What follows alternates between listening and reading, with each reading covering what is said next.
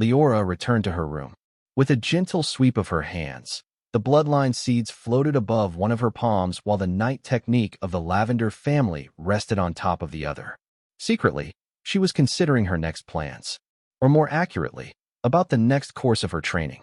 I can almost be certain that there is something wrong with the bloodline seeds. Of course, even if there was nothing wrong, I would never be willing to accommodate the blood of an unknown being into my body. Her encounter with the mysterious blood had already let her witness the power that certain beings possessed. Still, Liora was unwilling to stop her night practice here. Although she had stayed in this world for some time and had experienced many events, this didn't mean that she would be able to stay here forever. Sooner or later, she would have to return to the demon world. And, once there, she would be facing a dire situation. Liora had not forgotten that she didn't come to this world out of her own accord, but was forced by the circumstances. Once she left this world of nights, she would be returning to that strange valley filled with powerful fire elementals. In fact, it was very likely that the fire elemental that she had seen before her descent was still waiting for her return, in the spot where she had activated the world-descending array. So, if I want to fight back, I have to enhance my strength and combat power before returning. At the very least, I should possess the combat power to escape from the clutches of a true devil. Initially, Liora believed that she would be able to achieve this through reaching the apex of the night power system. Now that she had discovered that there may be something wrong with the King of Night's rank, it was inevitable that she felt disappointed. It was as if all her efforts were meaningless. But soon, Liora suppressed that disappointment. She shook her head. Although there is something wrong with the bloodline seed, it's not certain that there is a problem with the King of Night's rank itself. Perhaps, I can find a way to advance further without the need to accommodate a bloodline seed. With that in mind, Liora waved her hand, and the bloodline seeds vanished, stored inside the demi-plane of the space orb. In their place, a single drop of purple-hued blood appeared. It was the blood of the lavender family that she had obtained during her fight with the Marquis, collected exactly for this moment. The Nightreaver Night technique can only support me to reach the Great Knight rank. Although I can learn the Knight skills in it and improve my combat power, it cannot help me advance any further. Fortunately, I obtained the Lavender technique just in time, Liora whispered. Then, without any hesitation, she gently placed the purple drop of blood on her chest. Her skin instantly parted, revealing the white bones hidden beneath it. But the next moment, a mouth made of blood emerged from within the opening. It pounced on the lavender family's blood like a hungry beast and devoured it in one bite before turning back. Her skin quickly recovered, healing in an instant. At the same time, Liora sensed that the structure of her blood was rapidly changing, just like it had transformed when she first obtained the blood of the Black Tulip family. The myriad devil's body's effect, supreme adaptation, activated on its own, adjusting her physical structure. A few seconds later, the changes were finally over. Liora had obtained another night bloodline, the bloodline of the Lavender family. Looking within her, she noticed that her life seed had changed in appearance. It was originally dark green with a tinge of black, caused by the practice of the Nightreaver technique, but it had now also gained a deep purple hue. The three colors coexisted, one seemingly supporting another. Seeing this, Liora's mind moved. Under her command, life force poured out of the life seed and flowed towards her arms. When it reached her torso, though, the life force suddenly split into two different streams, one purple and one black. As a result, her right hand was covered in a thin purple film, while the left hand was covered in a black one. Liora nodded her head. Just as I expected. Unlike other people who are only able to practice a single night technique, my situation is different. Supreme adaptation allows me to practice many different night techniques at the same time, gaining the effects of them all. Though it remains to be seen if this ability has a certain limit. But for now, this was more than enough for Liora. With a move of her mind, the purple life force transformed into a sword before it shot out, as if it possessed a will of its own. It immediately teleported before the closest wall and tilted to the side, looking ready to strike at it. But just when it seemed that the room would be destroyed, Liora relinquished her control over the sword. The next moment, the purple sword turned back into pure life force before dissipating as if it had never existed. Still, Although the purple sword didn't strike at the wall and the skill was interrupted, the skill that Liora had performed was fairly obvious. If Marquis Lavender were here, he would have immediately recognized it as Purple Sky Slash, the skill passed down by his ancestors, contained in the Lavender technique. Clearly, the blood of the Lavender family had not only changed Liora's life seed, but had allowed her to use the technique's accompanying skills. This is enough for me. Even if I fail to become a king of knights, the concurrent practice of many knight techniques can help me enhance my combat power. With the practice of enough techniques, my combat power should undergo a qualitative transformation. If 10 techniques are not enough to achieve this, then 100. If 100 is still not enough, then 1,000. By that point, I should have regained my full strength. I don't believe that a lesser devil with countless skills will fail to contend with a true devil. Thinking of this, Liora's tense mind relaxed a little. At the very least, she had seen the path forward. Now, all that she needed to do was keep walking in it. Her gaze shifted to the Lavender Knight technique as she picked it up and quickly flipped through its pages. She wanted to take a better look at its accompanying skills. Most importantly, she wanted to take a look at the Amethyst Swordfall, the skill that the Marquis had tried to perform before his death. But just then, her actions paused. With a flicker, her body teleported to the rooftop, and she lowered her eyes, looking into the distance.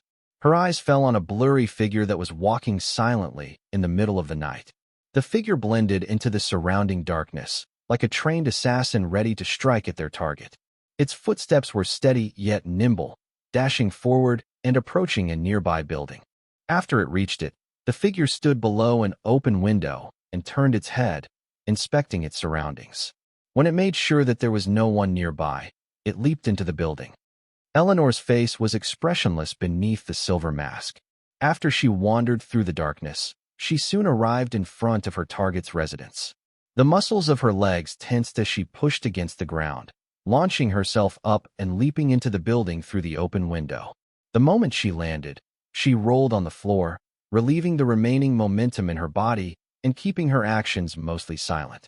Rising to her feet, Eleanor observed her surroundings as her ears perked up, listening to the sounds around her. Immediately, she noticed the complete lack of any noise in the building. Clearly, everyone, including the servants, was asleep. But this was within her expectations. In fact, it was the reason why she had chosen to come here so late. Eleanor showed a surprising sense of familiarity with the building as she wandered through the rooms and the long corridors. Before long, she arrived at a closed wooden door. She understood that this was the room where her target was currently sleeping.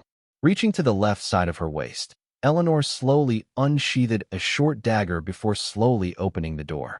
Then, she stepped inside the room. The interior was luxurious, with precious furniture scattered throughout, as well as elegant paintings hanging on each of its four walls. But Eleanor paid no heed to this. She didn't stop to admire them and sigh at the luxury. Her eyes were fully focused on the figure of the man lying on top of the king-sized bed. He had short black hair and a handsome face, and was currently sleeping with his eyes shut. This man was Alex, the son of her Uncle Roger and Eleanor's target. Beside him slept a beautiful woman, his partner, whom he had recently married. Looking at the couple sleeping carelessly, Eleanor's eyes turned cold. She approached the bed while making sure that her actions didn't produce any sound, only stopping when she stood right beside Alex's sleeping figure. Then, her right hand moved. The dagger's sharp edge shone brightly as it whistled through the air, aiming directly at the left side of Alex's chest. The intuition of knight apprentices was already strong, much less that of true knights. When the dagger approached him and his life was soon to be in danger, Alex's eyes suddenly opened wide.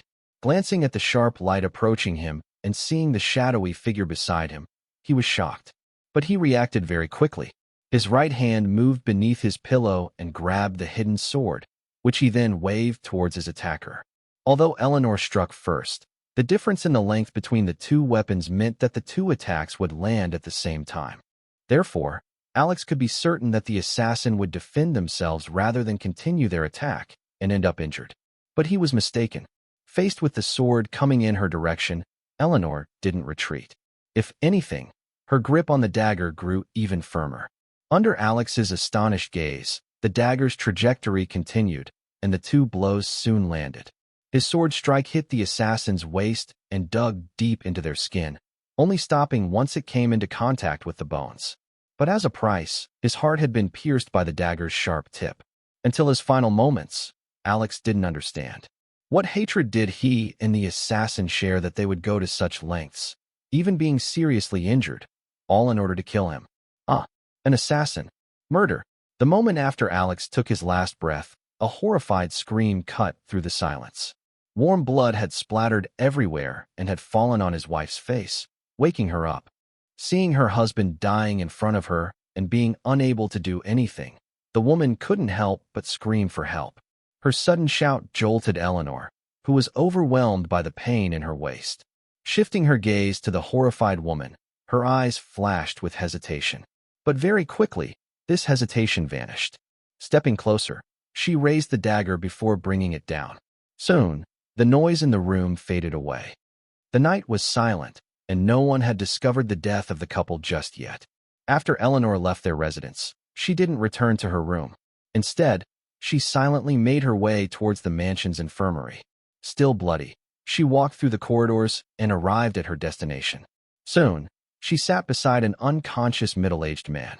It was her uncle, Roger, who had been seriously injured during the battle with the Holy Church. He had ended up like this because he wanted to win some time for her brother and Eleanor to escape. Recalling this, Eleanor's hand clasping the dagger relaxed a little. Subconsciously, she couldn't help but stare at Roger sleeping beside her, his figure reflected in her blue eyes. It was hard for her to make a decision. Though Roger had watched her grow up, it was a fact that the two now stood in opposite sides. Minutes quickly went by. Eleanor stared silently at the unconscious Roger, who was sleeping on the bed right next to her. The memories of her childhood flashed before her eyes, and Roger's figure could always be seen in the background. Though the two were not related by blood, Roger had truly earned the title of uncle. Unfortunately, people sometimes had to go in different directions. Since Alex opposed the two siblings and Eleanor had decided to kill him, her relationship with Roger was bound to no longer be the same.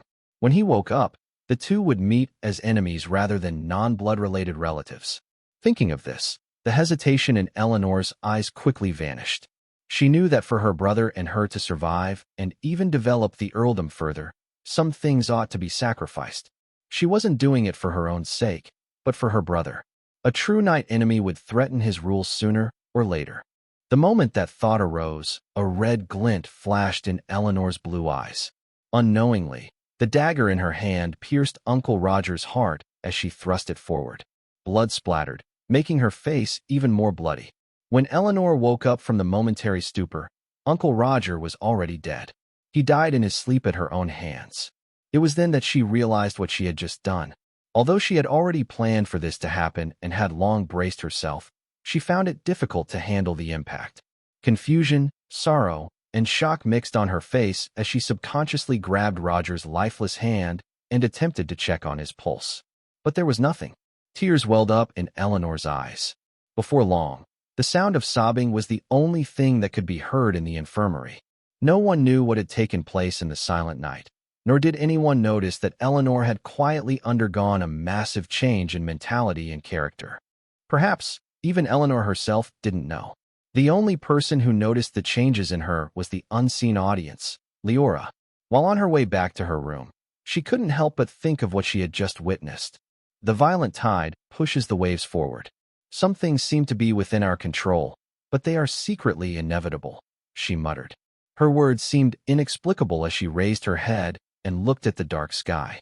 It was unknown if she was looking at the gorgeous silver moon or was trying to peek at something else. The following day, a shocking piece of news spread in the Black Tulip Mansion. The previous night, an intruder had entered the mansion and silently assassinated Alex, his wife, and his father, Roger. Then, he went on to try to assassinate the Earl's older sister, Eleanor. Fortunately, what the assassin didn't know was that Eleanor had secretly advanced and become a true knight. After a fierce battle with the intruder, during which she got seriously injured, Eleanor managed to kill the assassin after paying a certain price. Soon, this news spread beyond the mansion and reached the entire earldom. Originally, many people were shocked by the deaths of the once famous true knight and his only son, but they soon forgot about them.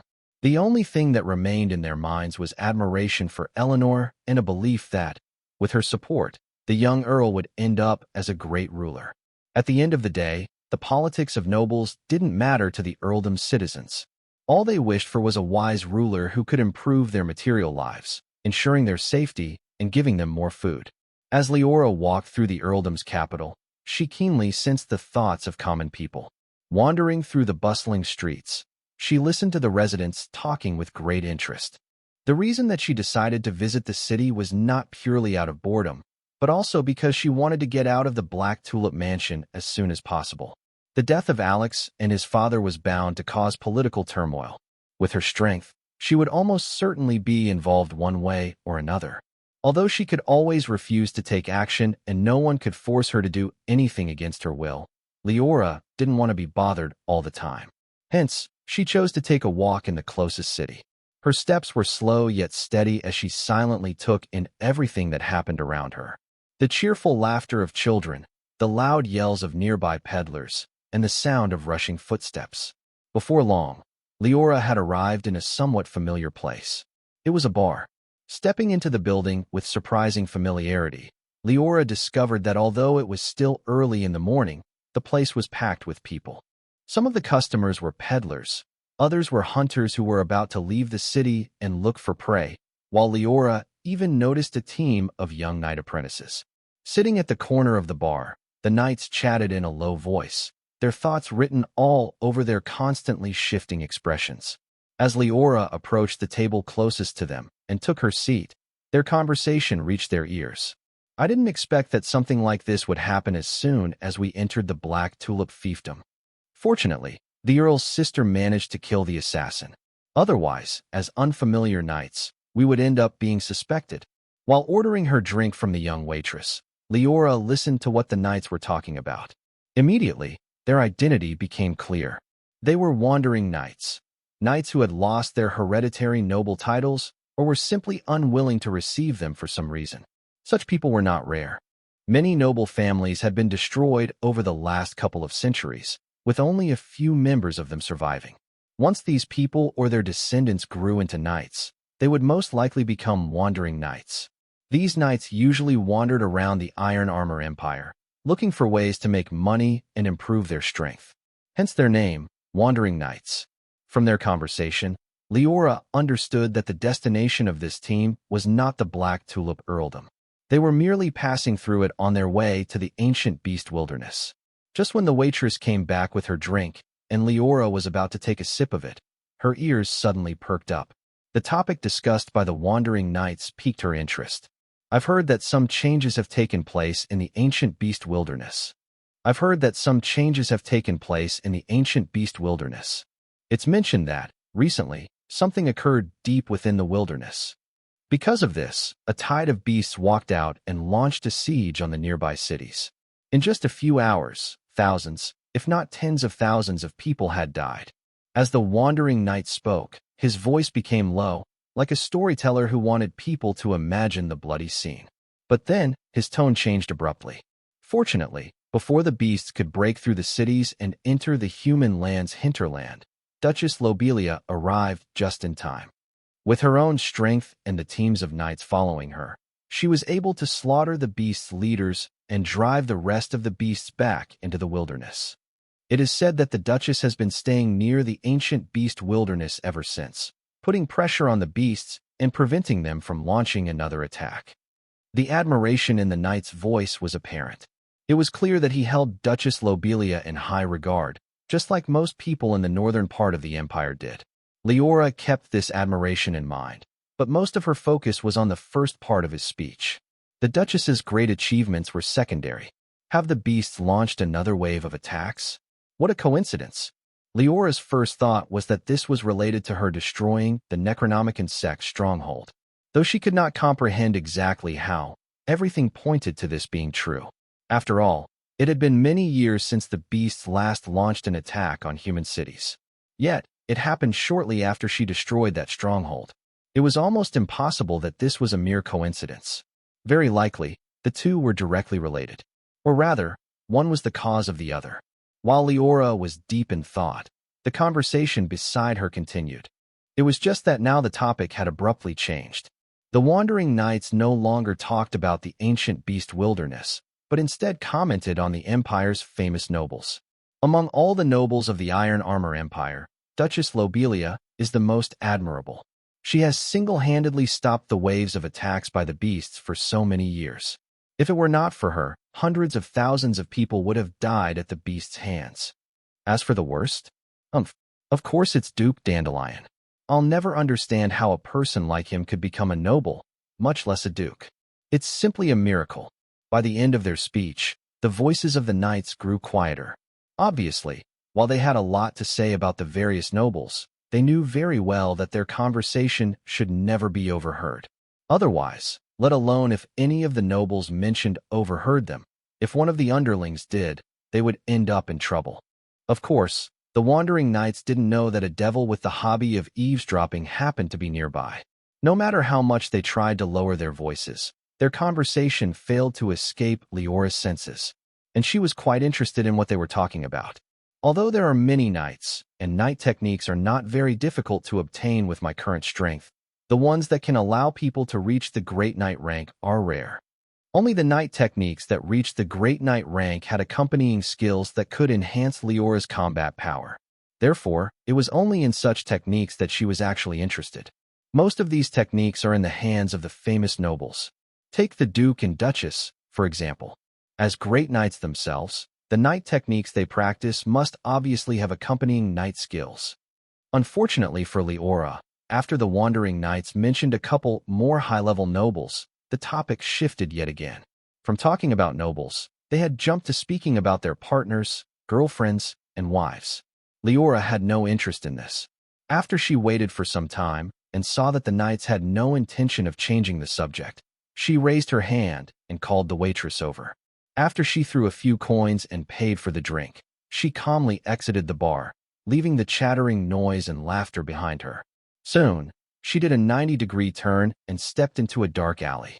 With a move of her mind, a light struck at the space before her, causing it to split apart like a piece of paper. The next moment, Liora stepped forward and entered the space or demiplane. The gap in the space disappeared. Not much time had passed since she last entered, and, thus, not many changes had occurred within the demiplane. The spoils of the previous battle were still there and waiting for Liora to inspect them, while the only living person was currently asleep. With metal chains binding her limbs and restricting her movements, and an array surrounding her and rendering her unconscious, Diana had no way of getting out of this place without Liora's permission. Liora didn't take care of the items for now. The reason she had come here was not them, but Diana. Or rather, she wanted to get some information out of her. The conversation in the bar had made her next goals clearer and prompted her to seek more information regarding the famous nobles. After all, she was bound to come into contact with them sooner or later. Since the wandering knights could not provide her with valuable information, Liora chose to speak to the next best person, Diana. Approaching her, Liora's mind connected to the running array. With a thought of her mind, the devil runes surrounding the unconscious woman flashed crimson before retreating, fading away as if they never existed. As a result, Diana's eyelids began to twitch.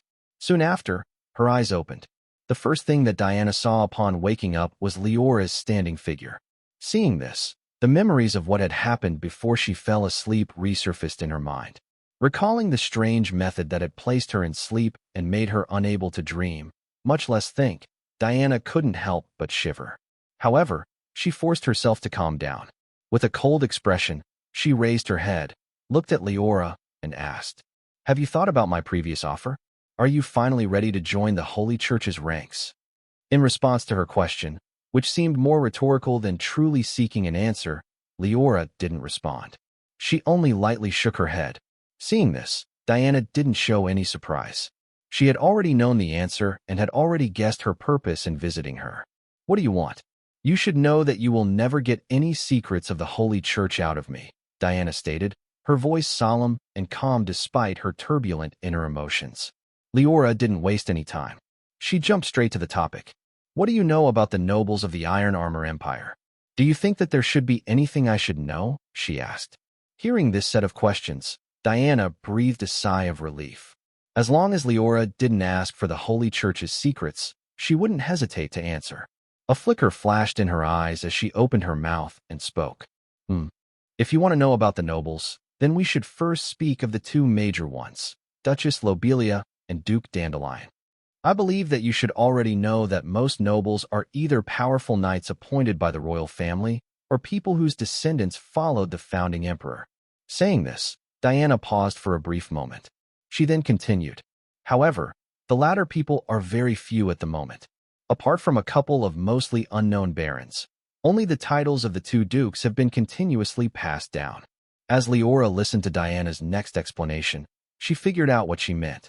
Essentially, the ancestors of Duchess Lobelia and Duke Dandelion were once followers of the founding emperor, fighting with him against the beasts when he first established the Iron Armor Empire. Because of their achievements, the founding emperor granted them the title of Duke, a title that had been passed down to their descendants over the last couple of centuries. But although they both share the title of Duke, these two are completely different. Diana sneered, her voice filled with contempt. Duchess Lobelia is a hero of the Empire and of all the common people. She has worked hard throughout her life in order to keep the attacking beasts at bay. If it were not for her hard work, the areas of the Empire bordering the ancient beast wilderness would have long gone down. On the other hand, Duke Dandelion is the complete opposite, a coward who only lives based on the glory of his ancestors. It's a miracle that he even managed to reach the Great Knight rank. Who knows just how many resources he consumed to have such an achievement? Diana sneered. Her disdain for Duke Dandelion was clear and undisguised. Yet, when she mentioned Duchess Lobelia's name, her eyes shone with admiration. This was true despite the fact that the Iron Armor Empire and the Holy Church could be considered enemies. Of course, you should understand the difference between Great Knights. Duchess Lobelia has long reached the peak of the Great Knight rank. As long as she obtains a bloodline seed and accommodates it, she should be able to become a king of knights. But Duke Dandelion? He will remain as the weakest of great knights for the rest of his life. Surprisingly, the mostly silent and aloof Diana seemed to hold great opinions regarding the Duke and Duchess. It truly seemed like she could go on for hours. It was only after she coughed and asked further that Diana finally shut up. She then began explaining the situation of the other major nobles. Diana mostly talked about the marquises and earls, only mentioning the most powerful of barons. After all, she believed that for a great knight like Liora, such people should not hold much importance. Under her explanation, Liora soon obtained an overall picture regarding the situation of the nobles in the Iron Armor Empire. Although Diana's words were not to be absolutely trusted, and she would have to confirm what she said with Eleanor and other people later, it was good enough for now. Just when Liora nodded her head in satisfaction and was about to put Diana back to sleep, Diana couldn't help but raise her head. She asked the question that had been plaguing her mind. Are you planning to come into contact with the Empire's nobles? That's right. With your strength, only such people might be of help to you, Diana prefaced before arriving at her true purpose. If you want to learn more information, you can pay a visit to Duchess Lobelia. Just mention that you are sent by the Holy Church. You know, the Holy Church and the Duchess have a very close relationship. Before Diana could finish her words, the devil runes surrounding her flashed with a crimson light. The next moment, the array began operating, activating a strange power and putting her to sleep. Until the end, she could not say what she wanted to. Still, her last words remained fresh in Leora's mind. However, just like the rest of Diana's words, she wouldn't truly trust them. With the power that the two factions, the Holy Church and the Necronomicon sect, command, it is obvious that they are related to the major nobles. After all, even Baron Bloodshield was involved with the Necronomicon sect. It can be imagined that the two cults' power is spread throughout the Iron Armor Empire. Common people, nobles, and perhaps even members of the royal family. But it remained to be known if Duchess Lobelia truly had a relationship with the Holy Church, or if Diana was merely trying to mislead her. It doesn't matter. No matter what her purpose is, I will sooner or later find out. With my current strength, I only fear the unknown devil and the few kings of knights hiding behind the scenes. Otherwise, my strength is enough to protect myself, Liora whispered. Then, with a move of her mind, the space in front of her parted, and she exited the space orb. A few hours later, Liora returned to the Black Tulip Mansion. Her visit to the city was over, having had enough fun and having relieved most of her boredom. She had drunk in the bar, wandered through the city, and even purchased a few sweets from the nearby peddlers to satisfy her inner curiosity. As she returned to the mansion, the first thing that Liora noticed was the absolute order. When she left, the news of the death of Alex and Roger had just spread, and panic and chaos had shrouded the mansion. Yet in just a few hours, this had all disappeared. As Liora passed by the many buildings, the surrounding servants caught her attention. They were keeping their mouths shut and doing their jobs attentively, but a flicker of worry could be seen hidden deep within their eyes. Seeing this, Liora's eyebrows rose. Still, she made her way towards the central building. Just when she was about to take a turn and reach her own room, though, a voice sounded behind her, interrupting her actions. "Lady Liora, have you finally returned? I've been waiting for you for a long time," the owner of that voice said. When Liora turned around, she discovered that the person talking was Eleanor. She wore her signature blue dress, and her appearance was spotless, but a few drops of sweat could be seen on her forehead. For a true knight like her, this should have been impossible. But now it actually happened. "What's up? What's so important that you can't wait to tell me?" Liora asked, despite already knowing her answer. After all, her consciousness had long swept across the mansion, and everything in it was clear to her. She had already seen the many bloody corpses at the back of the mansion, corpses whose identities she could recognize. They were members of the Black Tulip family, who, if Liora remembered correctly, had stood on the side of Alex during the family's meeting, opposing Eleanor. Clearly, the cruel methods of Eleanor had not stopped at just killing Alex and his father. Taking advantage of the chaos, she had chosen to establish her authority and weed out all the elements of opposition. In less than a month, the girl who had once begged for someone to save her family has turned into an almost emotionless killer. Liora sighed inwardly while waiting for Eleanor to speak. However, Eleanor's next words were surprising. She didn't mention what had occurred while Liora was away, unknown if she wanted to hide it, but instead reached into her clothes and took a white envelope out. A purple insignia could be seen engraved on the outer side of the envelope, in the shape of a beautiful flower. "This letter arrived not long after you left. It's regarding the changes in the ancient beast wilderness," Eleanor said as she handed the letter to Liora.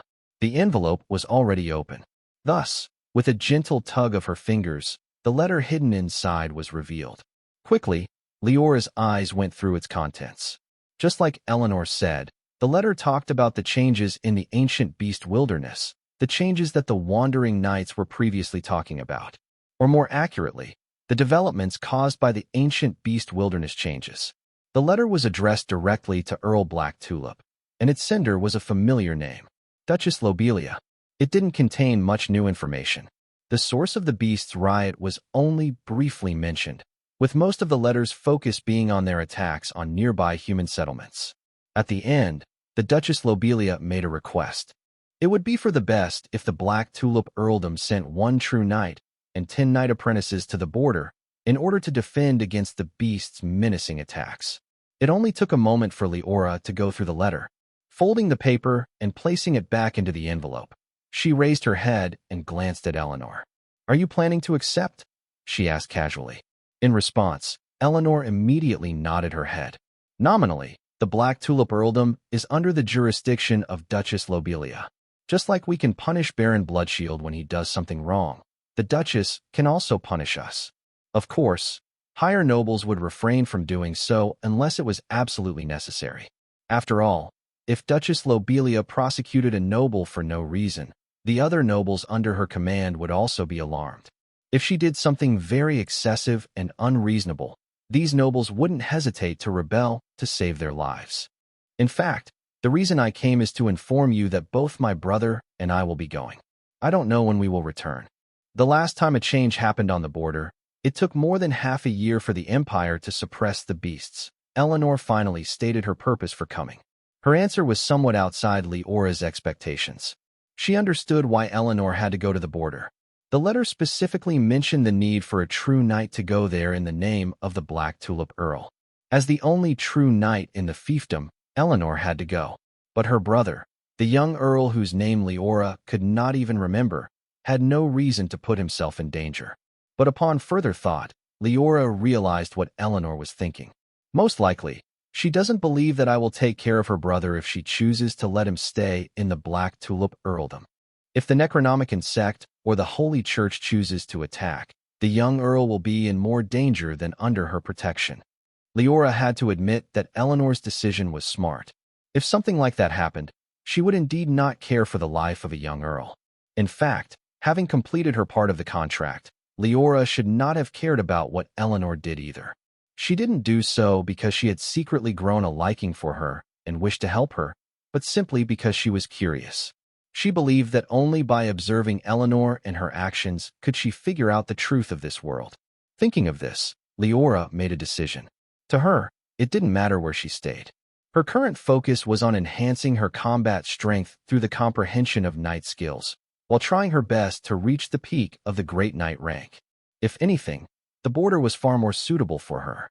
There, she could more easily obtain resources by visiting the ancient beast wilderness, while the constant fighting would help her comprehend knight skills more quickly. Since that was the case, there was no reason to stay in the Black Tulip Mansion any longer. Okay, I'll be coming with you, too. I'm actually quite interested in what happened deep in the ancient beast wilderness and caused the beasts to riot. Perhaps some great treasure has been unearthed. Eleanor's actions were swift. Once she had made her decision, she wouldn't hesitate. By the very next morning, everything was already ready. Everything that needed to be carried had already been packed, while a team of knights had gathered outside the Black Tulip Mansion and were waiting. As her eyes swept across this team, Liora realized that everyone was a knight apprentice, with some even reaching the peak of this rank. In fact, when she had investigated the mansion earlier, she had discovered that all the knights of the Black Tulip family were gathered here. None of them was going to stay behind and look after the mansion. Clearly, Eleanor was ready to take every single person who could provide help to the border, not so much to fight against the beast's attacks, but rather to protect her younger brother, the young Earl. Lady Liora, everyone else is here. If you wish, we can get going. Leora's arrival immediately attracted Eleanor's attention, who stepped forward, greeted her, and asked for advice. In response, Liora calmly nodded her head, indicating that she was ready.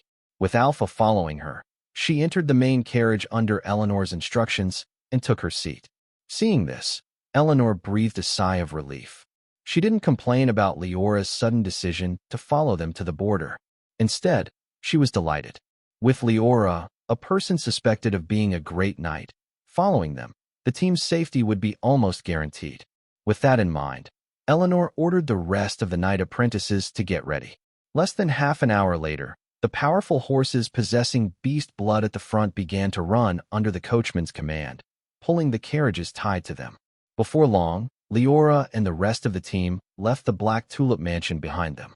With their departure, silence shrouded the mansion. Liora was quite familiar with the road from the Black Tulip fiefdom to the ancient beast wilderness. In fact, she had walked this path twice during her earlier adventure, once to go to the stronghold of the Necronomicon sect and once to come back. With her strength, she didn't face any issues. Whether it was the bandits, thieves, or anyone else with malicious intentions, they would meet their demise at her hands, not long after they displayed their malice. However, this didn't mean that the northern part of the Iron Armor Empire was safe. Especially now that the beasts had invaded and chaos had spread, many dangers lay within. Liora didn't keep track of the time. Thus, she didn't know how long their journey had lasted when the carriages suddenly stopped. She was not surprised. Many overlapping voices had reached her ears not long ago. Most of them were bloodthirsty and fierce, while the other one was low and looked like a person sobbing.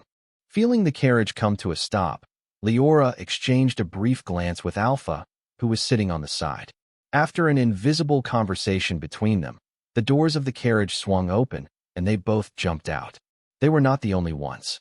In fact, they were the last ones to leave their carriages. By the time that Liora stepped out, the team of knight apprentices had already gathered, with Eleanor standing at the front and looking towards the horizon with a solemn expression. Seeing this, Liora approached her. She followed Eleanor's gaze and looked at the spot that she was staring at. There, a single black spot could be seen at the front, with dozens of spots chasing not far behind it. Though their identity was unrecognizable due to the distance between them, it was clear that each of these dots represented a person, as they were the source of the screaming voices. Sure enough, only a couple of minutes later, everyone's thoughts were proven to be true. As the dots got closer, their true appearance was finally revealed. The dot at the front was a middle-aged woman whose clothes were torn and messed up, while the dots chasing her were a team of armed men. Wearing leather armor and holding half-broken weapons dripping with fresh blood, the team looked menacing as they brandished their weapons around. At the same time, their voices were now perfectly clear. Hee hee. Where? Where are you going? Why don't you stop and let my brothers and me have some fun with you? Perhaps if you satisfy us all, we can show some mercy and let you live. Loud laughter could be heard in between their words, truly displaying the demeanor that a low-level villain should possess. Seeing this scene, Liora's expression remained unchanged. Such a sight would not cause many emotions in a devil like her. She had seen worse. But secretly, her gaze turned towards Eleanor, who was standing on the side. Immediately, she noticed that Eleanor's hands were clenched into fists and her knuckles had turned white, while her body was shaking violently. Her fury was apparent. Before Liora could react, Eleanor had already dashed out, rushing towards the chasing bandits.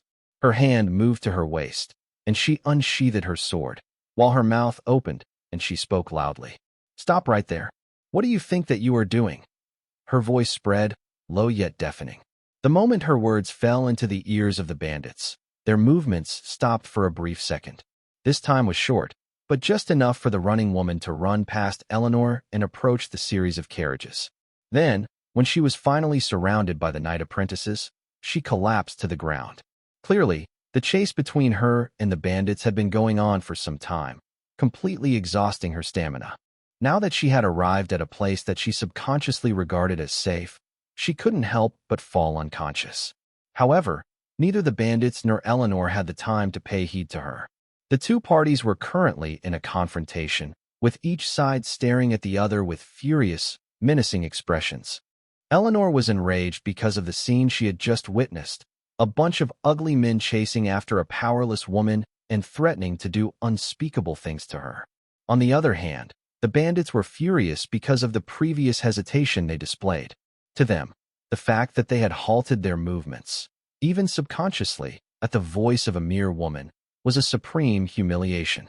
Therefore, the two sides stared at each other with undisguised fury, holding their weapons and looking ready to strike. However, for the time being, neither side took the initiative to start the fight. The first side to break the awkward silence was not Eleanor, but the team of bandits. A rough, middle-aged man who seemed to be their leader stepped forward, waving the half-broken axe around and pointing it at Eleanor. "How dare you block our way and try to protect our prey? Do you know who we are?" The bandit questioned loudly and pointed at his companions. "We are all part of the Green Hat Brotherhood. Are you scared now? Woman, if you kneel down and beg for mercy, I might consider letting you go." His voice was arrogant while the bandits behind him chuckled eerily, as if they didn't take Eleanor seriously. They looked like members of the royal family, who were facing a mere peasant. Although Liora stood far away, this scene failed to escape her eyes. She couldn't help but roll her eyes and complain inwardly. It was obvious to her that all these bandits had just become knight apprentices and were barely stronger than ordinary people. In fact, a team of trained adults wearing metal armor might be able to take them out. Yet now, these bandits were threatening a true knight and ordering them to kneel down and beg for mercy. Worst of all, the bandits seemed to completely ignore the many armed knights standing near the carriage, not sparing them a single glance. But then, Liora shook her head. "No. The worst of all is that these knights are standing there like idiots," she thought as she cast a glance at the knights of the Black Tulip family who were standing still instead of assisting their master deal with the opponents. Seeing this, Liora seemed to realize something. Subconsciously, she couldn't help but raise her head and look towards the sky before letting out a light chuckle. While Liora was deep in thought, the confrontation between Eleanor and the bandits continued. It soon reached its peak. It was unknown what each side said, but only a couple of minutes later, the leading bandit suddenly attacked. He lifted his axe and placed it onto his shoulder before bringing it down, intending to smash it onto Eleanor. Unfortunately, what he and his companions were facing was not a helpless woman, but a true knight. Dodging the incoming attack, Eleanor's figure flashed forward, and she continuously swung her sword, harvesting the lives of the surrounding bandits. In the blink of an eye, most of them had lost their lives, leaving only the man in charge alive. But even he had collapsed to the ground, with a serious open injury running across his abdomen. He didn't beg for mercy. Instead, his eyes shone with hatred as he stared at Eleanor and let out his final words. "The Green Hat Brotherhood will not let you go. You're dead. Dead," he yelled before he took his final breath. With his death, the team of bandits had been completely eliminated. Watching him die, Eleanor's eyes remained calm. Silently, she stepped forward and looked through the bandits' belongings. Perhaps she didn't discover anything of value, as she soon shook her head with disappointment and approached the Black Tulip team. "How is that woman? Is she fine?" she asked the guards. As if in response to her words, the collapsed woman suddenly regained her consciousness, and she rose to her feet. Her fearful eyes relaxed a little when she noticed that the bandits chasing her had died, while she looked at Eleanor with immense gratitude. Lord Knight, thank you for saving me. I'm truly indebted to you." She knelt on the ground and cried loudly, her lowered head facing towards Eleanor. Seeing this, Eleanor was shocked. She immediately stepped forward and helped the woman get up. "There's no reason to thank me. Saving innocent people and bringing punishment to those unlawful bandits is what every noble of the Iron Armor Empire should do." Her words, however, didn't calm down the woman's enthusiasm. Rather, they made it even more intense. The woman glanced around carefully and, as if she had made a difficult decision, reached into her belongings and took a long sword out. The sword was golden, with intricate patterns engraved across its surface, while it shone with a dazzling light. Even the most ordinary person who knew nothing about knights would be able to recognize the sword's extraordinariness and would regard it as a holy item. Holding onto the sword, the woman respectfully presented it to Eleanor. "My lady, this sword is the heirloom passed down by my family. It's also the reason why the bandits were after me. Although I'm reluctant to part with it, I believe that only in the hands of a great hero like you can this sword shine and bring out its true potential." Hearing her words, Eleanor immediately shook her head. "How could I possibly take your belongings? Please, take it away." But the woman didn't take no for an answer. Soon, Eleanor and the woman were caught in a tug of war, fighting over the ownership of the sword. Watching this funny scene from the side, Liora found it difficult to maintain her composure. After all, the woman before her looked much like the side characters in the stories sung by the bards, whose sole purpose was to gift the protagonist items and precious techniques. When she recalled the strange fight that had just taken place, Leora's eyes grew deeper. Though she had expected it, she still felt strange when her guess was essentially all but confirmed. After the Black Tulip team's encounter with the bandits and the woman, their group didn't meet any other danger. Although they were attacked a couple of times by beasts that had bypassed the humans' defenses at the border and entered the Empire's hinterland, they suffered no casualties. After all, the beasts that managed to bypass the defenses were not very powerful. In fact, the only reason that they were even able to get here was because of their relative weakness. The soldiers stationed at the border didn't care enough to chase them down, knowing that the beasts would be unable to cause much damage to the Iron Armor Empire. Facing no danger and riding on carriages, the remaining journey was smooth and quick. Before long, a large city appeared on the horizon, and the series of carriages slowly approached them. When the carriage she was in came to an abrupt stop, Liora understood that they had finally arrived at their destination. With a leap, she exited the carriage and gently landed on the ground. Immediately, her eyes focused on the city in front of her. Though she had visited many cities throughout her 2 lives, she had to admit that this one was quite special, not because of its large size, nor because of the precious materials used to build it. Instead, what attracted Leora's attention was the many signs of battle remaining on the city's stone walls, as well as the old, almost black, blood splattered all over them. The city radiated a supreme fighting momentum, as if tens of thousands of knights were stationed in it and were ready to battle against any invader. Such a city would be rare to meet, even in the Crucible. Perhaps devils are stronger than humans, but for a race to survive and spread throughout countless planes, it has to possess something unique. Leora sighed. Turning her head and looking at the guard team at the entrance, which was investigating the identities of the people entering the city, she turned to Eleanor and spoke. "You should go. Alpha, you follow the team. We will separate for now," she said. Before Eleanor could say anything, Liora's figure had already vanished. Despite being a true knight, Eleanor failed to catch her traces, as if her existence had been erased by an invisible hand. In shock, Eleanor couldn't help but turn to Alpha, only to find that she remained calm despite her master's disappearance.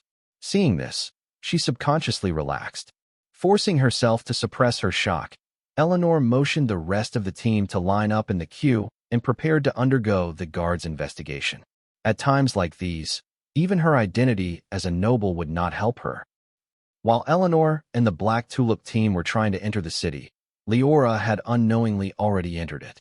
Using shadow manipulation and shuttling through the darkness, she easily bypassed the city's tight defenses without anyone discovering her. Death, fear, hatred, and even some faint hope. Liora couldn't help but whisper as she glanced at the faces of the pedestrians around her. In fact, these people were not truly the city's residents. Rather, they were knights and soldiers of the northern part of the empire, summoned by Duchess Lobelia to fight against the beasts. This city was not the only one with such a mission. There were hundreds of such cities scattered throughout the northern border of the empire, guarding against the beasts' march. But among these cities, this one is quite special. Liora realized as she raised her head and looked at the purple insignia painted on a high tower at the city's center. Coupled with the powerful aura emanating from that place, she understood. This is where Duchess Lobelia, a great knight renowned throughout the Iron Armor Empire, was currently staying. That's right. As a noble of the empire, Eleanor would of course not come to a random border city. Just like the rest of the nobles, she was requested to come here, assisting Duchess Lobelia to calm down the beast waves. Thinking of this, Liora followed the sounds echoing from the distance. The loud cries, the painful moans, and the sounds of metal clashing reached her ears.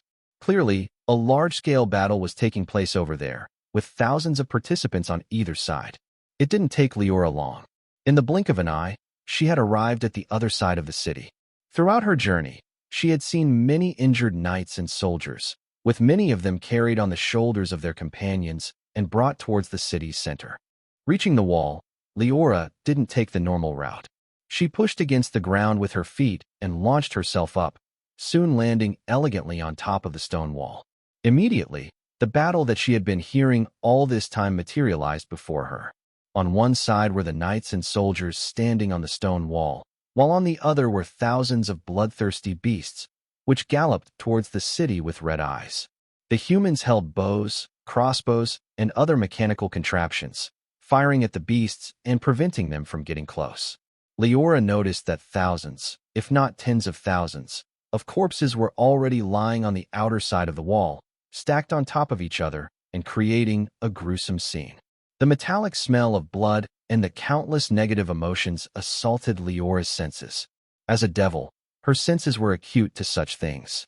If a devil's will was not strong enough, such an atmosphere would awaken their instincts and make them go crazy for blood. But Liora suppressed those feelings. Her attention remained on the scene around her. Though the beasts charging towards the city were not very strong, their numbers seemed to be endless. Each time one of them was shot down, another would pop up from behind, stepping on its companion and swiftly taking its place. Still, despite this terrifying sight, the soldiers on the wall continued firing. None of them chose to put down their weapons for even a second, much less flee and abandon their companions. Liora could hear their whispered voices in between their tired breaths. Behind us stands the Iron Armor Empire. How can we allow these beasts to invade and harm our friends and family? With Duchess Lobelia as our support, we will surely emerge victorious. The human race shall prevail. Their voices were low, and no one but them could hear them, but they seemed to provide these soldiers with power. They continued firing. Just when Liora was about to grab a soldier and ask a few questions, a sudden change caused her movements to halt. Though they were many, the individual strength of the attacking beasts was not high. Most of them were only knight apprentices, with only a small percentage of them reaching the true knight rank. Even these, however, fell under the barrage of metal arrows, collapsing to the ground and becoming part of the mountain of corpses. Originally, the formation of the humans seemed impenetrable, as if no beast could possibly enter their city. But not long after Liora's arrival, a sudden change occurred. A black figure sprang out of the wave of beasts and rushed towards the stone walls. The figure's speed was extremely quick, leaving only afterimages behind. It was impossible for ordinary humans to catch a glimpse of its outline. But standing on top of the wall, Liora could easily see the figure's true appearance. It was a massive wolf, more than 5 meters tall, with thick black fur and 3 heads on its shoulders. Its 3 mouths were open, revealing the many rows of razor-sharp teeth inside, which dripped with an unknown liquid that fell on the ground and corroded it. Each time the wolf took a step, the ground beneath it would shake, as if it could cause an earthquake on its own. Liora ignored its appearance. She had seen much more terrifying creatures during her stay in the Crucible. What caught Liora's attention was actually the strength of the wolf beast. In her senses, its strength had reached the peak of the true knight rank, surpassing any other among the many beasts. Moreover, as a beast, its combat power could not be judged according to common sense. In Liora's estimate, this wolf should be able to fight against a human great knight, and it could escape unharmed even if it suffered a defeat. Seeing the beast wolf charging towards the stone wall, Liora's eyes narrowed. She didn't rush to take action. She believed that the human side should have already accounted for the emergence of such beasts. Even without her, the knights and soldiers should be able to deal with it. Perhaps this was an opportunity for her to witness the famous Duchess's many tricks. Sure enough, when the wolf beast was a few hundred meters away from the wall and looked about to smash into it with a leap, the entrance of the city slowly opened. A small team of knights stepped out of it, wearing thick metal armor and holding large shields that were taller than they were. With no hesitation, the knights rushed towards the wolf beast, stopping in front of it and bringing down their shields to block its path. Their actions proved effective. The charge of the wolf indeed stopped. However, the knights paid a price. The moment the wolf beast smashed into the shields, its movements halted. Yet, it reacted quickly. Its 3 heads stooped down and opened wide before each of them grabbed a knight and swallowed them whole. Then, with fresh blood still on its mouths, it pounced onto its other prey. The knights were unable to put up a fight. Before long, they all ended up becoming the wolf beast's food, their flesh shredded like paper. Blood splattered and painted the wolf's razor-sharp teeth, making the scene eerie and terrifying. The wolf raised its heads and howled towards the sky before resuming its earlier charge. But the soldiers on the wall didn't flinch. It was as if they knew something that the wolf didn't. Indeed, just when the wolf was about to reach the walls, its movements suddenly paused. Its red, bloodthirsty eyes became clear for a brief second as its body began convulsing. The next moment, its flesh ripped apart and green liquid flowed out of the cracks, while the wolf's aura grew increasingly weaker. A loud, painful cry followed. Watching this from the top of the wall, Liora immediately realized what was going on. Using one's body as a way to feed the beast poison. How cruel, but also, how admirable. She whispered, understanding that this had been the defenders' plan from the beginning. Knowing that they could not kill the wolf beast unless a great knight stepped forward, the knights rushed out and sacrificed their own lives to bring it down. Though Duchess Lobelia had not appeared, Liora knew that this should have been done under her instructions. The sacrifice of her own people was ruthless, but at the same time, it was extremely effective. Liora could see that the aura of the wolf beast was growing weaker at a rapid pace. If nothing changed, it would die not long after. Liora wouldn't let such an opportunity go. With a move of her mind, a bow of darkness materialized in her hands, and after conjuring up an arrow, she fired it at the helpless wolf beast. The wolf would have found it difficult to defend against her attacks, even if it had not been injured, much less now. It was unable to put up any resistance. Liora's arrow easily pierced through its head, blasting its brain into pieces and harvesting its life. Then, under the strange gazes of the soldiers, Liora calmly waved her hand and controlled the corpse to fly towards her. Her right hand clenched into a fist, and she punched forward, smashing the corpse into pieces and erasing it from existence, as if to take out her anger for her fallen companions. Or at the very least, That was what the soldiers on the wall believed. In reality, Liora had secretly placed the wolf corpse inside the space orb, planning to keep it later to assist her night training. With that done, Liora's focus returned to reality. She didn't take any further action, letting the soldiers on the wall kill the weak beasts. Silently, she was waiting for the next powerful beast to appear. At the same time, her right hand moved erratically, and countless white lights invisible to other people gathered in her palm. The moment they touched her skin, these lights immediately vanished. Liora watched her evolution points rise at the corner of her vision, and she couldn't help but let out a smile. She felt that her idea to come to the border was correct. Here, she could not only easily obtain beast corpses to speed up her night training, but could also harvest a wave of souls, both of the beasts and the dead humans. The evolution points granted by each soul are minuscule, not even worth the effort of me going through the process to kill them. But considering the large volume of souls, I should end up with a great harvest, she analyzed. To tell the truth, Liora missed the days back in the Crucible, when she had reached the top of the ecosystem and could casually harvest souls without any worries. Unfortunately, with her ascension to the demon world and the subsequent descent to this world, she had to carefully consider every one of her actions. Especially when she learned that a true devil had descended into this world before her, and the two were bound to become enemies, her actions became even more cautious. It was only now, when she had regained most of her strength and was confident enough to protect herself, that her true nature was gradually revealed. With each soul harvested, the crimson in her eyes grew deeper. Unbeknownst to everyone, a change of mentality was quietly taking place in Liora's mind. However, it remained to be seen if this was a good or a bad thing for the rest of this world. A few hours later, Liora stood silently on top of a cluster of clouds, surrounded by a large number of massive corpses. Some of these corpses belonged to wolves, others to snakes and birds, while there were some that fully transcended the concept of animals, being completely unrecognizable. Yet, no matter what their identity was, the aura that each of these corpses exuded was surprisingly powerful. Even the weakest among them reached the peak of the true knight rank, and some of them were as powerful as great knights. The corpses in front of her and the many evolution points on the system panel were Liora's main harvest during her stay in the city's walls. After she glanced at the corpses around her and nodded in satisfaction, Liora no longer hesitated. She brought her hand up and stretched it forward before clenching it into a tight fist.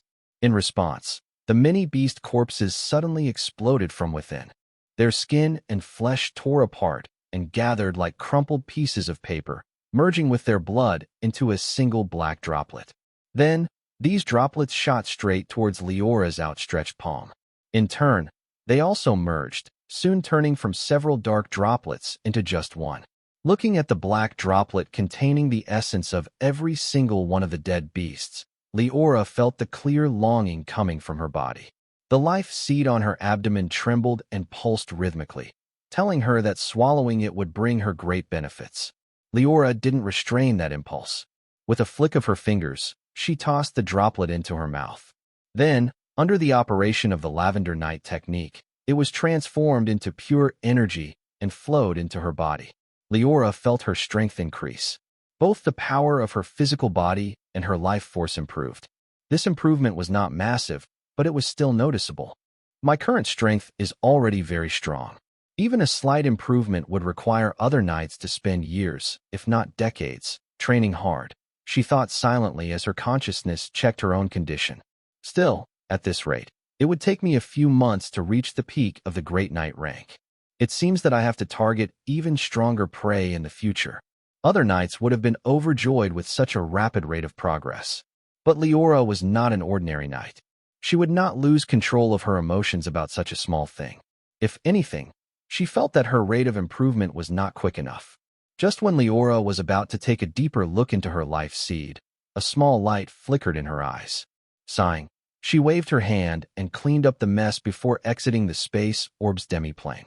With a flash, her figure vanished, leaving only the white clouds, the scattered items, and the sleeping beauty behind. While Liora was busy having fun at the walls of the city and watching the war go on, Eleanor did not have such a great time. As a noble, she didn't immediately join the ranks of the soldiers and battle against the invading beasts. Instead, she first had to meet Duchess Lobelia and then attend a meeting between the Duchess and the nobles. This meeting lasted for quite a while, and many important topics were discussed, such as the responsibilities of each noble and, perhaps most importantly, the Duchess's plan to deal with the beasts. Although Eleanor didn't say anything about what took place, Liora could see worry amid her exhausted face. If she was not mistaken, the meeting had not gone well. Or at the very least, it had not gone as Eleanor initially expected. What's up? Did the Duchess order the Black Tulip family to guard a dangerous place? Or did she issue a dangerous mission? Liora asked calmly. While she was talking, the space orb danced beautifully within her palm as if it were a toy. Hearing her question, Eleanor didn't immediately reply. She first took a seat and took a deep breath before opening her mouth and speaking. No, she shook her head. If anything, it's the opposite. We will be staying in the city for now. Perhaps Eleanor didn't have anyone else to talk to, as she seemed truly happy to answer Leora's question. Her younger brother was an earl in name only, lacking the ability and the majesty that a noble like that should possess. At the same time, the other members of the Black Tulip family feared her greatly, mostly because of the ruthless ways she had used to suppress the voices of opposition within the family. Therefore, Eleanor felt that the only person she could talk to without worries was Liora. Though she was a little afraid of her and her inexplicable abilities, she only needed a person to hear her complaints. Duchess Lobelia has ordered that the strategy used will remain the same. The nobles have been ordered not to take any action unless a truly powerful beast steps forward and threatens to invade the city, Eleanor said, her tone calm and steady. However, her fist trembled while she was speaking, making her inner anger obvious. Even when great night beasts appear, the nobles have been ordered to remain still, to keep letting the soldiers feed the beasts poison instead of fighting them. Her words made Liora understand where Eleanor's fury stemmed from. Although Eleanor had shown several times that she could be ruthless and cruel, this was only when she was forced by the situation. At other times, Eleanor would be kind, worried about other people and their safety. This was the case when she learned of Baron Bloodshield's kidnapping, and it was also the case when she met the woman chased by the bandits. Yet, even though she knew this, Liora didn't say anything to comfort her. Not only because she believed that Duchess Lobelia's decision was the correct one, but also because she felt that she didn't need to. Glancing at Eleanor and seeing her aura grow stronger as time passed, she couldn't help but sigh. Moreover, when she caught a glimpse of the sword hanging at her waist, the one that the woman had presented to her not long ago, she felt that the world often worked in mysterious ways. She could see that this weapon was not an ordinary item, but a weapon that had been blessed by the Holy Church. With it and her own strength, Eleanor's safety was guaranteed while at the border. Even if she were to meet a great night beast, she might be able to escape. Reality is often stranger than fiction. Stories have to at least follow some logic. Reality doesn't. Inexplicable things happen all the time. Seeing Leora's silence and lack of response, Eleanor didn't complain. Instead, she continued telling her grievances as if she wanted to let out everything before it was too late. It was unknown how much time had passed, but Liora felt that she had listened to Eleanor complaining for many hours. It was only when Eleanor's eyes became red from exhaustion, and she could no longer remain awake, that she finally stopped speaking, returning to her room and soon falling asleep. Liora didn't follow her. After she gave a couple of instructions to Alpha and told her to be cautious, she left the building assigned to the Black Tulip family and began wandering in the city. The sound of fierce battle was still coming from the city's walls, though it had now grown quieter. Liora was not surprised. She knew that beasts would not be kind enough to give time to the humans to rest. No matter what time of the day it was, beasts would still emerge continuously and charge as if wishing to submerge the city. The only thing changing was their number and strength rather than their existence.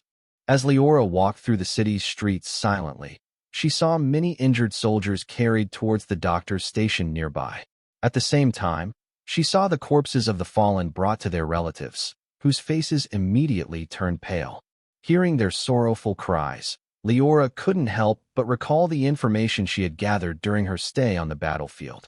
Legend has it that this city was personally founded by the founding emperor more than a century ago. Originally, the city was located at the center of the ancient beast wilderness and served as the human race's spearhead into the beast's habitat. Humans gathered here and continuously wiped out beasts from within. But as years passed and the human race captured more of the continent's land, the city ended up in the humans' territory. Since then, the city has served as the Iron Armor Empire's shield, an outpost guarding against the beasts and protecting the human race. Thus, the city was given the name Hope City, a city that shoulders the hope of the human race to exterminate the beasts and achieve long-lasting peace. This seemed like a fairy tale at worst and ancient history at best, but Liora could see that the soldiers were infected by this story. Besides their wish to protect their compatriots and the fame of Duchess Lobelia, this story was the main reason why soldiers fought so bravely, choosing to never step down in front of danger. Of course, Liora didn't have much of an emotional reaction when she heard this wonderful story. Although she had faint goodwill towards the people who chose to die to protect their homes, she was still a devil at the end of the day. Bravery, sacrifice, and loyalty went against her very nature. Shaking her head, Liora stopped thinking about it. Her footsteps resumed, and she quickly approached the city's center. The building given to the Black Tulip family was close to her destinations, and thus it didn't take her long. Only a couple of minutes later, she arrived at one of them. Stopping in front of a building and hearing several voices coming from inside, Liora's mind moved. Instantly, her field of vision changed as her figure blended into the surrounding darkness. She quickly shuttled through it, soon landing on the building's stone rooftop. As soon as she stepped out of the shadows and her feet touched the solid surface, two hushed, whispered voices reached her ears. Is the Duchess really so kind as to let us stay in the city? Could it be that she has some great conspiracy? Shush! Keep your voice low. Do you want to get arrested for treason? Moreover, there's no reason to complain. Could it be that you really want to fight against the beasts and risk your life to protect those stupid commoners? The voices were full of majesty despite their low tone, while their words made their identities clear. These two people had to be members of a noble family. Sensing their true knight aura, Liora guessed that they were high-level members of an earl family. Most likely, one of them was an earl, while the other one was his right-hand man, just like Earl Black Tulip and Uncle Roger. However, Liora didn't care to investigate and confirm her guess. Knowing that she had come to the right place, she didn't linger and immediately took action. With a leap, she jumped off the rooftop, and, by twisting her body mid-air, she adjusted her trajectory and jumped into the building through the open window. Before the two men could see her, much less react, she flashed behind one of them and reached out. At the same time, she controlled the shadows behind the other man and transformed them into a hand, which also reached out. The next second, Liora's hand and the hand made of darkness struck. They each hit the back of a man's head, knocking them unconscious. Throughout the process, the two men didn't notice the intruder. Sure enough, this style of fighting fits me the most. Why should I fight against equal opponents when I can deal with weaklings instead? Isn't this far more exciting? Liora sighed as she stepped forward and leaned towards one of the two men. Stopping before one of the two men, Liora leaned down and reached out with her right hand. As she did, the nails on her fingers grew longer and sharper. Following her movements, they lightly traced against the man's skin, splitting it open as if they were knives. The wound was neither big nor fatal. Liora's actions had been extremely precise, cutting the skin just enough to allow a few drops of blood to flow out. With a wave of her other hand, the blood dripping out of the wound gathered in her open palm. Subsequently, she placed them on her chest. Immediately, Supreme Adaptation activated on its own. Swallowing the blood, it began restructuring her bloodline once again. It didn't take long. The changes were ultimately completed within a couple of seconds. Scanning her body with her consciousness, Liora checked on her life seed. Just like she had predicted, another color had appeared on its surface, granting it an additional blue hue. Liora nodded her head in satisfaction as she rose to her feet and began rummaging through the room. Soon, she found a thin booklet lying inside a hidden compartment. Lupin Night Technique. The book's title read, and, not surprisingly, it was the night technique belonging to this noble family. Liora quickly skimmed through it. With her strength, it only took her a couple of minutes to go through all its contents and memorize them, imprinting them in her mind. Once she was done, She placed the booklet back in its place and approached the window, looking ready to leave. Before she jumped out, though, her mouth opened, and a few unintelligible words rushed out of her throat. When these words echoed and fell into the ears of the two unconscious men, their bodies shook, and they were both jolted awake. Getting up, they completely ignored Liora's existence and faced each other calmly, as if nothing had happened. I understand. Don't worry. I'll make sure to collect more information regarding Duchess Lobelia's true purpose. MHM. The two continued their conversation, showing no signs of ever having been unconscious. Seeing this, Liora confirmed that there was nothing wrong. Then, with a shove against the floor, she leapt out of the window. Before long, her figure vanished into the darkness of the night, her footsteps leading to her next destination. Liora's plan had been to collect night techniques and learn their accompanying night skills, using them to enhance her combat power. Originally, although this would not have been difficult, it should have been quite troublesome. After all, night techniques that allowed one to reach the Great Knight rank were all in the hands of the Empire's nobles. If she wished to obtain them, she would have to go through a long journey through the humans' lands, visiting each noble's fiefdom. But Duchess Lobelia's summons completely solved that problem. Under her instructions, the nobles of the northern part of the Empire had all gathered here, giving Liora a once-in-a-lifetime opportunity. And she would, of course, not waste it. Before the night had passed and the sun had risen, Liora's traces could be found at the residences of the many nobles. Within just a few hours, she had collected tens of night techniques and hundreds of useful night skills. As she went through the information in her mind, Liora felt that everything was worth it. Although most of these skills are far weaker than the ones mentioned in the Lavender technique, this is to be expected. The techniques at the hands of the lower nobles only reached the Great Knight rank rather than the King of Knights rank. Still, if I were to learn all these skills and apply them in actual combat, my combat power would be brought to the next level, Liora analyzed. Most importantly, obtaining these skills had been extremely easy. When one considered the final harvest and the small amount of effort and time invested, it was obvious that it was worth it. With that in mind, Liora selected a dozen or so of the skills that she had collected. Their details resurfaced in her mind. The route of the life force, the body's movements, and the skill's general outline constantly replayed in her mind, as she slowly took them apart and analyzed them. The border area between the Iron Armor Empire and the ancient beast wilderness was filled with bloodthirsty beasts.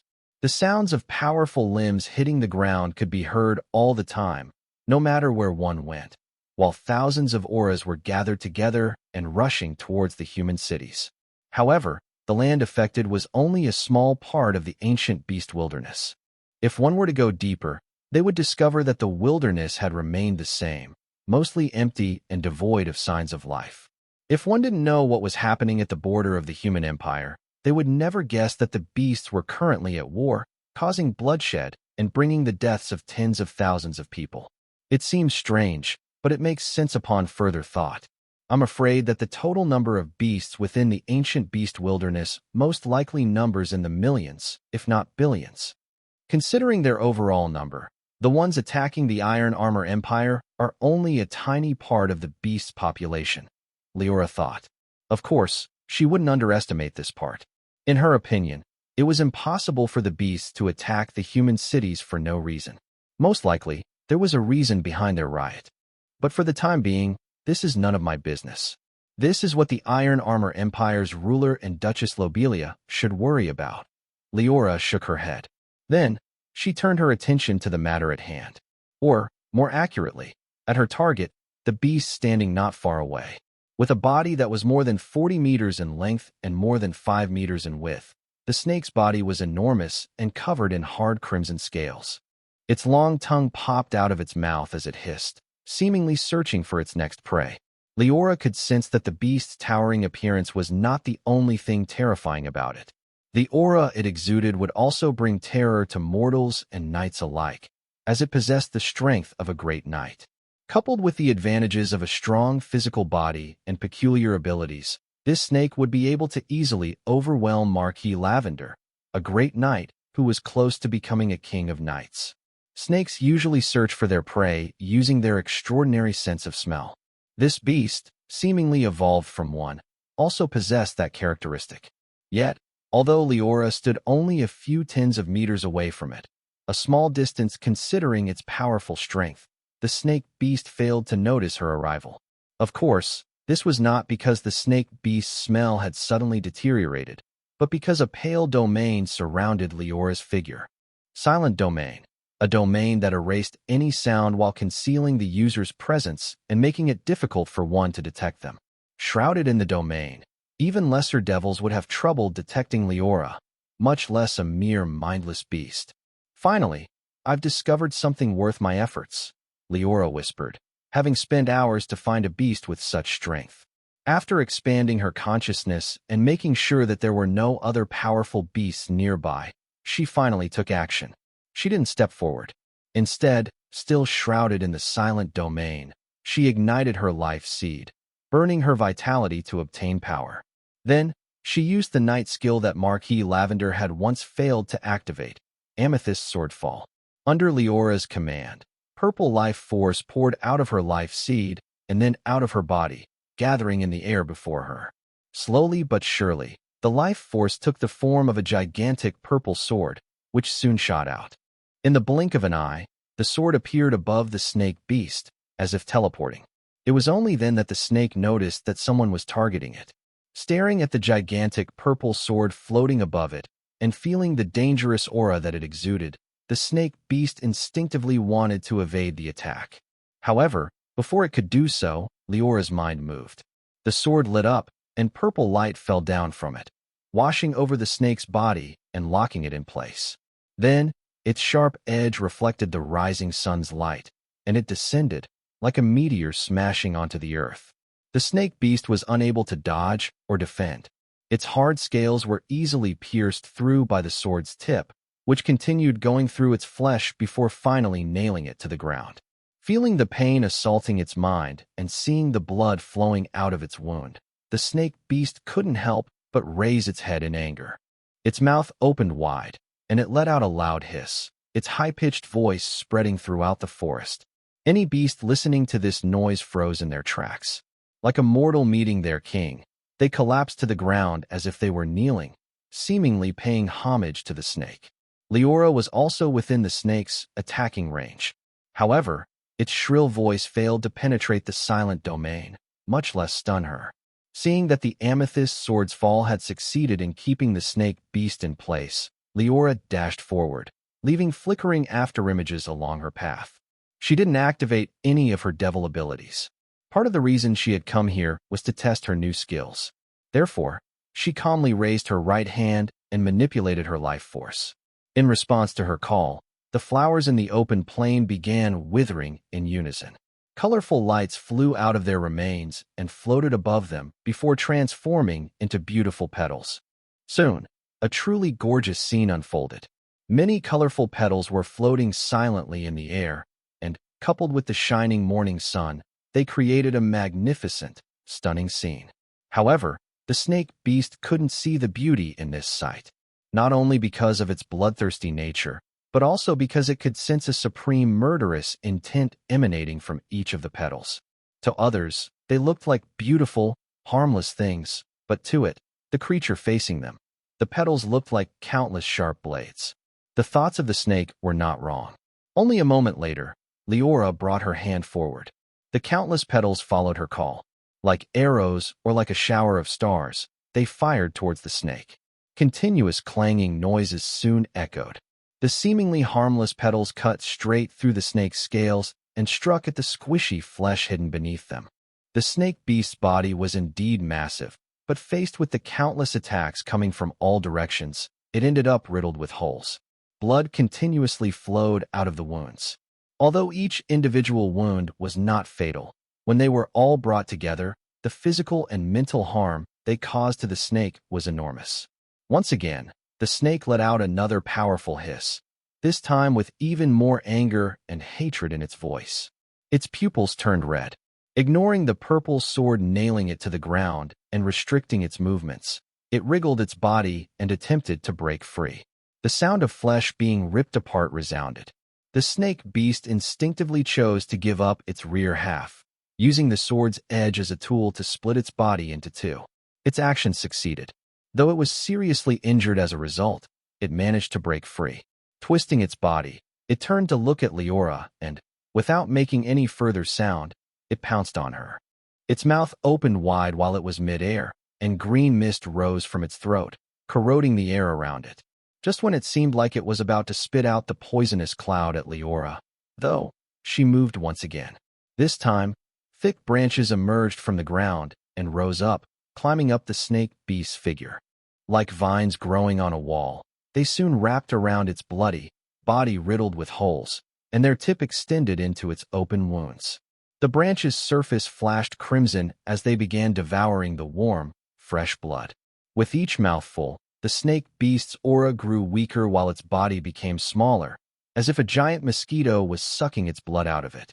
The snake didn't realize what was happening at first. Subconsciously, it dismissed the branches surrounding it. Considering its massive frame, such a weak attack would not bring it any harm. However, as time passed, it discovered that its movements were getting slower. By the time it was about to reach Liora and launch its attack, its movements had completely halted. It remained still, like a stone statue frozen in time.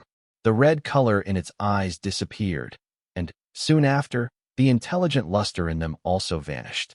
With a bang, the snake beast's body collapsed to the ground, causing dust and rubble to rise up. From start to finish, it had been unable to strike at Liora, much less cause her any harm. It died cleanly and powerlessly, as if it were not the beast that had brought fear to humans for decades, but a mere fly that could easily be slapped to death. Watching the snake die, Liora didn't rush to make a move. The battle that had just taken place replayed in her mind, images constantly replaying in her field of vision. Although the battle had only lasted for a brief amount of time, and the beast had been forced to defend throughout this time, Liora felt that she had gained a lot. Her familiarity with the knight skills had improved, as had her control over her own life force. Fighting is indeed the easiest and most straightforward way for one to improve. This holds true no matter the world, Liora whispered.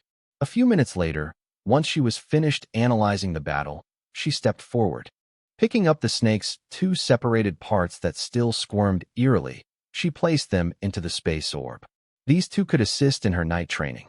With the snake's strength, its essence was probably more beneficial than the essence of hundreds of true knight beasts. After Liora collected everything and erased the evidence of the battle, she was about to go deeper into the wilderness and search for her next prey. But just when she was about to take a step forward, her body suddenly froze. Overlapping whispers echoed directly in her mind, as her ability, Void Whisper, was activated. At the same time, Liora felt a shiver run down her spine, as if a bucket of cold water had been thrown on her. Her intuition immediately warned her there was danger. If she didn't leave soon, her life might end here. Feeling all of these, Liora didn't hesitate. Without pausing for even a second, she merged with the shadows and quickly shuttled through them, leaving this place as fast as possible. Just a split second later, she had teleported hundreds of meters away from this place. Still, she didn't stop there. She continued her escape without ever turning back. Only a couple of minutes after Liora's departure, a creature arrived at the place where she had slain the snake beast. The creature's shape resembled that of a human, but it had certain differences that were obvious to the naked eye. At the same time, blurry lights surrounded its body, making it impossible to see its true appearance. Standing silently, the creature lowered its head and surveyed its surroundings, as if it were investigating something. If Liora were here, she would have realized that the creature's eyes mostly stayed at the place where the snake had died, as if it could peek into the past and glimpse into their battle. The creature then shook its head. After casting a glance towards the place that Liora had escaped to, the human territory, it turned around and walked deeper into the forest. From the very beginning, no one had sensed its arrival. The beasts living nearby continued their lives as per usual, never detecting the unknown creature. Liora didn't stop shuttling through the darkness until she returned to the human territory.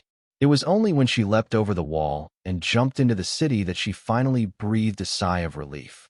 At the same time, the danger that her intuition had constantly been warning her about finally faded away, allowing her tense body to relax. Raising her head, she wiped the sweat that had formed on her forehead, while she fell into thought. Although she couldn't possibly know about the unknown creature's arrival after her departure, she was able to guess a few things with her intelligence. Who is it that can make me feel such intense danger? Is it a beast or a human? Liora knew that with her current strength, only beings at the level of lesser devils, meaning king of knights, could possibly make her feel danger.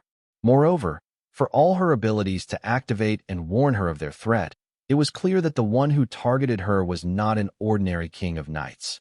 After all, Liora was a lesser devil and understood the power that such beings possessed. In her opinion, her ranked young devil stage, her great knight rank, and her many abilities and skills would allow her to escape from the hands of such a being, even if she were to be defeated. Only a being that had reached the peak of the rank could possibly threaten her life. I originally thought that the beast's riot was caused by the confrontation between the Holy Church and the Necronomicon sect, but it seems that I was mistaken. I'm afraid that the person targeting me must have played a certain role in what's happening. The only question is, are they a human or a beast? Moreover, what is their true purpose in causing the beasts to riot? Is it to achieve a certain purpose of theirs? Not much has taken place over the past week. The riot of the beasts continues, and the beasts' attacks on the city have never stopped. However, following the Duchess's orders, no noble has stepped forward so far. The strategy has remained the same, to use the lives of ordinary soldiers to kill the strongest of the beasts. Alpha's voice echoed in Leora's ears as she gave a general report of what had happened recently. But Miss Eleanor seems very unwilling. There were a couple of times that she was ready to take action. Fortunately, the other Black Tulip members managed to stop her in time. While Liora nodded her head from time to show that she understood, her two hands moved mechanically, continuously grabbing objects from the side and placing them in front of her.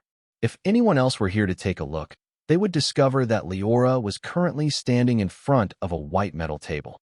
On the table, the body of a dead true knight could be seen lying, with his eyes closed. Leora's hands moved with precision as she opened the corpse's skin with a thin scalpel. Then, just when Alpha had finished giving her report, she took a drop of blood out of the space orb and brought it to reality. With a flick of her fingers, the blood shot onto the wound, merging with the corpse and fully integrating into it. Immediately, the aura of the corpse began growing stronger. From an ordinary true knight, it quickly jumped to the peak of that rank and showed no signs of stopping. However, Liora didn't show much excitement. She knew that the hard part was only now coming. Most likely, the experiment would fail next. Indeed, just when it seemed that the corpse would undergo a transformation and become a great knight, a switch seemed to have been turned on. The lifeless body began elongating like a rubber balloon. The next moment, a bang, the corpse exploded. Blood and body parts flew everywhere, ready to make a mess out of the room. Liora waved her hand just in time and manipulated her demonic energy to suppress the explosion. As if time itself was turning back, the blood and other parts returned to the operating table, one stacked neatly on top of each other. Liora was neither happy nor sad about the experiment's failure. Reaching to the side, she picked up a small notebook and, using an ink pen, she began writing. Experiment number 28. The process went as predicted at the start, but the subject's body had an intense reaction when integrating the beast's blood. Like fire meeting water, it was unable to withstand the impact. There were many similar records above this one, numbering from 1 to 27. Clearly, Liora had not been idle over the past week. Although she had not participated in the ongoing war, only coming out from time to collect souls, she had been quite busy, and her goal was clear: to find a way to become a king of knights. I can be certain that my theory is correct. Just like knights accommodate the bloodline seed to undergo a transformation and thus advance, they can also accommodate the blood of beasts. However, it seems that a link is missing. The blood of beasts is too corrosive. Ordinary humans cannot withstand its impact upon integrating.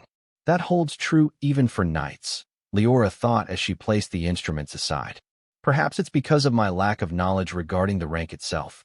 If I had the experience of reaching the King of Knights rank, I would be able to understand what went wrong. But this created a paradox. To become a King of Knights, Liora had to understand what was wrong and complete her experiments. But to understand what was wrong, she had to first become a King of Knights. The only other way I can think of to enrich my knowledge is to observe the process of someone else becoming a king of knights. However, this was also nearly impossible. The people who were qualified to advance were very rare. The only such person that she could come into contact with at the moment was Duchess Lobelia. Thinking of this, Liora had the impulse to go and kidnap the Duchess before putting her on the operating table and turning her into an experimental subject. But she eventually suppressed that impulse. She might not be afraid of the Duchess, but behind her stood the Iron Armor Empire. If the Duchess went missing, the beasts would flatten the city sooner or later and would then invade the Empire's mainland. This was bound to alarm the highest levels of the Empire. Most likely, a king of knights would personally step forward and investigate what had happened. At that time, Liora's life would be in danger. It seems that I can only wait for now. Such is life. Sometimes, you have to wait for a suitable opportunity. Liora sighed and shook her head. After she gave a couple more instructions to Alpha and ordered her to keep paying attention and search for any news, Liora entered the space orb. As soon as she appeared in the wide expanse, the many corpses hidden within it were revealed. Unlike last time, the corpses now had all reached the Great Knight rank and were incredibly powerful. Although Liora's experiments had not gone as well as she wanted, the rest of her plans had gone smoothly. Over the past week, she had entered the ancient beast wilderness many times to hunt, and these corpses were the spoils of her battles. Unfortunately, Liora had not completely let go and conducted a massacre. The threat brought by the unknown person who had previously targeted her was still fresh in her mind. Thus, she didn't dare to go too deep into the wilderness. Most of the time, she only entered the forest for a couple of hours, slaughtering a great night beast and escaping quickly. But this is good enough for now, Liora thought, and, with a wave of her hand, the corpses scattered all over the demi-plane exploded. Their essence gathered and floated towards her, soon turning into pure energy that enhanced her strength. Liora could sense that her strength had taken another step forward. If the Great Knight rank was divided into 4 stages, early, middle, late, and peak, then she would have reached the late stage and was rapidly approaching the peak. Of course, ranks were not divided like that in this world. This was merely a concept created by Liora in order to better keep track of her progress. Still, this means that I'm getting closer and closer to the King of Knights rank. It looks like I have to speed up the progress of my research. Otherwise, I will be truly stuck when I reach the peak of the Great Knight rank, Liora decided. She was about to use the following time to comprehend a few more knight skills. But just then, her eyes narrowed. Under her gaze, the space of the demi-plane began to shake, and the clouds tumbled violently. At the same time, Liora sensed that 2 overwhelming auras were clashing outside, engaged in a battle. Seeing this, Liora didn't linger. Her mind moved, and a crack opened, swallowing her figure and bringing her back to reality. Then, with a quick leap, she climbed onto the building's rooftop and raised her head, staring towards the distance, hundreds of meters away from Hope City. More accurately, she was looking at the place where the 2 auras were colliding. Immediately, the owners of the 2 auras fell into her eyes. One of them was a beautiful woman in her late 20s with long purple hair and wielding a long spear, while the other one was a gigantic beast. Seemingly belonging to the ape family, the beast was more than 50 meters in height and was covered in thick, rough fur. It constantly swung its muscular arms around, colliding against the woman's spear as it tried to tear her apart. The moment Liora's gaze landed on them, she didn't need to expend much effort. She instantly recognized the woman's identity.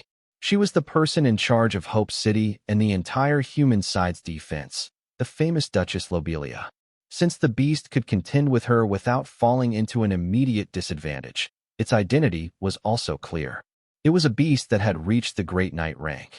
Liora's eyes focused on the 2 figures for a few seconds before they shifted towards the city's walls. The attack of the ape beast did not seem random. As if it had been coordinated beforehand, a large number of beasts emerged and were attacking the stone walls. Knight apprentices, true knights, even beasts equivalent to great knights could be seen, as if they were trying to submerge the city and enter the human mainland. As a result, the nobles could no longer follow the Duchess's commands. Whether they were willing or unwilling to risk their lives, they had to step forward and fight with all their might. Otherwise, Hope City would truly fall, and they would become eternal sinners. Though the war was fierce and murderous, intent emanated from everywhere. Liora didn't pay much attention to the noble's actions. Instead, most of her focus was on a beautiful blonde figure who waved a golden sword around, harvesting the beast's lives. It was Eleanor, wielding the blessed sword that the woman had presented to her not long ago. Like a fish that had entered water, Eleanor wandered through the battlefield, with the knights of the Black Tulip family following her footsteps. No matter what beast she met, she would kill it with a simple swing of her sword, displaying the demeanor that only great generals possessed. Other people might not have realized it, but Liora, who was not participating in the war, noticed something bizarre. Each time Eleanor slaughtered a beast, her strength increased a little. At the same time, the members of the Black Tulip family became braver while their fighting intent surged. Eleanor soon ended up becoming the center of the battlefield. The soldiers subconsciously gathered with her at the center, using her as a spearhead to break the beast's formation. Liora couldn't help but click her tongue. Sure enough, some people were inherently special. No matter where such people went, they would become the center of attention, or rather, the main character. While sighing, Liora shifted her attention back to the other battlefield. She understood that, although the battle at the walls was fierce and bloody, it was not the most important. The fight that would decide the war's outcome was not the war between these weaklings, but the battle between Duchess Lobelia and the ape beast. If Duchess Lobelia won, everything would be fine. But if the ape beast emerged victorious, all the humans here would end up becoming the beast's meal. But judging from the current situation, this seems unlikely to happen. As Liora observed the fight, the situation became clear. Duchess Lobelia was obviously stronger than the beast. Waving her spear around, as if she were performing a beautiful dance, she displayed terrifying power and overwhelmed the towering beast. In Liora's opinion, it was only a matter of time before the Duchess would come out on top and defeat the ape beast, if not kill it.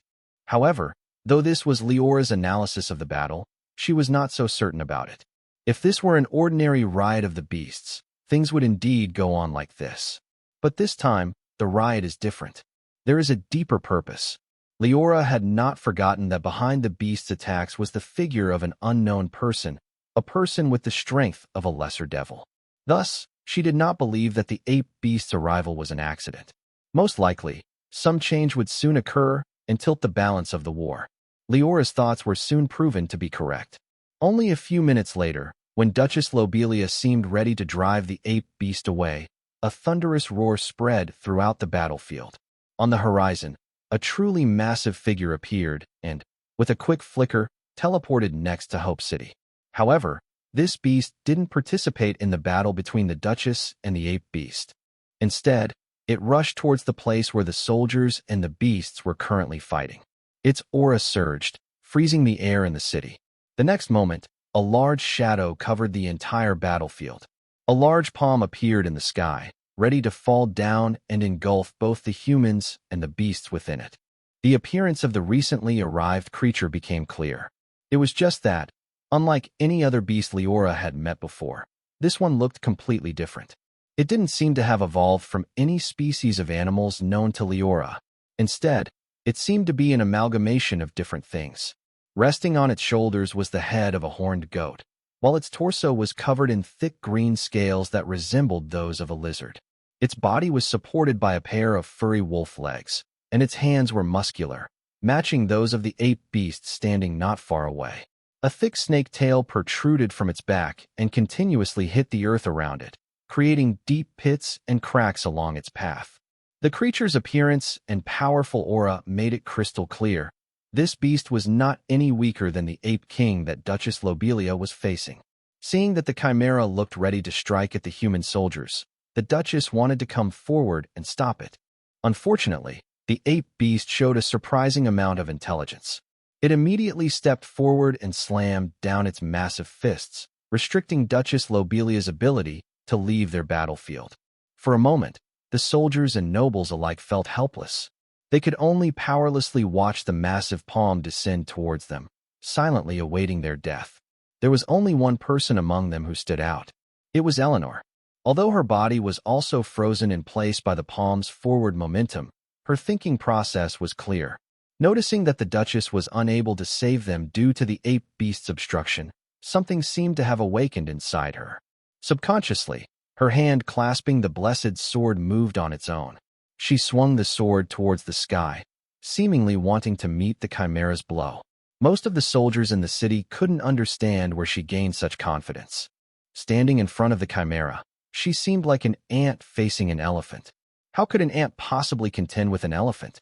Only the soldiers who had followed her in the earlier battle had a strange amount of trust in her. Subconsciously, they also raised their weapons and struck towards the descending palm, mirroring Eleanor's movements. Their attacks were weak, but their fighting intent and momentum perfectly matched Eleanor's.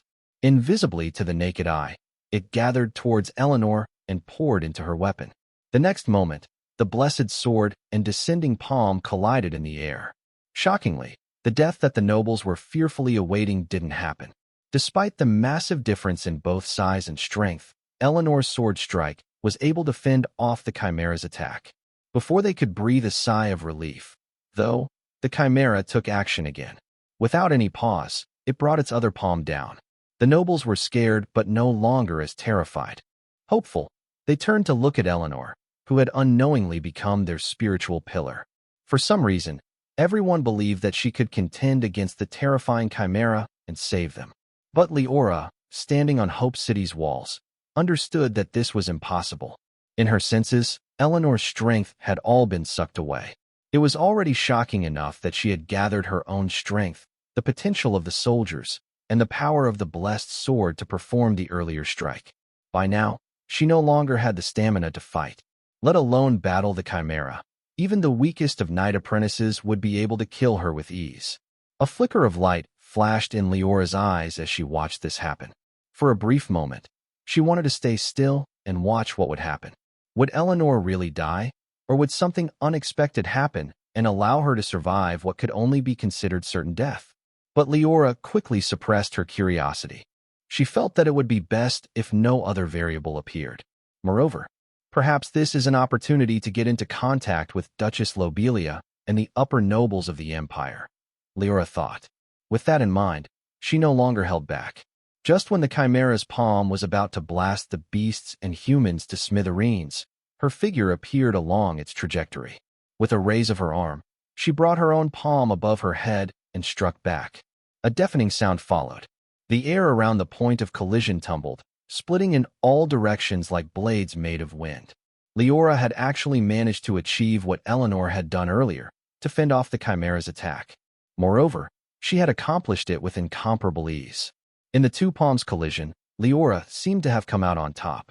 The Chimera's terrifying body shook as it was forced to take a few steps back, bringing destruction to the land beneath it.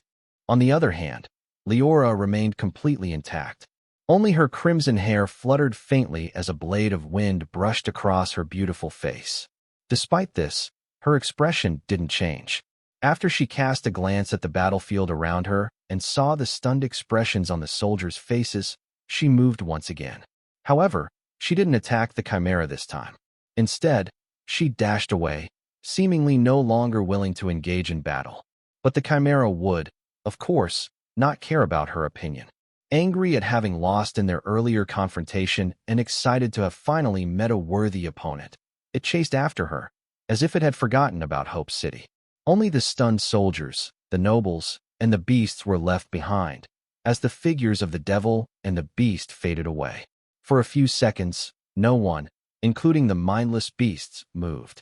Everyone was still shocked about what had just happened. But soon, a valiant female voice broke through the silence. "Don't worry. Lady Liora is going to deal with that beast. All we have to do is hold these beasts back and wait for Her Excellency and Duchess Lobelia to deal with their opponents," Eleanor yelled. No one would have taken her words seriously if it were before. A mere relative of an earl, and a female at that, was not worthy of ordering them around. But now, having seen her defend against the Chimera, and guessing the nature of her relationship with the powerful female knight, they could no longer ignore her. Whether it was because they believed her words or whether they were simply affected by the situation, they chose to follow her commands. Soon, the battlefield turned back to normal.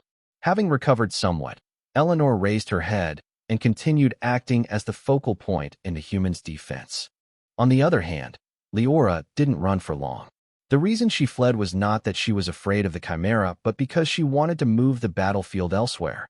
After all, she had to show that she was trustworthy to the human side for her plan to work. Once Liora found an empty plain and confirmed that it was far enough for the fight not to impact Hope City, Liora finally stopped in her tracks. As she watched the Chimera come towards her, she made a decision. I'm afraid that the mastermind behind the Beast's riot may be paying attention to Hope City. Still, since they didn't personally come forward and take action, they must either not care about Hope City's destruction, or they must be scared of something. Most likely, it's the former. Perhaps the Beast's attack here is only a part of their overall plan. That means that there should be no danger if it ultimately fails.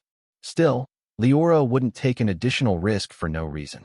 Since someone might be observing her, it was best not to show any extraordinary or overly bizarre abilities. Especially when there was a true devil still hiding, it would be smarter not to reveal her devil characteristics. Fortunately, at her current state, such a restriction no longer impacted Liora as much. Just based on being a great knight, her strength was already terrifying enough. At least, it gave her confidence to deal with the Chimera. Many thoughts raced through Liora's head, but in reality, less than a split second had passed.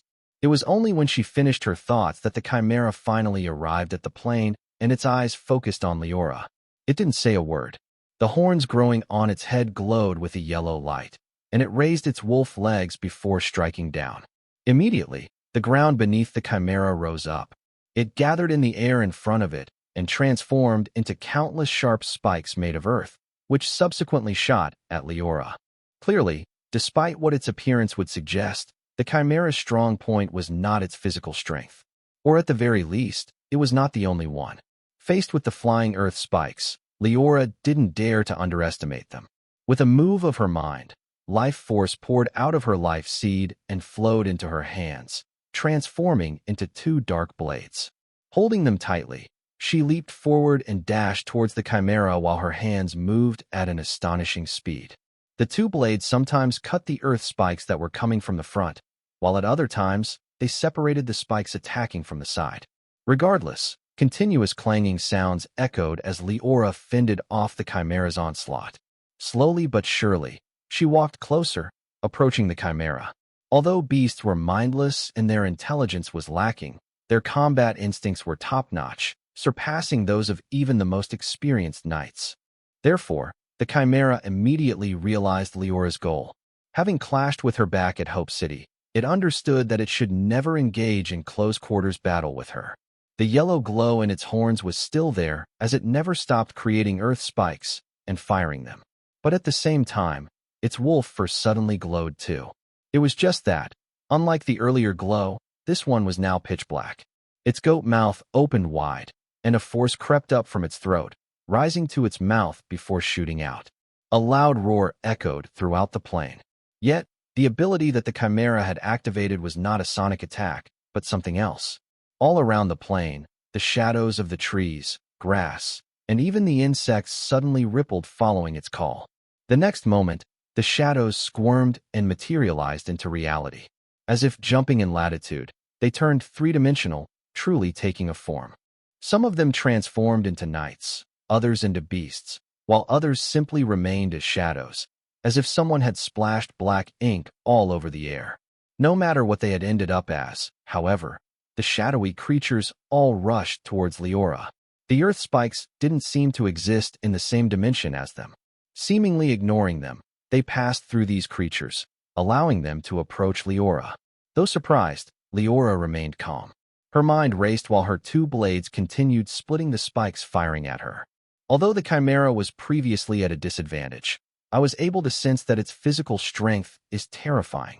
Now, it possesses the ability to manipulate Earth while also being able to summon shadow creatures. Looking at the yellow and black lights glowing on the Chimera's body, a suspicion formed in Liora's mind. Does it possess the abilities of the races it is made up of?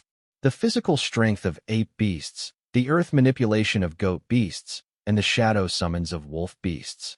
Besides that, There were also the extraordinary defense of lizard beasts and the heightened perception of serpent beasts. Liora didn't have a way to confirm her guess for the time being, but her intuition told her that her thoughts were correct.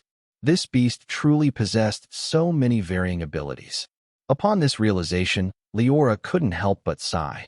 No wonder beasts dominated the continent in the past and kept humans in captivity like livestock. With such beings among them, beasts can be considered the favored race of this world. While Liora was deep in thought, her movements didn't pause. She continued splitting the earth spikes with her blades while part of her mind remained on the summoned creatures. The creatures created through shadow summons are invulnerable to physical attacks. Only attacks empowered by life force and elemental skills can actually harm them, she recalled. The next moment, her lips parted. Life force flowed into her mouth, which transformed into fire elements under her control. Then, following a roll of her tongue, the fire elements rushed out. Once they came into contact with the air, the elements turned into fire, red and scorching like the flames of a volcano. They first shot out in a fan shape, but as Liora adjusted her body, a circle of flames was formed around her, shooting in all directions. The first to meet these flames were the earth spikes. In an instant, they melted at a speed visible to the naked eye, turning back into mud and falling to the ground as ash. Next were the shadow creatures. The moment the fires fell on them, they engulfed them completely. Let alone the ones closest to Liora. Even the ones far away screamed loudly in pain when the sparks landed on them. Like pieces of paper caught on fire, they began dissipating as if erased from existence. Taking advantage of this gap in their formation, Liora's figure rushed out. Air rustled around her legs as her speed grew terrifying, breaking through the speed of sound and producing continuous banging sounds. In just a moment, Liora had appeared in front of the chimera, who had yet to react. It was still manipulating earth spikes to fire at the place where she originally stood, while shadow creatures emerged from all over the plain like an army. Liora's crimson eyes reflected the chimera's terrifying, amalgamated body. Then, the life seed in her abdomen trembled. Standing in front of the chimera's body, which was composed of parts from many different animals, Liora had many options to choose from. Or rather, she possessed many abilities that she could activate to strike at the beast. Among them, the one she would normally activate was Spear of the Blighted Sun.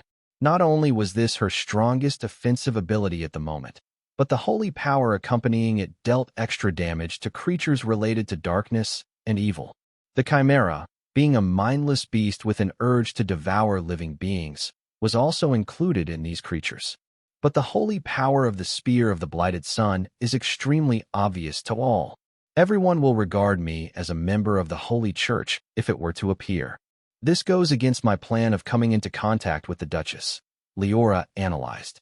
With that in mind, she instead chose to use one of the night skills she had learned over the past week.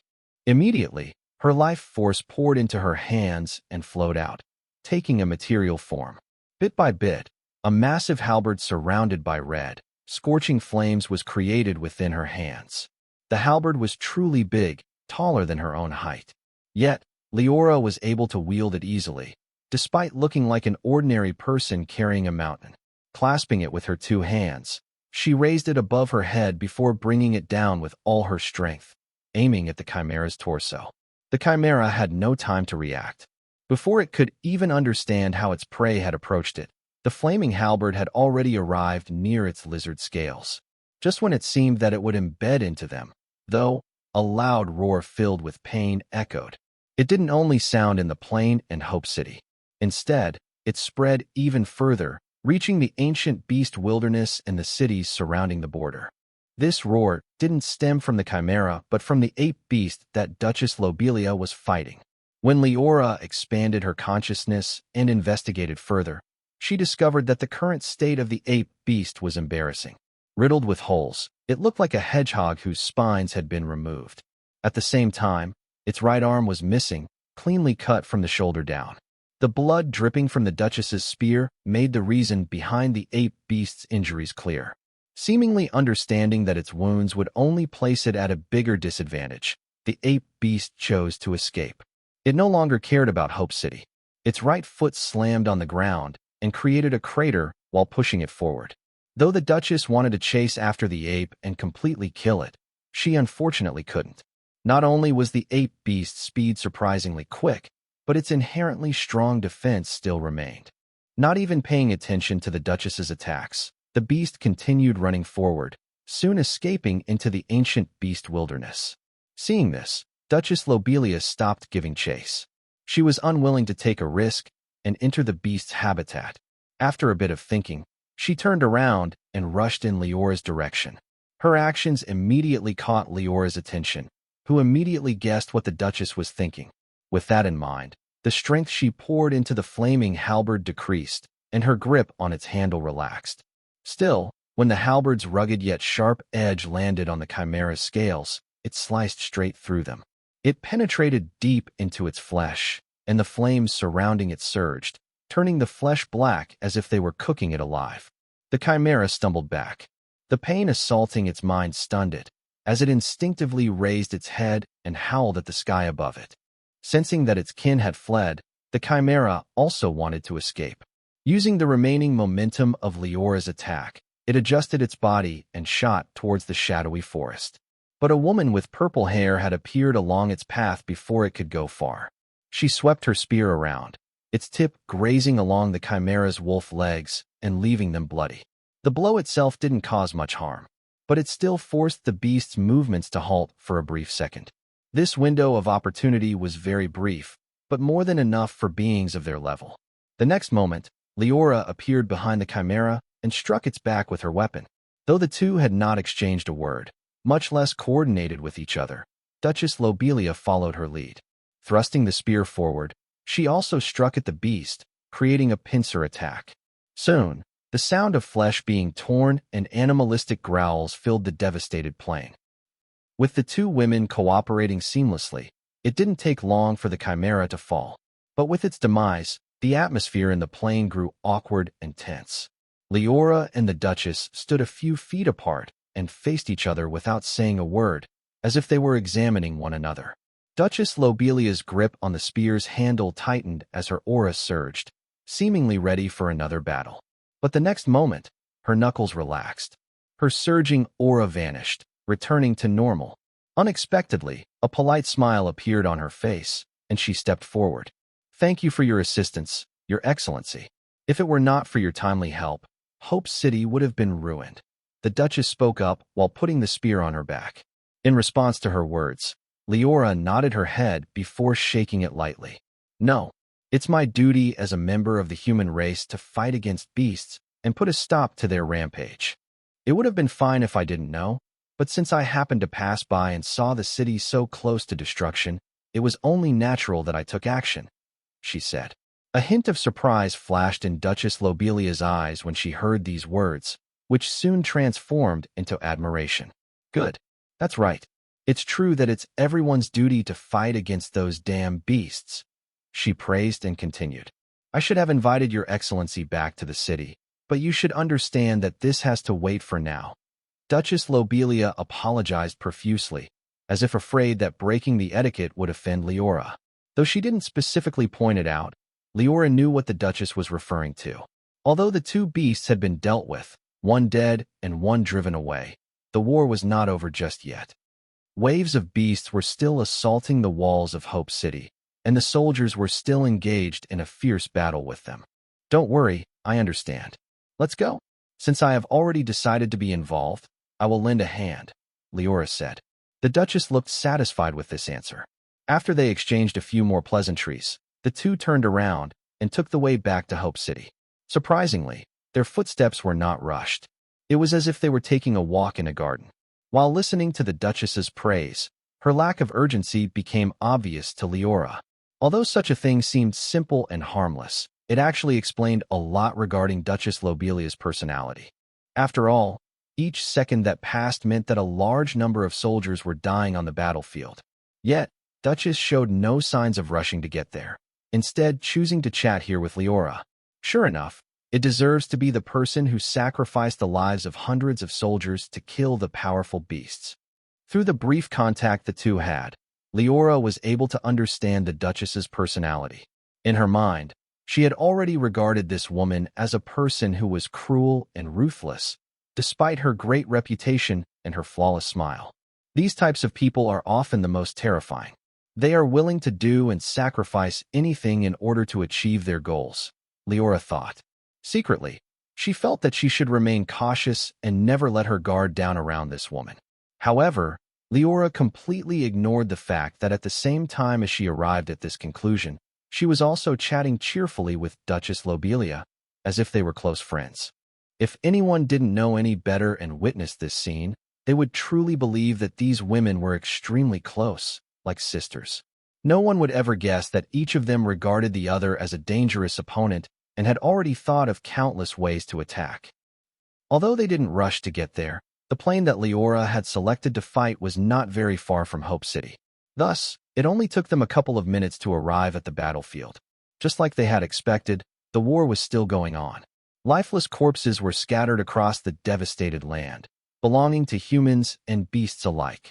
Scales, sliced fur, and other body parts accompanied the shattered weapons, evidence of the battle's extreme danger. Surprisingly, the humans had suffered fewer casualties than the beasts despite being lower in number. This was partly because they were more coordinated and assembled together in various battle formations, but it was mostly the result of a single person's effort. With long blonde hair and holding a golden sword, Eleanor had become the central point of the battle. Following her lead, the soldiers had been able to slowly but surely overwhelm the beasts. As soon as Liora and Duchess Lobelia arrived, this sight immediately came into view. While Liora remained calm, a hint of surprise flashed in the Duchess's eyes. Since the Black Tulip Earldom was nominally under her command, the Duchess could recognize the late Black Tulip Earl's daughter, and the two had even met a few days ago. But it was exactly because of this that she was surprised. She couldn't fathom how this unassuming girl had managed to dominate the battlefield like an experienced general. Still, the Duchess quickly recovered. Eleanor's abilities were the least of her concerns at the moment. She first had to deal with the wave of beasts before her, as well as the unknown person standing beside her. With that in mind, the Duchess didn't hesitate. She reached behind her back and grabbed her spear before entering the battlefield. Her strength immediately caused her to stand out. Each of the thrusts of her spear took the life of a beast, regardless of whether they were knight apprentices, true knights, or even great knights. Seeing that the Duchess was in the limelight, Liora also decided to take action. A dark blade appeared in each of her hands, and she dashed forward, swinging them at any beast that dared to block her way. Secretly, her mind moved and controlled the dead souls, harvesting them and transforming them into evolution points. With the addition of two powerful beings that had almost reached the apex of this world, the beasts were unable to hold on for any longer. It only took a couple of minutes for the humans to clean them up. When the last of them fell under Liora's flickering blade, the soldiers of Hope City couldn't help but breathe a sigh of relief. Some of them collapsed to the ground and began healing their injuries, while others started crying, staring silently at the corpses of their companions. Though the battle did not last long, many lives were lost. In total, thousands of people had fallen. Perhaps noticing the sorrow of her subordinates, Duchess Lobelia attracted everyone's attention and spoke up. Everyone, the beasts have been driven back. For the next period of time, no beast will dare to approach Hope City, the Duchess stated. However, this achievement didn't come without a cost. I'm truly saddened to see that so many familiar faces have fallen. So, to honor the fallen soldiers' names, I've decided to erect a monument at the center of the city, which will contain the names of all the martyrs. At the same time, the families of the fallen soldiers will be rewarded handsomely. Each one will receive. Duchess Lobelia soon spoke of a long list of rewards. If any family obtained them, they would instantly take a large leap in status. From then on, they would no longer have to work hard to survive. Hearing her promise, the soldiers of the city couldn't help but praise the Duchess's kindness. Admiration flashed in their eyes as the sadness was swept away. After all, no one here was a greenhorn. Most of them had participated in many wars and had experienced the death of their companions many times in the past. Though they were sad initially, they soon recovered, and their will turned even firmer. They vowed to themselves to kill a couple more beasts in the next war, to honor their dead companions. Liora watched this happen from the side and couldn't help but nod her head. The Duchess's actions and words were impeccable. Having promised such a reward to the relatives of the fallen soldiers, and having saved the city from certain destruction, her reputation was bound to spread in the northern part of the empire. Before long, countless people would praise her for her great strength and generosity.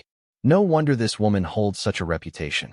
Though her actions are ruthless, she knows how to navigate complicated situations very well, Liora thought. This realization only further increased the Duchess's level of danger in her mind. You beast! How dare you invade the lands of our great empire? I shall bestow divine punishment upon you. No. The Duchess is here. Everybody run. A bunch of kids were running through the streets of a small mortal city. Some of them wielded weapons made of thin paper, while others wore large brown coats, as if they had covered themselves in fur. The children seemed to reenact a scene coming straight out of a fairy tale. The terms Duchess, female knight, great general, and king of beasts were frequently mentioned. A few adults sitting in a nearby tavern chuckled when they saw the kids playing not far away. But after observing them for a couple of seconds, they shifted their attention back to the old man sitting at the center of the room. At that time, everyone believed that this siege was like any other. But just when everyone was relaxed, a monster hundreds of meters tall appeared out of nowhere. Possessing 3 eyes, 6 hands, and 12 legs, it charged at the city at full speed. The old man said, his voice solemn and spreading throughout the room.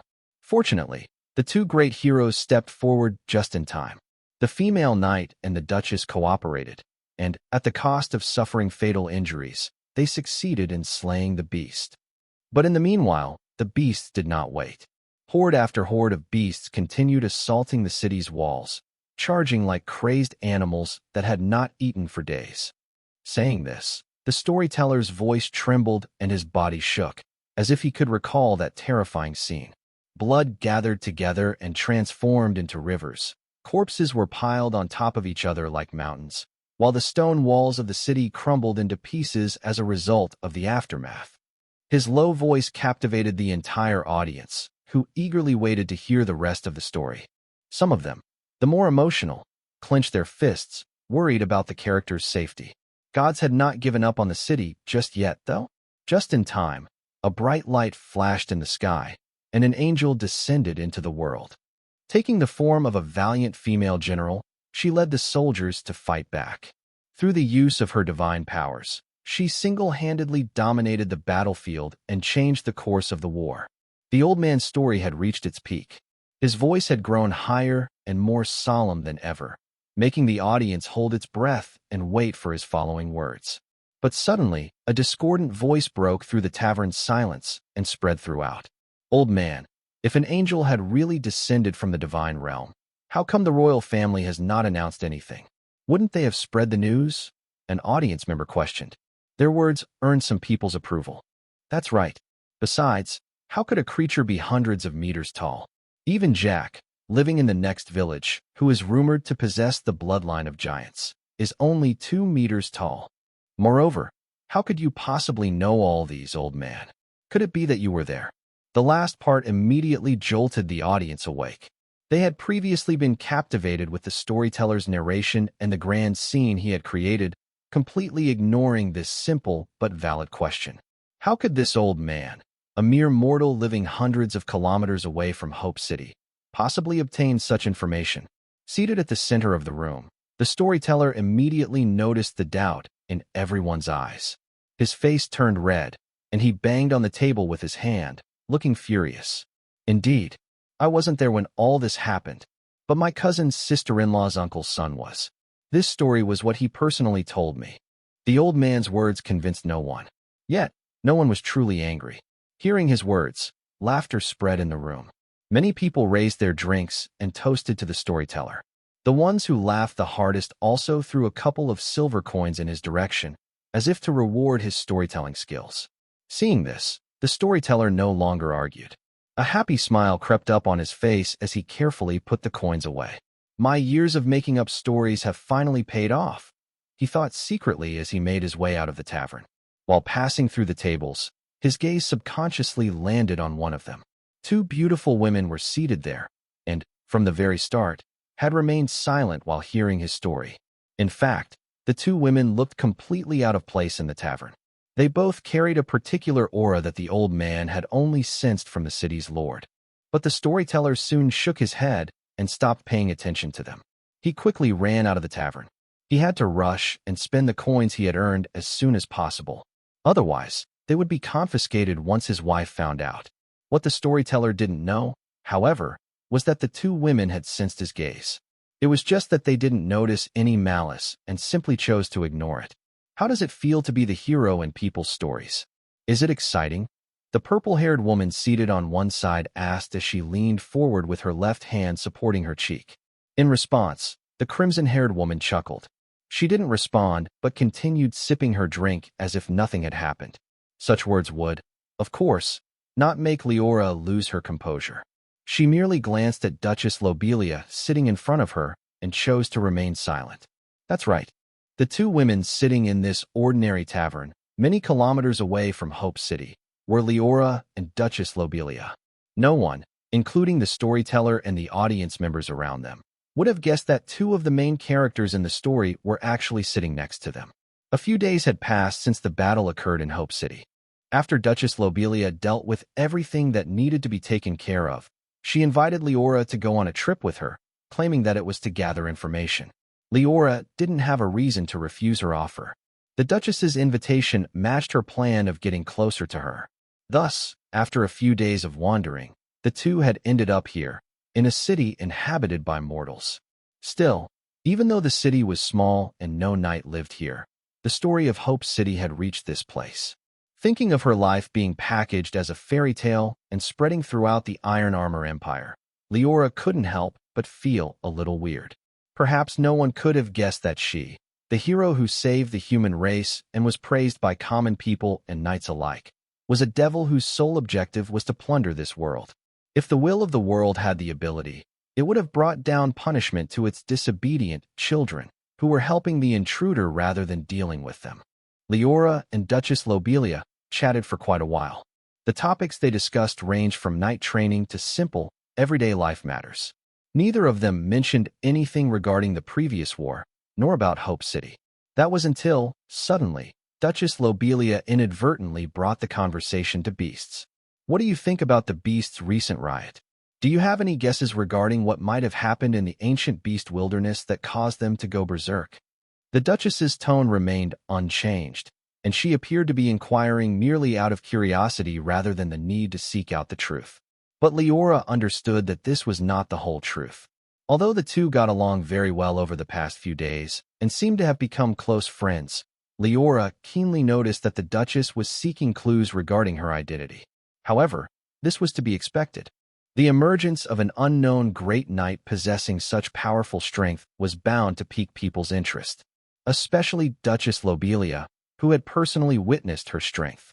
Thus, whether the Duchess was simply curious or whether she wanted to evaluate her, it was natural for her to try to find where Liora came from.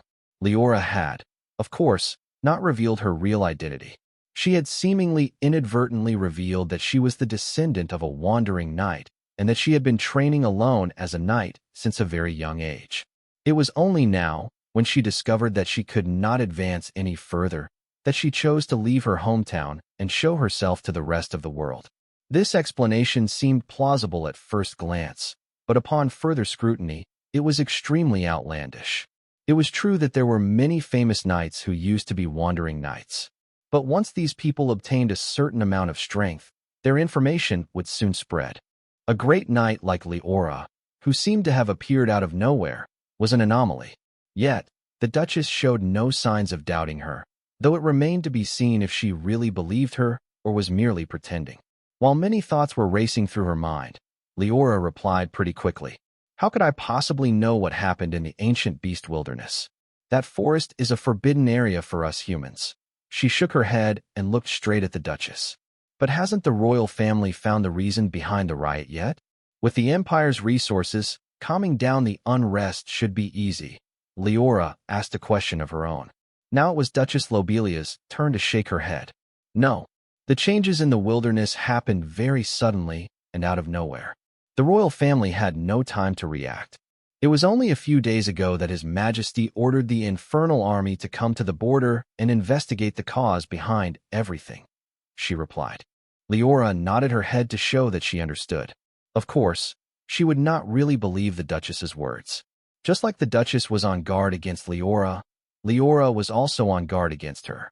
Although the Duchess's explanation was reasonable and matched the events that she knew so far, there was no way of knowing what really happened.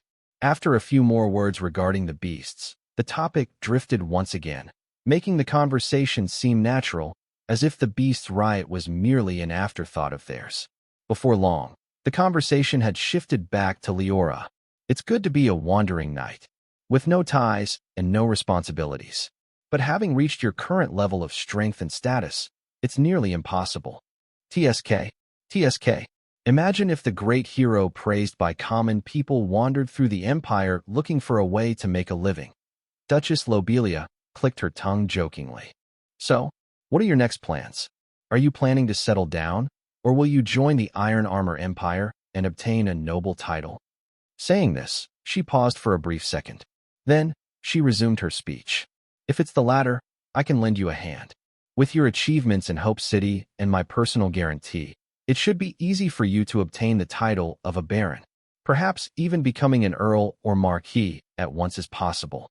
The title of baron seemed ordinary and worthless, but one had to know that it usually required one to contribute greatly to the empire to obtain it. Usually, it would take successive generations of a family to work hard and risk their lives in order to gain the royal family's approval and finally become barons. Therefore, although Duchess Lobelia's offer was not earth-shattering, it was actually quite surprising. Unfortunately, she was offering it to the wrong person. Liora was not interested in such an empty title. She might have accepted if she were offered the title of Duchess, since it would have helped her integrate into the empire quickly, but the lower titles were not enough to satisfy her. Not only would getting such a title not help her achieve her goals, but it would instead become an invisible shackle limiting her. Thus, Liora refused. There's no need for your help. She shook her head. My current focus is on knight training and becoming stronger. I've already reached the peak of the Great Knight rank. I believe that I might be able to glimpse at the rank beyond it if I'm lucky. Liora spoke, and her eyes shone brightly when she mentioned the King of Knights rank. It was as if that rank had been her lifelong dream, her only purpose in life. Duchess Lobelia showed no anger even though her offer was declined. Instead, she cast Liora an appreciative look and nodded in approval. Indeed, for us, a mere noble title is nothing. Our only dream is to advance further. At that time, being a baron, a marquis, or even a king would not matter. Me too. I also had that dream once. I might have achieved it by now if I possessed a. The Duchess didn't continue her words. Her speech came to a halt abruptly, as if she was unwilling to speak further. Yet, the reluctance on her face revealed that she was greatly pained by her situation. Her previous words and current expression would immediately pique one's interest, as if inviting them to ask further questions. But Liora didn't inquire. It appeared that she really respected the Duchess's choice of not saying anything. Silence soon shrouded the table, as the Duchess seemed to have fallen into memories. Sometimes her face appeared sorrowful, others excited, and others gnashing. It was only a few minutes later that she finally recovered, and her attention returned to reality. I'm really sorry. It's just that I recalled a few unfortunate things. The Duchess coughed dryly to hide her embarrassment and apologized profusely. Then, she continued on as if nothing had happened. Since you are planning to continue your knight training, why don't you stay at the border for a little while? Not only can you kill beasts and obtain their corpses to enhance your strength here, but the two of us will be able to communicate. You know, it's rare to meet someone who has reached the peak of the Great Knight rank, much less a female knight at that. A few days later, the journey of the two women ended. Liora and the Duchess returned to Hope City. As the memories of what had happened resurfaced in her mind, Liora couldn't help but show a mocking sneer. She understood very well that appearances were often deceiving. Often, it was only through actions that people's personalities were truly revealed. Hence, Liora was not fooled by Duchess Lobelia's words and kind attitude. She knew that everything was merely an act. Less than 10% of what the Duchess said could actually be trusted. Still, even though she knew this, Liora ended up taking up on Duchess Lobelia's offer to stay at the border. Not because she was fooled by her act, but because it matched her future plans. Though our relationship is built on thin ice, it's ultimately beneficial to me at the moment. Not only can I gain information regarding the Empire through her, but I can also come in closer contact with other great knights. I believe that such a contact will greatly speed up my research, Liora thought as her eyes turned to the glass vial on the table before her. The vial was filled with a purple liquid that moved back and forth on its own, seemingly creating the outline of a flower on its surface. As Liora reached out and uncorked its cap, a sweet smell filled the research room. It was the smell of flowers, elegant and captivating, as if countless lobelias had suddenly grown and engulfed her. This was not a coincidence. The purple liquid inside the vial was the blood of Duchess Lobelia that Liora had secretly collected from the battlefield in Hope City. And, through researching it, she had figured out quite a lot of things. No wonder all my previous experiments ended up as failures. The structure of great knights is different from ordinary humans, even if they are true knights. Once a person advances to a great knight, it can be said that they are no longer humans. They have transcended their species, becoming members of a new race, Liora thought as she lightly tapped the vial with her fingers. I saw this mentioned in the knight techniques that I previously collected, but I thought that it was just a figure of speech. After all, no such change occurred to me when I advanced. This explained why her research had yielded no results. It was as if she were trying to create medicine for a human, but rather than studying the human's body structure, she had gone and observed a bunch of rats. Though one could indeed figure out a few things, it was impossible to truly apply them without really conducting experiments on the real subject. This realization didn't disappoint Liora. Instead, it made her excited. Since she had found what was wrong, it had now become way easier to fix it. Instantly, she had the impulse to run out of the room, search for a suitable great knight, and place them on the operating table before cutting them open. But she quickly restrained that impulse. Now was not the time. This could wait for later. She first had to take one more look at the rest of her experiments. Putting the vial with the Duchess's blood aside, Liora grabbed a different vial from the side and placed it on the table. The vials looked exactly the same as the one before it, except that it was now filled with a pitch-black liquid. Just like the Duchess's blood, this blood also possessed extraordinary qualities. Countless mouths were growing all over its surface, which opened wide and swallowed the air around them as if they were breathing. With each mouthful the mouths took, the blood would grow slightly stronger, while its total volume would increase, albeit by a tiny amount. Though Liora had seen it before, she was still surprised by such a strange appearance. The beasts of this world are equally as strange as knights, if not even more. The blood of the chimera, in particular, is very, very interesting.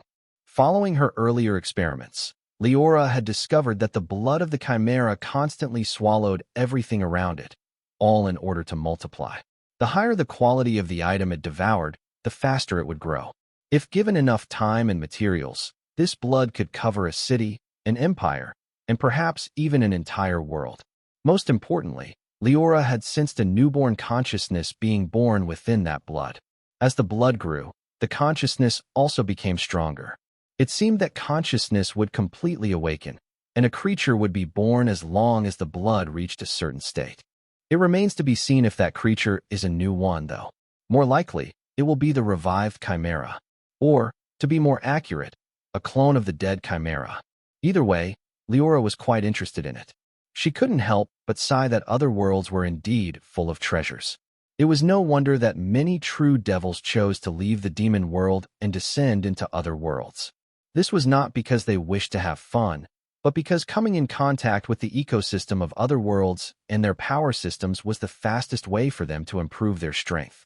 Liora believed that her strength would undergo a massive transformation as long as she fully digested her gains in this world, and that without considering becoming a king of knights. For example, in just a short period of time, Liora had thought of countless methods to enhance her combat power through the use of this blood. Some of these methods required the use of the blood itself as a material, while others were simply using its concept and improving her existing abilities. A knock on the door suddenly interrupted Liora's thinking. After she put the research instruments back in their places and carefully placed the vials containing the precious blood away, she walked to the door and opened it. A familiar face immediately came into view. With long flowing golden hair and a pair of shining blue, gem-like eyes, the visitor was none other than Eleanor. She was all alone, with no black tulip family member accompanying her on the visit. "Lady Liora, I finally found you," Eleanor exclaimed and breathed a sigh of relief. "I previously visited your residence, but found that you were missing. It was only after I asked Mrs. Alpha that she pointed me to this place," she explained. Though only a short period of time had passed since their arrival in Hope City, Eleanor's lively personality seemed to have recovered. The gloom she subconsciously exuded after killing Alex and Uncle Roger had been wiped away, and she had regained her valiant but eerily soothing aura. Seeing the happy smile on her face, Liora nodded her head and invited her to come in. But Eleanor immediately shook her head. "No, there's no need. I came today just to say goodbye," she said, and, perhaps afraid that Liora would misunderstand, she explained. Duchess Lobelia was right that day. Although there have been some skirmishes outside Hope City, no beast has dared to attack it over the last few days. Saying this, she paused. But the other cities across the border are not as lucky. The beast riot is still going on. Thousands of people are dying every single day, becoming food for the beasts. That's why I've decided to go and help. I'll take a team of soldiers with me, and we'll try to calm down the riot." As Eleanor spoke, a sharp glint flashed in her blue eyes. Liora keenly sensed that an invisible power gathered around her and seemed to affect the world itself. She didn't point this out, nor did she comment on her grand plans. She simply nodded her head to show that she understood. In fact, she had already guessed that something like this would happen. Although it should have been impossible for a mere true knight like Eleanor to affect the outcome of the war, her bizarre abilities, which even she, the person involved, was oblivious about, made Liora have some trust in her. "That's good," she praised. "I hope that very soon, your story will spread throughout the Iron Armor Empire. After all, you're already one of the protagonists in Hope City's fairy tale." Liora's teasing words made Eleanor embarrassed. After she exchanged a couple more words, she hastily left this place with a red face, planning to leave the city as soon as possible. Unlike the time that they came to Hope City, Liora was not planning to follow her this time. She had already observed Eleanor enough to know that her initial guess was true, and she was truly special. Is it luck, the favor of the world, or Eleanor's innate special ability? She couldn't help but wonder. Liora had long noticed that Eleanor was different from other people. This became particularly obvious during the meeting of the Black Tulip family and was also apparent during the subsequent events.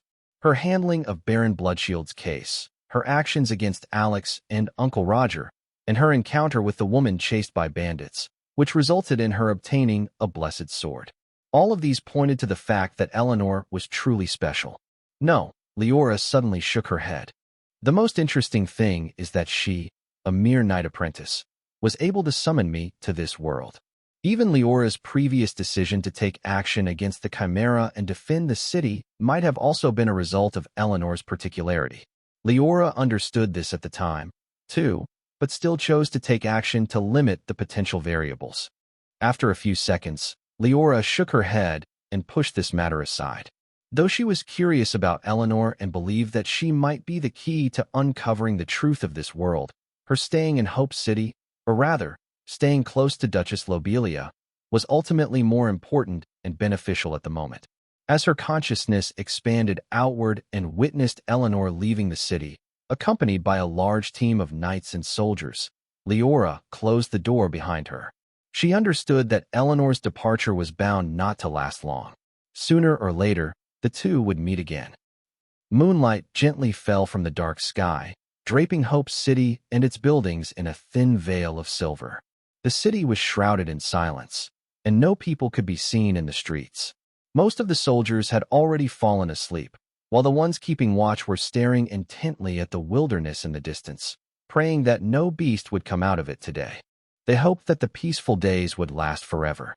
Because of this, no one noticed that more than a dozen figures had unknowingly jumped over the stone walls and entered the city.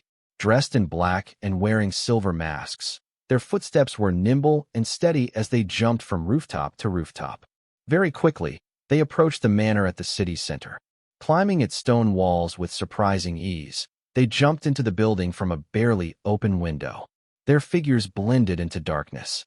They wandered through the complicated corridors and stairs, soon arriving before a large stone gate and pushing it open. The room inside was dimly lit. Only the flickering fire of the burning candles cast a long shadow across the floor. The room was mostly empty.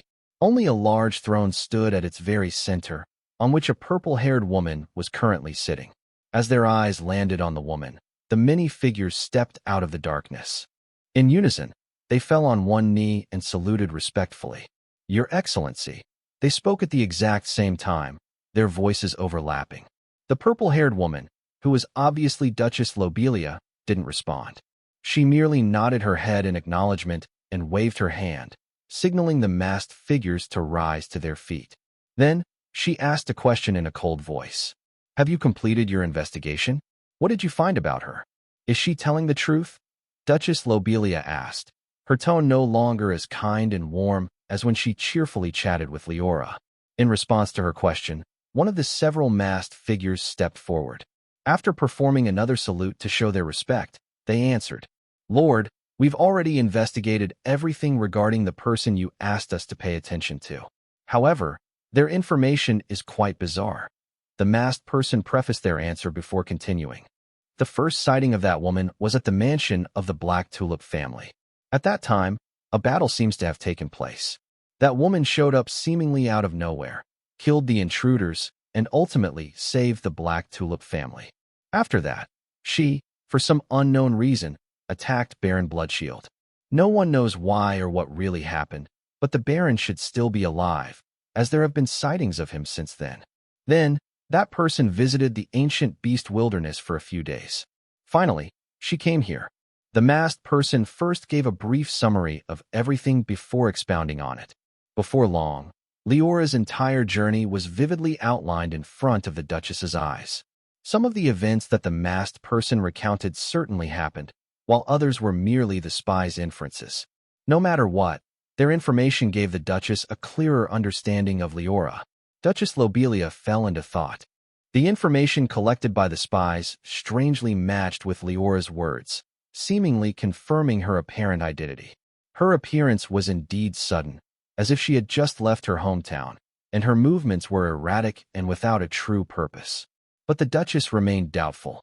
From the very beginning, she had not believed Liora's explanation. After all, a wandering knight with her level of strength was simply unheard of. To be able to become a great knight, her family must possess the appropriate technique. All the noble families that possess such techniques are famous in their own right, even the fallen ones. There were many noble families that had been destroyed over the past couple of centuries, leaving their descendants scattered across the Iron Armor Empire. But when a family reached a certain level of power and strength, even if they were to be destroyed by an unfortunate accident, the details of their descendants would still be well known by high-level people. Yet, the Duchess could not match any of this information to Liora. Moreover, that woman is quite young. Even though strong knights can retain their appearance, their aura cannot be hidden. She is no more than 25 years old, the Duchess estimated. To reach that level of strength at such a young age certainly required talent. But at the same time, it also required a large number of resources. Rare plants, precious potions, and corpses of beasts. Liora's story of having never left her hometown was full of loopholes once one understood this. The Duchess's hand lightly pressed against the throne's armrest as countless thoughts raced through her mind. Although she heard about Liora's visit to the ancient beast wilderness, she never mulled over whether this visit was related to the beast's riot. In her mind, this was at most an unfortunate coincidence. After a couple more minutes, the Duchess's focus returned to reality. Though some time had passed while she was deep in thought, the masked figures were still standing there, awaiting her next orders. Seeing this, the Duchess didn't keep them waiting any longer. "Go and continue your investigation regarding that person," she said, and added. "At the same time, send someone to pay attention to the movements of the royal family. I want to learn about every single one of their actions once they reach the border." The masked figures nodded their heads when they heard the Duchess's commands. After they confirmed that the Duchess had no further orders, they saluted once again and exited the room, leaving her alone. The Infernal Army is going to arrive at the border soon. Things are becoming more and more complicated. Duchess Lobelia's low voice spread in the dimly lit room. Standing on top of a nearby rooftop, Liora was surrounded by a pale domain.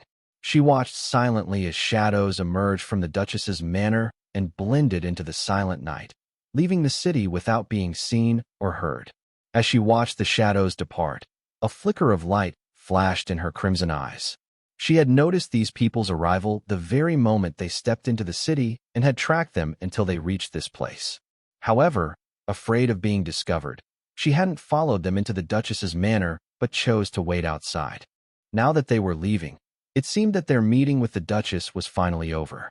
Liora was not surprised that the Duchess had unknown subordinates under her command. This was to be expected by a high-level noble and a powerful great knight. What piqued her interest, though, was the familiar aura emanating from these people. Darkness, shadows, and a hint of evil, she whispered. It was obvious to all that these people were practicing night techniques related to darkness. This was not surprising by itself. Liora had met many people practicing such techniques before, including the Black Tulip family. What made her interested, however, was that the darkness that these people exuded was deeper, purer, and far stronger. She had only met such auras a few times during her stay in this world, and they were all from people belonging to a certain faction. Necronomicon sect, Liora muttered. It was exactly this realization that caught her off guard. Liora could still remember that Diana, the member of the Holy Church that she had captured, had told her that the Duchess was related to their cult. Though not fully trusting her, Liora was leaning towards this fact being the truth. But now, the Duchess's subordinates were clearly related to the Holy Church's sworn enemy, the Necronomicon sect. This made her raise her eyebrows. She couldn't understand whether Diana was lying or the Duchess's secrets were bigger than she initially thought. Thinking of Diana, Liora remembered that she had not paid a visit to this prisoner for quite some time. Therefore, after she returned to her residence, she entered the demi-plane of the space orb once again. With a wave of her hands, she deactivated the formation surrounding Diana, allowing her to wake up from her slumber. This time, it took far longer for Diana to regain consciousness. Even though she immediately opened her eyes, a trace of haze remained in her pupils for a long time. Clearly, although the formation had no attacking capabilities, the long sleep she had gone through had severely impacted her, despite her being a true knight. It took a few minutes for Diana to finally wake up. She was not surprised to find Liora's figure standing in front of her. She didn't know that more than a week had passed since the last time the two met. She couldn't dream or think while asleep, much less keep track of time. Liora gave this member of the Holy Church a few seconds to completely wake up. After she confirmed that everything was fine and she was fully conscious, she jumped straight to the point. Do you know why the beasts have rioted? Is it related to the Holy Church or the Necronomicon sect? She asked. Diana had already predicted that Liora was going to ask her for information. But still, this question left her stunned. After all, she had stayed here for a long time. She had no way of communicating with the outside world and had no way of knowing what occurred outside. But Diana quickly recovered. She first shook her head to show that she didn't know the answer, before suddenly pausing to think for a few seconds. Then, she seemed to remember something. I don't know what happened that caused the beasts to riot. However, I do know something about the ancient beast wilderness, she said.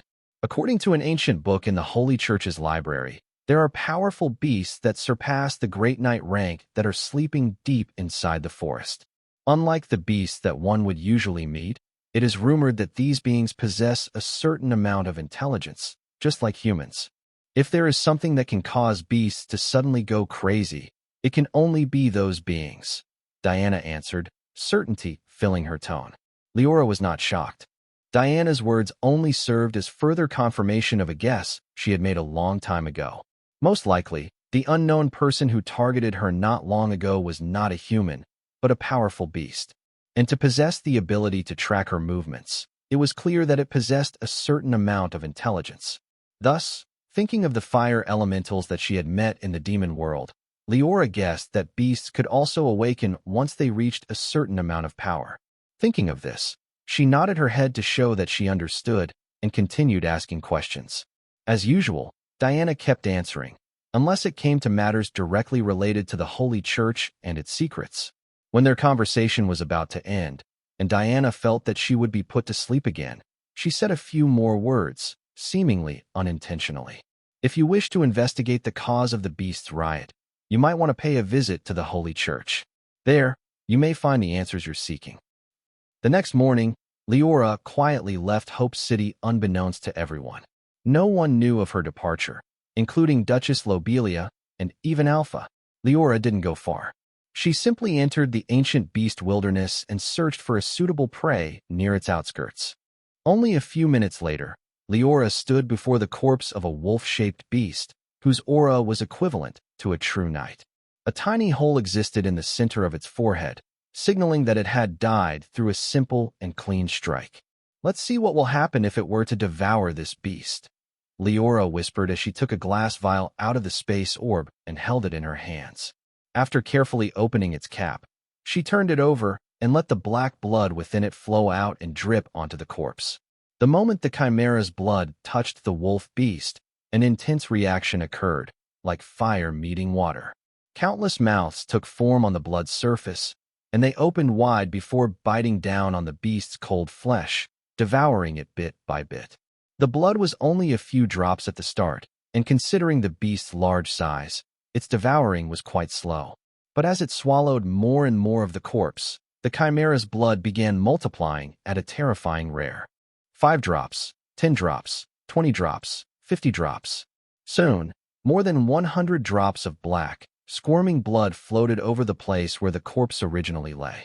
With the many wide mouths on their surface, these droplets created a grotesque scene. As a price to their increase in volume, the wolf's corpse had vanished completely. Staring at the drops of blood that were gathered together, Liora's consciousness expanded, and she probed into it, examining it closely. Instantly, she noticed that the blood had not only increased in quantity, but also in quality. It sounded strange, but it was obvious that it had become stronger and purer. At the same time, the newborn consciousness inside it had grown stronger. If it originally possessed no intelligence and only acted according to instincts, then it now possessed the intelligence of a very young child. Evidence of that was that when it finished devouring the corpse, the blood immediately moved on its own. With a swoosh, it shot through the air and attempted to escape. Unfortunately for it, before it could go very far, Liora took action and stopped it. She raised her hand upwards and cast Soul Annihilation, pulling the newborn consciousness into nothingness and stunning it in place. Then, she used her demonic energy to wrap it up and put it back into the vial. As she placed the cap back, a crimson devil rune flashed on its glass surface, and the struggle of the chimera's blood ceased abruptly. It seemed as if the vial had become its prison, restricting its movements. Seeing this, Liora placed the vial back in the space orb. Her gaze landed on the place where the corpse originally lay and saw that a crater had appeared on the earth below, its surface covered in corrosion marks. After observing it for a few more seconds, she quietly slipped away from this place. She knew very well that staying in the ancient beast wilderness for a long time was dangerous. Now that she had completed her goal, there was no longer a need to stay there. The journey back to Hope City was uneventful. Liora seldom met any beasts, and the ones that she did meet were not worthy of her taking action. Therefore, it didn't take her long to return to the city. The moment she saw the familiar stone walls on the horizon, though, she immediately noticed something strange. Although she had yet to enter Hope City, she could see that the atmosphere in the city had changed. Since the humans had won the war and the beasts had been forced to withdraw, the atmosphere of the city had become almost festive.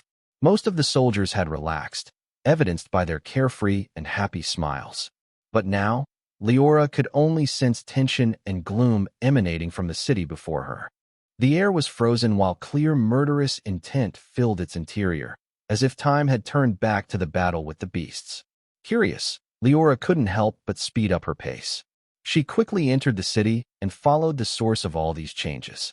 Not surprisingly, this led her to arrive at the large manor located at the city's center. Being the residence of Duchess Lobelia, most soldiers usually stayed away from it, making it like a forbidden place. Yet now, The manor was filled with people. Part of them were soldiers of the city who were staring intently at the street before them, while the other part was a newly arrived army. Wearing crimson armors engraved with a fire pattern and exuding fighting intent and a murderous aura, they stood out among the common soldiers and the personal armies of the nobles. The weakest members of this newly army arrived were knight apprentices, while true knights were extremely common. Only great knights were somewhat rare, but more than a dozen could be found in total. Clearly, this was an elite army. If these people were to attack Hope City, the city would not last for long. But Liora's eyes didn't stay on these soldiers for long. After she cast a glance at them and sized them up, her focus shifted to the front of the army, where a rough, muscular man was conversing with Duchess Lobelia. The fact that the two talked as equals, coupled with the powerful aura that he exuded, made his identity apparent. He was the commander of the Infernal Army, a famous general throughout the Iron Armor Empire, and a person extremely close to becoming King of Knights. I didn't expect that your excellency would arrive so soon. I only got the news of your departure from the capital not long ago. The Duchess's voice reached Liora's ears. From afar, Liora saw that the commander chuckled before replying. Haha, what else can I do? These are the orders of His Majesty. As a subordinate, I can only rush to complete his orders. By the way, Duchess Lobelia, do you know?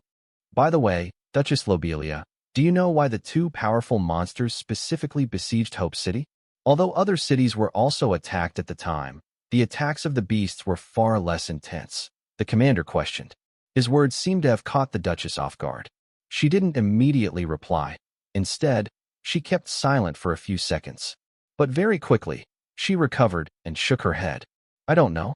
It might be that the beasts have realized my presence in the city. The defenses of other cities are far less powerful. It makes sense for them to specifically target this place, she answered. The commander didn't press any further. He nodded his head, as if he took her words at face value, and continued chatting. After a few more words, though, Duchess Lobelia glanced behind the commander and saw the crowd gathered around them. Let's go inside. This is not the place to hold such important conversations, she said to the commander, who nodded in agreement. Turning around, the commander waved his hand to the subordinates standing behind him and ordered, act as usual. Make sure that no rat escapes your investigation. After that, the commander followed behind Duchess Lobelia as the two entered the manor. The crowd outside was disappointed. They wanted to see and hear more of these two famous people, even if it were from afar. But before long, their attention was drawn elsewhere. The Infernal Army soldiers who had been standing in formation all this time finally moved. Under the commands of their respective captains, they began spreading throughout the city. Order after order was passed down through their ranks, and the soldiers began keeping watch and closely investigating any passers-by. The actions of the Infernal Army didn't cause much chaos at first. After all, although they had just arrived at Hope City and were considered outsiders, it was a fact that these soldiers were their allies. However, it soon became obvious that the residents of the city were truly naive. As Liora wandered through the city streets to reach her residence, the actions of the Infernal Army soldiers caught her attention. Stop right there. Where do you think you are going? Liora heard a voice coming from behind, and when she turned around, she saw that it came from one of these soldiers. However, his words were not addressed to her. Instead, he was speaking to a nearby Hope City resident, who was rushing to get to his home. Liora felt that this person was somewhat familiar. When she combed through her recent memories, she realized that he was one of the people who had cried the loudest right after the Battle of Hope City. He had mourned for the death of his companions, as well as for the other fallen soldiers. This person was absent-minded at this time. Even though the voice of the Infernal Army soldier was loud and thunderous, he didn't seem to hear it. He continued walking as if nothing had happened, ignoring the soldier as if he were air. Standing not far away, Liora noticed a hint of annoyance flashing in the young soldier's eyes when he saw that his orders were disobeyed. His hand moved to his waist, and he unsheathed his sword before striking at the absent-minded resident with all his power. Though he wasn't paying attention, it was a fact that this resident was a true knight. Thus, facing the attack coming in his direction, he quickly reacted. His hand moved on its own and brushed against the sword's sharp edge, knocking the weapon away, while his other hand turned into a fist and punched towards the soldier. However, just when the fist was about to land on the soldier, the person seemed to recognize his identity. Instinctively, he held back some of his strength, afraid that this punch would kill him. The soldier was merely a knight apprentice. Even though this person held back in the end, he was inevitably knocked to the ground, though not suffering any injury. But this wasn't enough for him to be happy. If anything, it turned him furious. When had he, a member of the infernal army, suffered such humiliation by a mere true knight fighting at the border, nevertheless? You dare resist? What are you hiding? Everyone! Someone is colluding with the beasts to murder me! He shouted shamelessly at the top of his lungs, right under the stunned eyes of the true knight. Before the knight could react, the companions of the soldier had arrived. 3 true knights worked together, and, facing the unarmed man, they quickly managed to knock him out. While they were placing shackles on his hands and feet, the knight apprentice stepped forward and kicked him a couple of times on the head, as if to take out his anger. Then, the unconscious true knight was carried away, arrested under suspicion of colluding with the beasts. This whole sequence of events fell into Liora's eyes. Although she did not have much knowledge regarding the infernal army, she was able to judge a lot just based on the scene in front of her. How unreasonable. Are the knights of the capital all like this? A mere knight apprentice dares to frame a true knight in broad daylight and have him arrested. She thought and shook her head, feeling that Hope City was destined not to remain calm for long. But that was none of her business. Or at the very least, that was what Liora initially thought. Yet, just when she was getting close to her residence, she noticed from the corner of her eye that a team of armed true knights glanced in her direction. They whispered something in a hushed voice before they all got up and approached her quickly. Stop right there. State your identity and purpose for wandering at such a time, the knight in the lead yelled. But before he could finish his words, Liora's crimson eyes shone brightly. Liora only cast a glance at this team of knights. Then, she walked away as if nothing had happened. But the infernal army soldiers, who were used to being unreasonable and easily angered, surprisingly didn't dare to step forward and stop her. This was because, the moment Liora glanced at them, the true knights felt as if they were facing a humanoid beast. Countless bloody mountains of corpses appeared behind Liora's small silhouette, while a gigantic crimson pupil blinked in the sky, seemingly watching over them. This was an illusion caused by Liora's brief murderous intent. But to the true knights facing her, this was a truly lethal attacking ability. Before Liora had even taken a step, the eyes of the weakest among them grew hazy, and they collapsed to the ground. Then, more and more banging sounds echoed. Like dominoes, the true knights of the infernal army, infamous throughout the Iron Armor Empire, fell to the ground, losing consciousness and falling into a coma. Throughout this process, Liora hadn't said anything nor taken any further action. From start to finish, she had only cast a mere glance at them. This scene vividly displayed the difference between true knights and great knights. But most importantly, it displayed Liora's uniqueness. After her encounter with the true knights, Liora didn't face any other accidents on her way back to her residence. Even though she had previously been stopped for no reason, she didn't show much annoyance. Instead, a look of interest appeared on her face. Although Liora had indeed considered killing those soldiers, this didn't mean that she was really offended by their actions. To her, these beings were like insects. Would a person really feel offended by the actions of a bunch of ants? If they annoyed her, she could very easily slap them to death. But if she was in a good mood, she might as well let them live to see another day. The people who should be worrying about the infernal army are the residents of Hope City. It seems that their days of relaxation are about to be over, Liora thought. In fact, the person who should be the most worried was Duchess Lobelia. The arrival of the infernal army was bound to put pressure on her shoulders. After all, she used to be the person in charge of the Empire's defense against the beasts.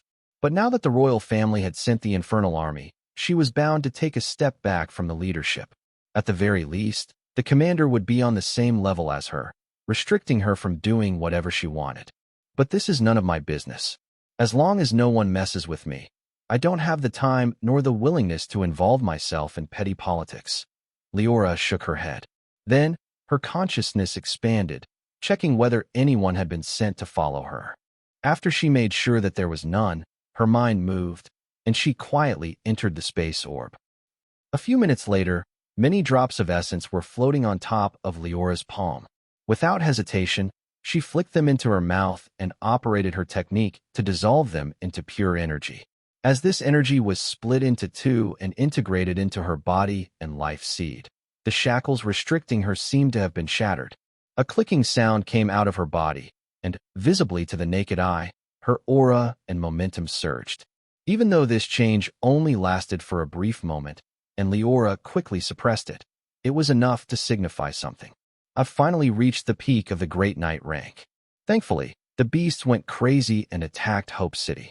Otherwise, I would have wasted a lot of time hunting down beasts in the ancient beast wilderness.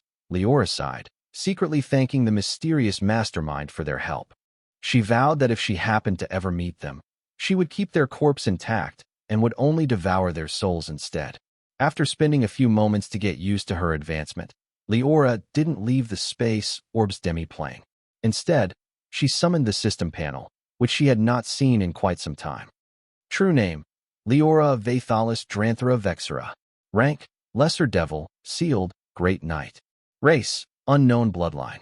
Strength: 100, 135. Agility: 100, 140. Vitality: 100, 150. Mana: 100, 145. Abilities: Myriad Devil's Body, Shadow Manipulation, Void Whisper, Spear of the Blighted Sun, Silent Domain. Evolution Points: 32400. Current Absorption Efficiency: 25x. Normal Devil equals 1x. Her reaching the peak of the Great Knight rank had not massively increased her knight strength, but it had helped her combat power undergo a massive change. This was because reaching the peak of the Great Knight rank had allowed her devil abilities to finally be unsealed. From now on, apart from the differences in base stats and demonic energy, Liora had regained her power. Moreover, I'm only a single click away from regaining my full power. As long as all my base stats break through the 100 threshold, I will become a lesser devil again, she thought. Her arrival in this world had allowed Liora to better understand the different devil stages. Little Devil, Young Devil, Rank Young Devil, Lesser Devil. Every stage was a transformation, just like Great Knights were transformed into a new race. All these stages had differences between them, not only in strength but also in their deeper, mostly hidden concepts. I once believed that I had reached the peak of the young lesser stage while at the Crucible. But even if one were to ignore my knight rank and new abilities, my current strength is far beyond what it was at that time. This is not because of the difference in combat experience, but because I now possess a deeper understanding of the different stages, Liora realized, while her eyes shifted towards the base stats column. She was quite curious about what it would take to break the suppression of this world and reach the lesser devil stage. Therefore, to satisfy her curiosity and better plan her next course of action, she immediately clicked on the plus button behind the strength stat. Immediately, a message materialized in her field of vision. Do you wish to consume 10,000 evolution points to increase your strength? Yes/no. Seeing this message, Liora was surprised. The amount of evolution points required to enhance her base stats had increased yet again. Liora couldn't possibly know why the number of evolution points required to enhance her stats had increased yet again. Perhaps it was because getting rid of the world's suppression was becoming increasingly difficult as her strength increased. Or perhaps it was because a further increase in her base stats would bring her strength to the lesser devil stage. A truly massive transformation. Either way, Liora had no one to complain to. She could only make do with this information and plan her future around these conditions. The war on Hope City and my adventures in the ancient beast wilderness have brought my evolution points to more than 30,000. If I want to enhance all of my base stats and reach the lesser devil stage, I need a little more than 5,000 evolution points. This is absolutely doable. In fact, this wouldn't take her a lot of time. Even though the war had stopped and no more beasts would attack Hope City, the ancient beast wilderness was fairly close. As long as Liora wanted to, she could pay the beasts there a visit and turn them into nutrients for her own growth. The only thing she had to worry about was the movements of the mastermind behind the beast's riot. Thinking of this, Liora couldn't help but fall into thought. As expected, so much time has passed, and that person has yet to react. It seems that the attack on Hope City was merely an afterthought of theirs. At the very least, the The failure to break through the city and the fall of the Chimera was not enough to force them to take action. She judged, and this perfectly matched her initial expectations. The mastermind either didn't care enough or was simply unwilling to suffer the consequences that their actions would cause. No matter what, this is a good thing for me. All I lack at the moment is time. The longer the stalemate between humans and beasts lasts, the more beneficial it is for me. Liora thought and shook her head. Things indeed went as Liora had predicted. The arrival of the Infernal Army caused the atmosphere in the city to turn tense. The shouts of Hope City's residents could reach her ears from time to time, as they were carried away by the armored soldiers, under the pretense that they colluded with the rioting beasts. Although the residents wanted to argue and fight back, they were unable to. The difference in strength and organization between the two sides was massive. After all, the Infernal Army only targeted the ordinary, weaker residents.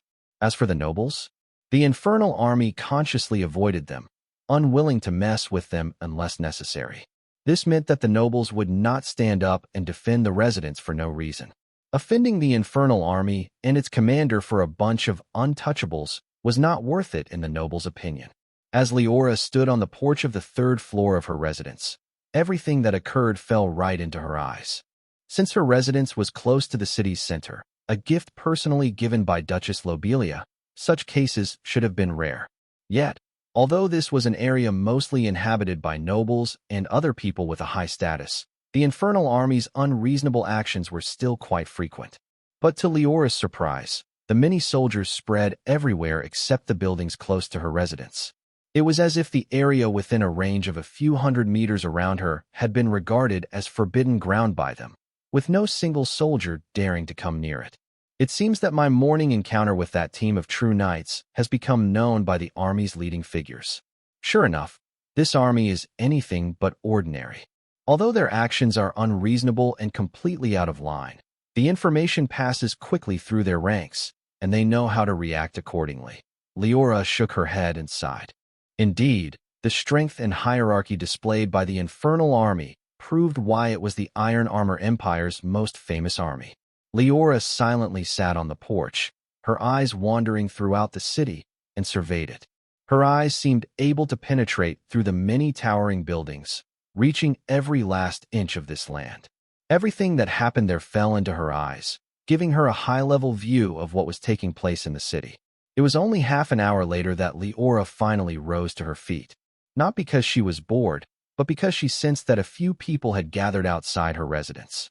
As she climbed down the spiral staircase, a loud knock came from the door, followed by the sound of the door being opened. When she reached the first floor, Liora's gaze inevitably landed on the visitors. At the front was a muscular man with a rough appearance, while on either side of his back stood an armored soldier whose identity was impossible to make out. Each of the soldiers carried a chest, which seemed to have been specifically reinforced using precious and powerful materials. Not far away from the three of them stood Alpha, who had followed Liora's instructions and opened the door for them.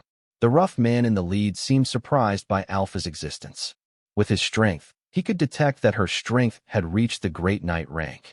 And judging by the threat that she brought to him, it was clear that she was not an ordinary Great Knight.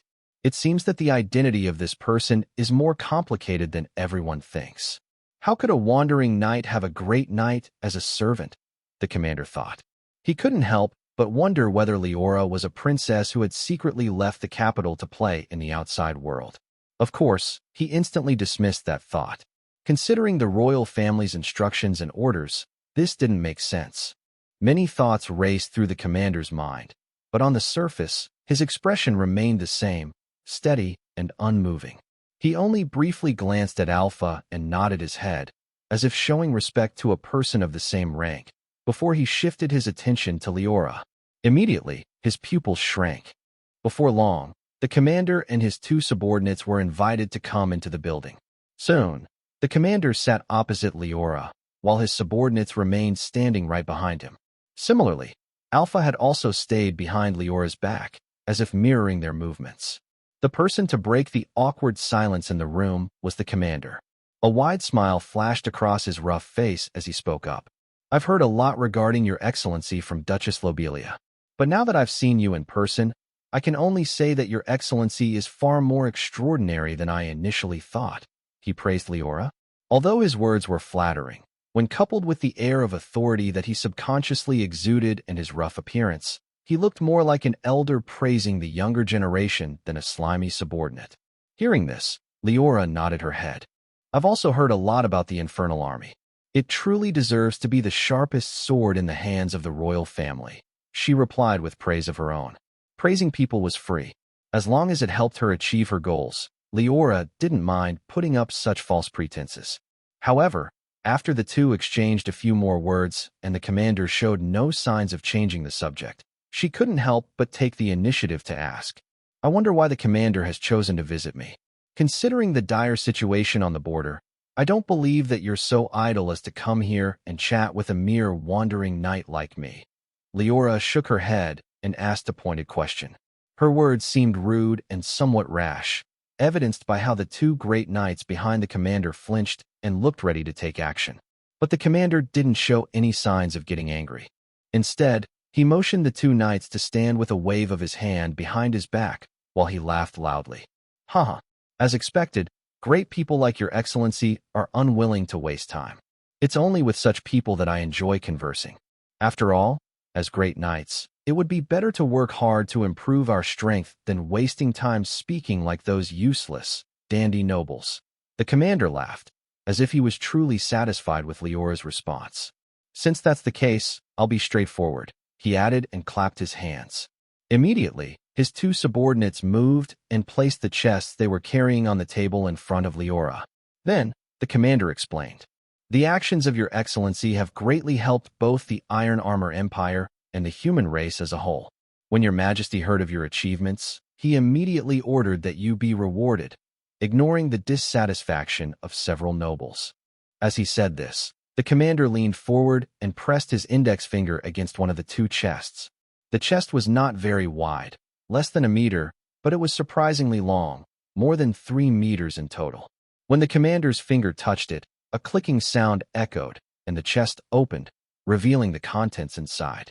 It was a weapon, more than 2 meters long and with a sharp, curved crimson blade. It was a halberd with an imposing appearance.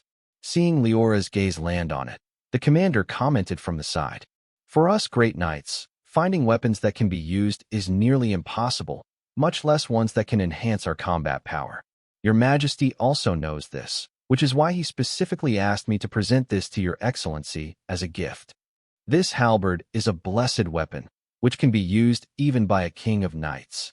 The commander's words seemed boastful, but as Liora's consciousness swept through the halberd and she inspected it, she understood that he was indeed not lying.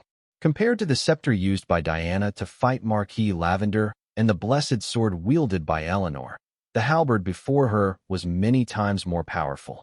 Liora guessed that this halberd would be useful even if she were to regain her full lesser devil power. This made her a little excited, but it also made her understand that she may have underestimated the 3 major factions of this world. For the royal family to be willing to part with such a powerful weapon meant that they possessed something stronger.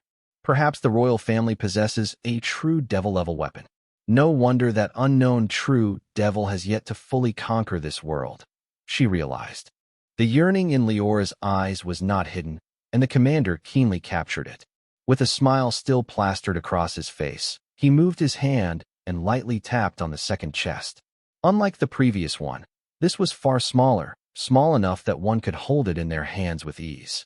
However, the materials used to forge it seemed even more extraordinary than the one that housed the halberd. Liora only recognized a few of them, but even these were worth more than a baronry. As the chest's lid was slowly removed, the commander explained once again. This one is not from the royal family, but a gift of my own. As the commander of the Infernal Army, I've always hoped that other great knights would stand up and help the human race fight against the menacing beasts. Now that your excellency has saved Hope City, it's only proper that I give you something too, he chuckled. While he was speaking, the chest continued opening. As it did, bright crimson light shot out from the rapidly expanding gap in its lid. Before long, the whole building was covered in a deep crimson color, as if the gate to hell had been opened. The item inside was revealed. A red orb floated within the chest. exuding an overwhelming aura, seemingly existing in a higher dimension. If the people of the Holy Church were here, they would recognize that this orb was a godhead, the gift bestowed upon humans by the gods. But Liora was far more familiar with another one of its names, Bloodline Seed. The commander and his subordinates walked out of the building shortly after. After he exchanged a few more pleasantries with Liora and promised that he would visit again if he ever had a chance, he turned around and left. Soon, the commander and his subordinates had left Liora's residence behind them. The moment they walked out of the building's view, the expression on the commander's face changed. The kind and almost flattering smile vanished, replaced by utmost seriousness. Behind him, his subordinates noticed that change. One of them flinched and hesitated whether to speak until the commander's rough voice reached his ears. "Say what it is that you want. You followed me for so long. You should understand my personality." These words made this person relax. No longer hesitating, he asked the question troubling him. "Commander, is there any reason why you brought those things to that person?" "The blessed weapon is fine, since it is the reward of His Majesty. But the Godhead, that is your own item. Its value is immeasurable." The Great Knight spoke. The commander didn't immediately respond. He remained silent for a few seconds before letting out a deep sigh. "You don't understand. In fact, the things I gave her might not interest that person much," he said, and seeing the curiosity in the eyes of the two Great Knights, he explained. "You are both Great Knights, but you've yet to reach the peak of this rank. Hence, you can't understand that person's strength. I'm afraid that everyone has underestimated her." He shook his head. "She is only an opportunity away from becoming a king of knights. With a suitable weapon, she can perhaps contend with one even if she doesn't advance any further." The commander's words stopped the Great Knights in their tracks. They understood what this meant. If the commander's words were to be trusted, the seemingly unassuming woman they had just met had reached the pinnacle of the Iron Armor Empire. As long as she wanted, her status would be infinitely elevated, surpassing that of any of the Empire's nobles. After all, as far as they knew, no noble had become a king of knights yet. It took a few seconds for the two subordinates to react. When they did, they discovered that the commander had already walked far away, seemingly deep in thought and forgetting about them. Clearly, they were not the only ones surprised. The two Great Knights could only chase after the commander in a hurry. On the other side, Liora didn't know about the conversation between the commander and his subordinates. But even if she were to know, she would not pay much attention. At the moment, her whole focus was on the two items placed in front of her, the imposing halberd and the bloodline seed. Liora first reached out and grabbed the weapon. As she weighed the halberd in her right hand, she gained a deeper understanding of it. Bloodforge halberd. She recalled the name that the commander had told her, given by the blacksmith responsible for its creation. Though it was now in her possession and she could do as she wished with it, Liora felt no need to change its name. She was more interested in its power. Besides its terrifying sharpness, extreme weight, and outstanding toughness, the only ability of the halberd is bloodlust. By using one's blood as a fuel and allowing the halberd to devour it, one can temporarily boost their strength. This ability seemed very similar to life ignition. The difference being that bloodlust did not have the drawback of consuming the user's vitality and lifespan. As long as the user rested adequately after each activation, they would be able to use bloodlust an infinite number of times, with absolutely no drawbacks other than the cooldown. But this doesn't mean that life ignition has become useless. "Who said that these two abilities can't be used at the same time?" Liora muttered. Immediately, she couldn't help but wonder just how much her strength would increase if she were to stack bloodlust and life ignition. But she ultimately restrained that impulse. Putting the halberd back onto the table, she shifted her focus to the other item, the Godhead, or rather, the bloodline seed. Other Great Knights have trouble getting one of them, but it's as if these things are attracted to me. This was the third bloodline seed that Liora had obtained so far. One from the Necronomicon sect, one from Diana, and the last one just now from the commander. While thinking about the reason behind the commander's gift, Liora examined the bloodline seed from a distance. Instantly, a few things became clear to her. In terms of aura, this bloodline seed is stronger than the one obtained from the Necronomicon sect, but weaker than Diana's. Does this mean that there is a certain difference in strength between bloodline seeds? Liora originally believed that the seed of the necronomic insect was weaker because it was artificially created, but now, she understood that she may have been wrong. Although it's possible that this bloodline seed is also artificially created, the chances of this happening were low, but not zero. Such a probability was more than enough for Liora to take into account. After dismissing Alpha, standing on the side, Liora decided to conduct an experiment that she had wanted to try for a long time. Entering the space orb, she brought the 3 bloodline seeds in front of her, and, wrapping them up with her demonic energy, brought them closer. She had an idea. Since the 3 of them were actually drops of blood, could they actually be integrated? Assuming that all these droplets came from the same being, this should be possible. While keeping up her guard and maintaining her connection with the arrays she had previously engraved, Liora cautiously brought the 3 seeds closer. But to her surprise, something beyond her expectations happened. The bloodline seeds didn't integrate, nor did they have any intense reaction. Instead, like opposite-charged magnets, the 3 bloodline seeds refused to come closer. Beyond a certain point, they bounced off a seemingly invisible wall in the air and shot back. Liora was not disappointed by the result of this experiment. After checking and confirming that the 3 seeds were fine, she put them aside and pondered what this meant. Does this mean that the blood comes from 3 different creatures? Otherwise, at least 2 of these seeds should have merged. She wondered, but soon shook her head. This is impossible. This is only a low-level world after all. Perhaps there is something that I've been missing. Once I get to the bottom of it, I should be able to use it as a means to find a way to become a king of knights, she thought, and a glint flashed across her crimson. A few days later, a team of knights left Hope City. Wearing the signature red armor with the famous insignia, it was clear that they were all members of the Infernal Army. For the following few hours, they wandered around Hope City, slaying any beast they happened to come across. In fact, this team was not the only one doing this. Many teams like theirs had left the city in the morning, tasked with clearing out the surrounding beasts. It was just that this team was one of the strongest and one of the few that actually met a great night beast during their search. A deafening screech echoed in a ruined forest. Surrounded by a formation of true knights, a beast that seemed to have evolved from a mosquito collapsed to the ground, uttering its final cry. Shockingly, the team composed only of true knights had managed to cooperate seamlessly and kill a great night beast. However, their captain, the only great knight, who had been watching from the side, was not very pleased. Is this how the infernal formation is used? A mere great night beast took you this long to kill. Idiots. You're bringing shame to the name of the Infernal Army. Once we return, each of you shall receive 100 lashes. The captain angrily scolded the soldiers, who didn't dare to retort. Seeing that the soldiers showed that they understood their fault, the captain waved his hand and ordered, "Okay, let's go." There should be other beasts nearby. Just when he was halfway through his words, though, the ground beneath the great knight began to tremble. He initially believed that this was the result of a sudden earthquake, but was shocked to discover that the trembling grew increasingly intense. In a couple of seconds, the whole field was shaking violently, as if the end of the world was near. Before the captain could send anyone to investigate the cause, a dark shadow spread throughout the plain and engulfed him.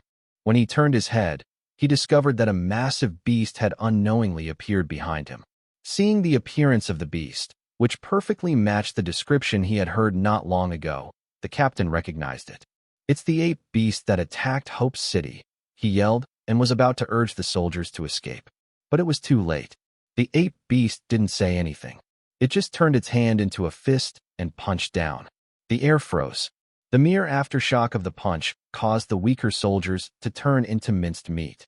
In fact, even the captain had trouble moving.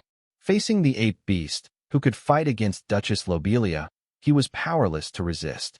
"It's over," he thought, and closed his eyes, awaiting his death. But the expected pain never arrived. When the captain opened his eyes in shock and surveyed his surroundings, he discovered that a shadow had grabbed his ankle unbeknownst to him and was dragging him away. Its speed was extremely fast, and in the blink of an eye, the ape beast had vanished from his field of vision. "Thank you. Thank you for saving me. May I ask who your excellency is?" Before he could finish his words, a hand struck him on the back of his head. The captain's vision turned blurry, and he lost consciousness the very next moment. Just when I was looking for a great night to conduct some experiments, the Infernal Army happened to visit Hope City. Is this what people refer to as karma? Kind actions bring one good luck. I saved Hope City and, in a sense, the human race. For this world, I should be its savior. Liora muttered shamelessly as she placed the unconscious captain onto the operating table. As she lowered her head and looked at him, her eyes shone with excitement. This was the first great knight she had captured so far, and he was about to become her most valuable experimental subject. Liora was almost certain that, with his contribution, she might be able to solve the issues troubling her. You might not realize it, but it is your great honor to participate in my experiments. If everything goes well and my research is successful, millions of people will benefit from your contribution. She spoke to the captain, but, being unconscious, he was unable to respond. I'll take your silence as agreement. Sure enough, the members of the Infernal Army are all heroes. Liora nodded her head. After she made a couple more jokes to contain her excitement, Liora's face finally turned serious. Without any hesitation, she grabbed a small scalpel from the side and opened the Great Knight's skin with extreme precision. Following this, she took out several vials containing beast blood and began pouring them into the wound. Under the control of her demonic energy, the blood integrated into the captain's body. Slowly but surely, the captain's strength was improved. As expected, the life force of beasts is extremely pure.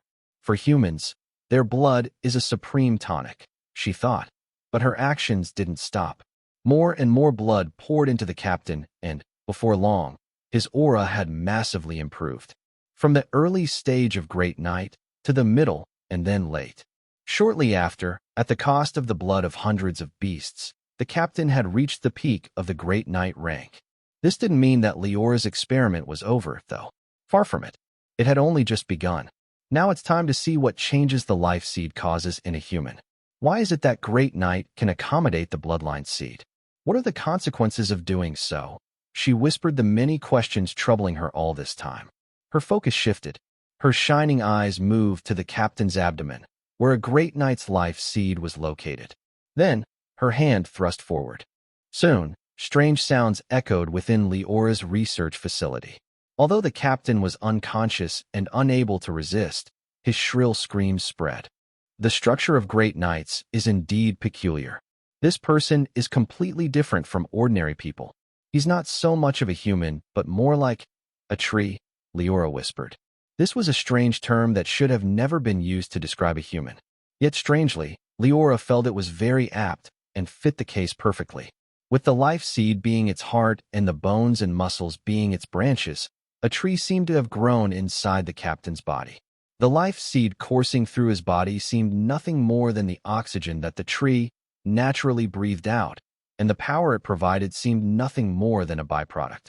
Although Liora was a devil and had seen countless terrifying creatures during her short life, including a bamboo devil at that, it was the first time that she had seen such a peculiar being. Shaking her head, Liora noted down her findings and shifted her focus back to the unconscious captain. Under her care, the wound on his abdomen and the cuts across his skin had healed by now. It seemed as if nothing had changed from the time of his kidnapping. No, in fact, the captain looked better than ever. His strength had improved greatly, and he had reached the peak of the Great Knight rank. Only an opportunity was missing, and he would be able to become a king of knights. Of course, rather than calling it an opportunity, it would be better to call it an item. His strength can no longer improve, no matter how much blood I inject into him. It seems that beast blood cannot help him undergo a transformation, Liora realized. She hesitated for a brief second. Should she try to see what would happen if she gave the captain a bloodline? Or should she put an end to the experiment? Soon, Liora made a decision. There's no reason to hesitate. I already possess 3 bloodline seeds. Even if an accident occurs and something goes awry, the losses will be minimal. With that in mind, Liora's mind moved, and the bloodline seed that the commander had just delivered to her appeared above her palm. Controlling it with her demonic energy, she made it float towards the captain and touch him. Surprisingly, the captain's skin and flesh seemed like a decoration in front of the bloodline seed. The orb easily passed through them as if they were an illusion and entered the captain's body without encountering any obstruction. Once it did, Liora was no longer required to do anything. The bloodline seed moved on its own and flowed towards the life seed in the captain's abdomen, then slowly integrated into it. Liora found nothing noteworthy throughout this process. Everything seemed to be going perfectly, exactly how it was supposed to be. But strangely, she felt a sense of disharmony in what she was seeing. She was about to shake her head and dismiss this strange feeling when a barrage of whispers echoed within her ears. Instantly, Liora felt her vision go blurry, and the space in her eyes trembled. Her mind grew dizzy as Void Whisper activated on its own and seemed to try to convey something. Although Void Whisper had been activated and had given her information many times before, it was the first time that its effects were so intense. Even when Liora faced the being suspected of having reached the peak of the Lesser Devil stage, there had been no such warning. What's wrong? Could it be that there is an enemy coming? Liora wondered and expanded her consciousness. But no matter how much she checked, she discovered nothing.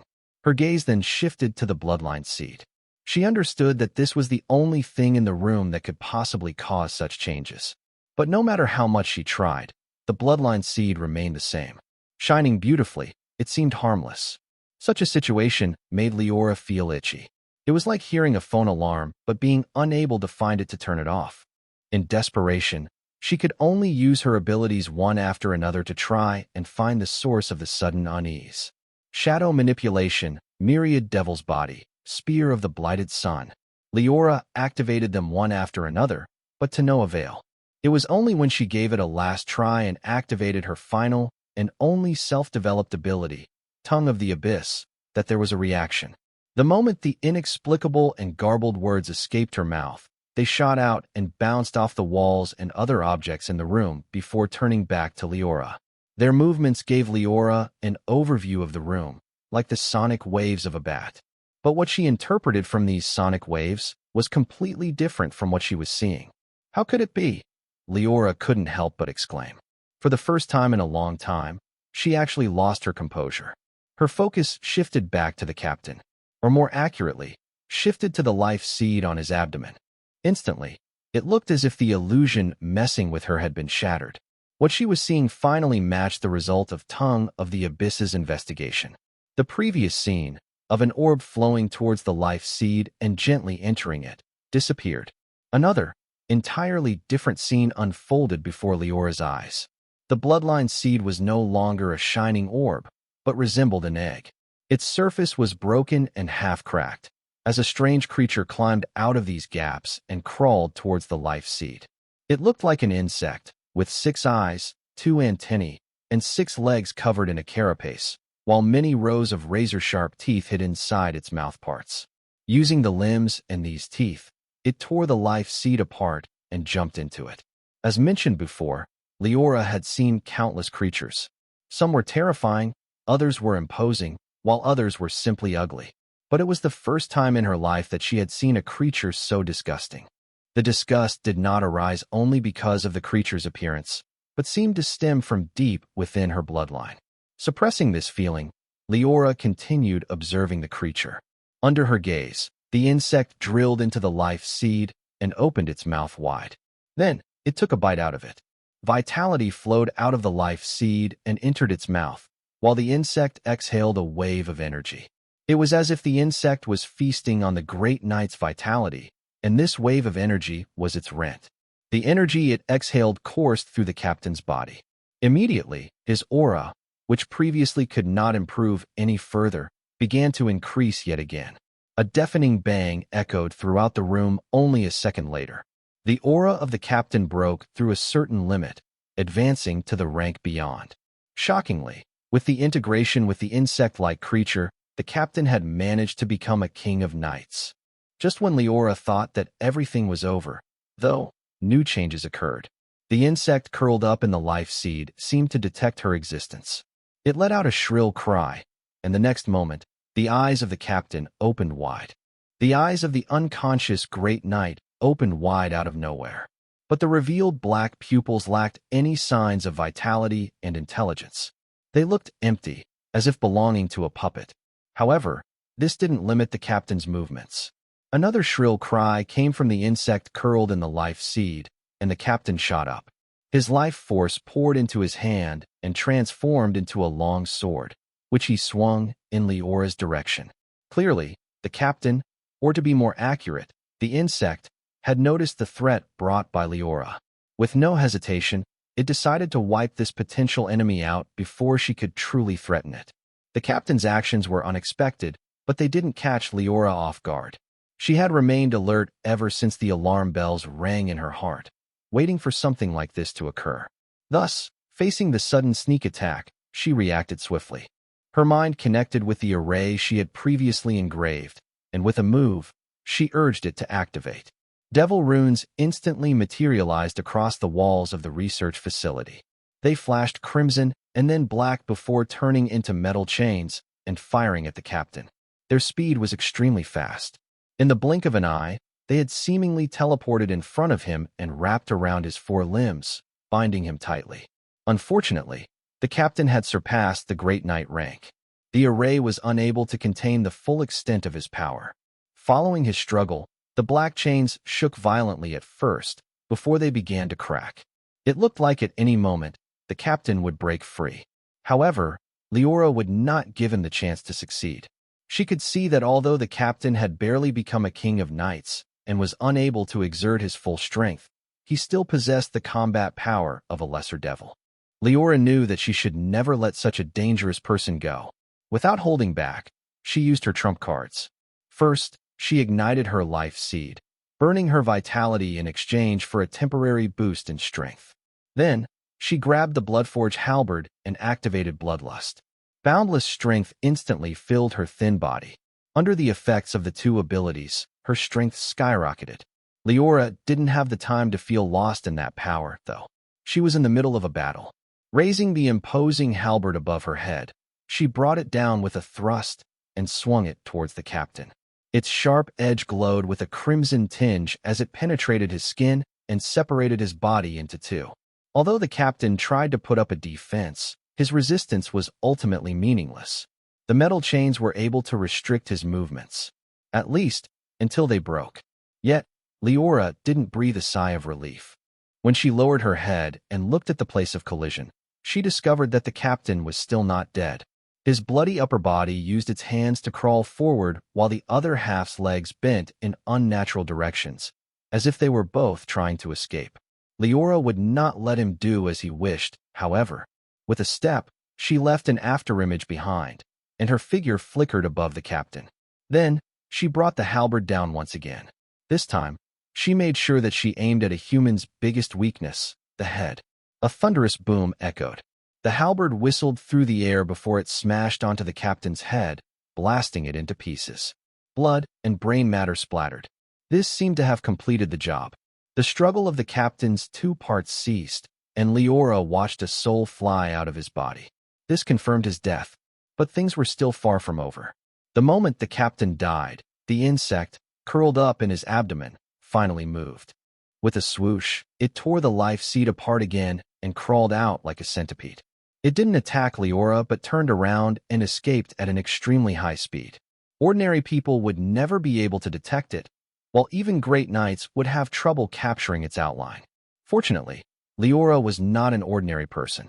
The moment the insect emerged, her mind moved. The shadows in the research facility rippled and shot out like arrows, flying towards the fleeing insect. They gathered together in the air and wove one onto the other, constructing a large net around the insect. As more shadows emerged, the net grew smaller but far more sturdy, until finally, it trapped the insect inside. Sensing the incoming danger, this creature wanted to struggle, but Liora took action before it. A pale domain expanded with her as the center and covered its figure before she calmly raised her hand. Under her call, the insect's soul flew out of its body and was banished into nothingness. Liora caught a glimpse of its soul's appearance in the brief time that it was revealed to the outside world. It first looked like an orb, then like a drop of blood, until finally, its soul's appearance matched its real one. This confirmed it. The insect was not merely a manifestation of the blood, but a real, living creature. Liora's movements didn't halt because of this. More and more darkness fell like black ink, engulfing the insect's body and binding it more and more tightly. A few seconds later, when its soul returned to reality and descended into its real body, the insect could no longer struggle. Though it tried to move, it was unable. The net of darkness firmly trapped it in place. It's done. Seeing this, Liora exhaled softly. She wove a few more nets around the bound insect, and after she confirmed that it could no longer resist, she finally sat down. It was only then that she had the time to take a look at her surroundings. The devastated research facility, the captain's body that had been split into two, and the insect that seemed to be sealed in amber. All these sights fell into her eyes, and, despite everything, she couldn't help but let out a chuckle. Soon, this chuckle turned into full-blown laughter. Ha, I see. Liora walked silently out of the research facility. She didn't exchange a word with Alpha and, with a flicker, exited the building. She soon began to wander around the city. Her expression would change from time to time as her footsteps covered the city. Sometimes she had a thoughtful expression, while at other times, her face alternated between shock and surprise. Fortunately, her every movement seemed to carry an inexplicable power. The soldiers surrounding her ignored her, whether they were mortals, knight apprentices, or even true knights. Only a few great knights noticed Liora's arrival, but they chose to ignore her once they recognized her identity. Similarly, Liora didn't mind these people's actions. She paid no heed to them. Her mind was full of thoughts. Becoming king of knights is a lie. Bloodline seed? What bloodline seed? That thing is simply a parasite. The scene that she had just witnessed resurfaced in Liora's mind. She recalled how the bloodline seed transformed into an insect and entered the captain's life seed before devouring it from within. I can feel that the two reached a certain state of coexistence. Of course, rather than calling it that, it would be better to say that the insect became a parasite in the Great Knight's body. Slowly but surely, it devours the Great Knight's vitality until nothing is left behind. The so-called power of the King of Knights is merely the rent paid by the insect, most likely to entice the knight. Everything clicked in her mind, and the situation made sense. Why was it that only great knights could accommodate bloodline seeds? It was because the insect was only interested in such strong people. Why had she never met a king of knights despite staying in this world for so long? It was because all the king of knights had been parasitized by insects. Why did the bloodline seeds refuse to merge with each other? It was because each seed was actually an insect. It was natural for them to refuse to integrate. But the situation should not be that grave. The reason why the captain was controlled by the insect was partly because he was unconscious and partly because he forcibly reached the king of knights rank. The situation of other kings of knights should be better. Even if they have been parasitized, they should still possess their own free will, though their actual situation remains to be seen. This realization struck Liora's mind. She originally believed that the process of knight training was to improve their physical strength. But now, she understood that the whole power system seemed to be built around creating a suitable environment for the insect to reside in. However, this also led to another set of questions. Who was it that spread this method of advancement? In the legends, the founding emperor of the Iron Armor Empire received the divine blessing of the gods. Could it be him? But for what reason? Countless thoughts raced through her mind. Although she had found an answer to what she was seeking, new problems popped up. Even though she was a devil, Liora felt her head aching as she went through all the information. In the end, she couldn't help but shake her head and shift her focus back to reality. It was only then that she discovered that she had come to an entirely different place. Perhaps subconsciously, Liora had left Hope City and the Iron Armor Empire behind her, entering the ancient beast wilderness instead. For some reason, the home of the mastermind behind the beast's riot now felt safer than ever. With a wave of her hand, Liora grabbed the nearest beast and brought it before her. The sheep-like beast tried to struggle, but it was unable to escape her clutches. It could only let Liora do as she wished, letting her consciousness wash over it and examine it closely. Just as I thought, the beasts of this world are fine. No insect has parasitized this thing, though it could also be that its strength has not reached the required level, Liora thought before she suddenly squeezed her fists. Instantly, the beast in her hands exploded. Blood splattered everywhere, but an invisible wall around her body prevented it from staining her. The crimson color of the blood had a strange, soothing effect on Liora. The many questions plaguing her mind seemed to subside. She took a seat on a nearby rock and consciously decided to stop thinking about it. Soon, her face regained its indifferent expression. It seemed as if all the problems troubling her had vanished. No matter who created this method and what their plan is, it is none of my business at the moment. I had already expected that there was something wrong with the King of Knights rank. It's just that I was initially unwilling to believe it. My yearning to improve my strength through another power system ultimately clouded my judgment. Liora felt as if she had woken up from a dream.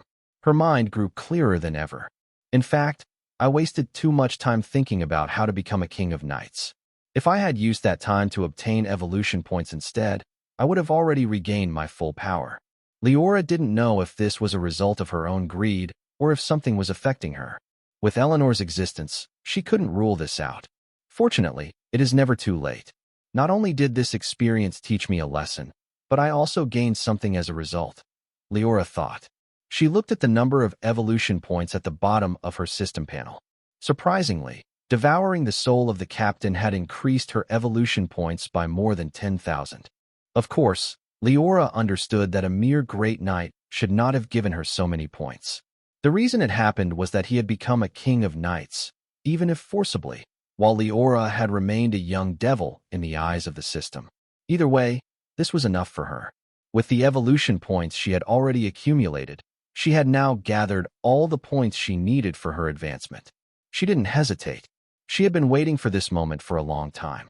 Moreover, the insect's existence, the mastermind behind the beast's riot, and the mastermind behind the King of Knights rank were still there, hiding. Liora knew that she had to improve her strength as much as possible as soon as possible. Otherwise, she would inevitably find herself in a situation where she was powerless to resist. Thinking of this, she summoned the system. Immediately, her gaze shifted to the column displaying her base stats, or rather, to the plus buttons beside each one of the stats. The fact that she could enhance her base stats through the consumption of evolution points, thus bypassing the suppression of the world, had been one of the first discoveries that Liora had made in this world. Although she had mainly regained her power through night training since then, this ability was not to be underestimated. In effect, it meant that it was only a matter of time before she regained her full strength, provided that she killed enough creatures and devoured their souls. Now that she had reached the peak of the young devil stage, this ability had become even more valuable. It allowed her to become a lesser devil again, removing the world's suppression that would have taken months, if not years, to remove otherwise. It's been a long time, Liora whispered in a low voice before her mind finally moved. Immediately, her evolution points began to deplete at a terrifying rate. At the same time, though, each of her base stats broke through a certain limit. This signaled that Liora would soon become a lesser devil once again. But Liora had no time to pay attention to these things. Unlike her previous transformations in this world, which had been silent and unassuming, the advancement to a lesser devil seemed completely different. Liora felt her demonic energy boil, as if it had become scorching lava. It quickly coursed through her body, split apart, and rapidly reconstructed, improving in both quality and overall quantity. Similarly, her physical body was also undergoing a transformation. Each of the particles making up her body broke apart before advancing, quickly transcending its original concept. Liora remained calm as she watched this happen. She was not completely unfamiliar with such a process. Something similar had occurred during her original advancement in the Crucible, when she had received the demon world's blessing. However, she didn't know why, but though it lacked the pain she experienced at the time, Liora had an illusion that the transformation she was going through this time was surprisingly more intense. Mainly, regarding the improvement of her physical strength. Liora tried to understand why that was. She combed through her memories and soon had an answer. It was a seemingly unimportant detail that she had not paid much attention to and had almost forgotten by now. When she had created the Myriad Devil's Armor, she had specifically made it a growing ability to save evolution points. Through devouring the blood and flesh of other beings, she could gradually strengthen it, as well as grant it some characteristics. At the same time, its potential was initially locked. To enhance its potential further, she had to consume evolution points as a fuel. This effect had also been added to its upgraded counterpart, Myriad Devil's Body. However, there had been a small change during the upgrade. Current potential, Lesser Devil. You can further upgrade this ability by consuming evolution points or by experiencing more unique environments. Its potential could now be unlocked by experiencing more unique environments. Liora had not seen any changes as a result of the second part so far, so she had almost forgotten it. But now, during this transformation, she thought of it again. She felt that this unassuming sentence should be the reason why her current transformation was so intense. Let's say that the potential of the Myriad Devil's Body can now be increased through experiencing different environments and adapting to them. Then, it actually makes sense. What can be more unique than an entirely different world? Though one could argue that the methods I used were unconventional and no one else could replicate them, it is a fact that I have completely adapted to the environment of the night world. The changes in her physical body indeed confirmed her suspicions. Liora sensed that her physical strength was increasing at an extraordinary speed, while her defenses also skyrocketed, as if turning from gold to steel. It seemed as if the shackle locking her potential had been shattered, giving her free control over her own body. Though intense, the changes ultimately didn't last for long. Only a few minutes later, the transformation finally came to an end. Despite this, the changes in Liora could not be understated.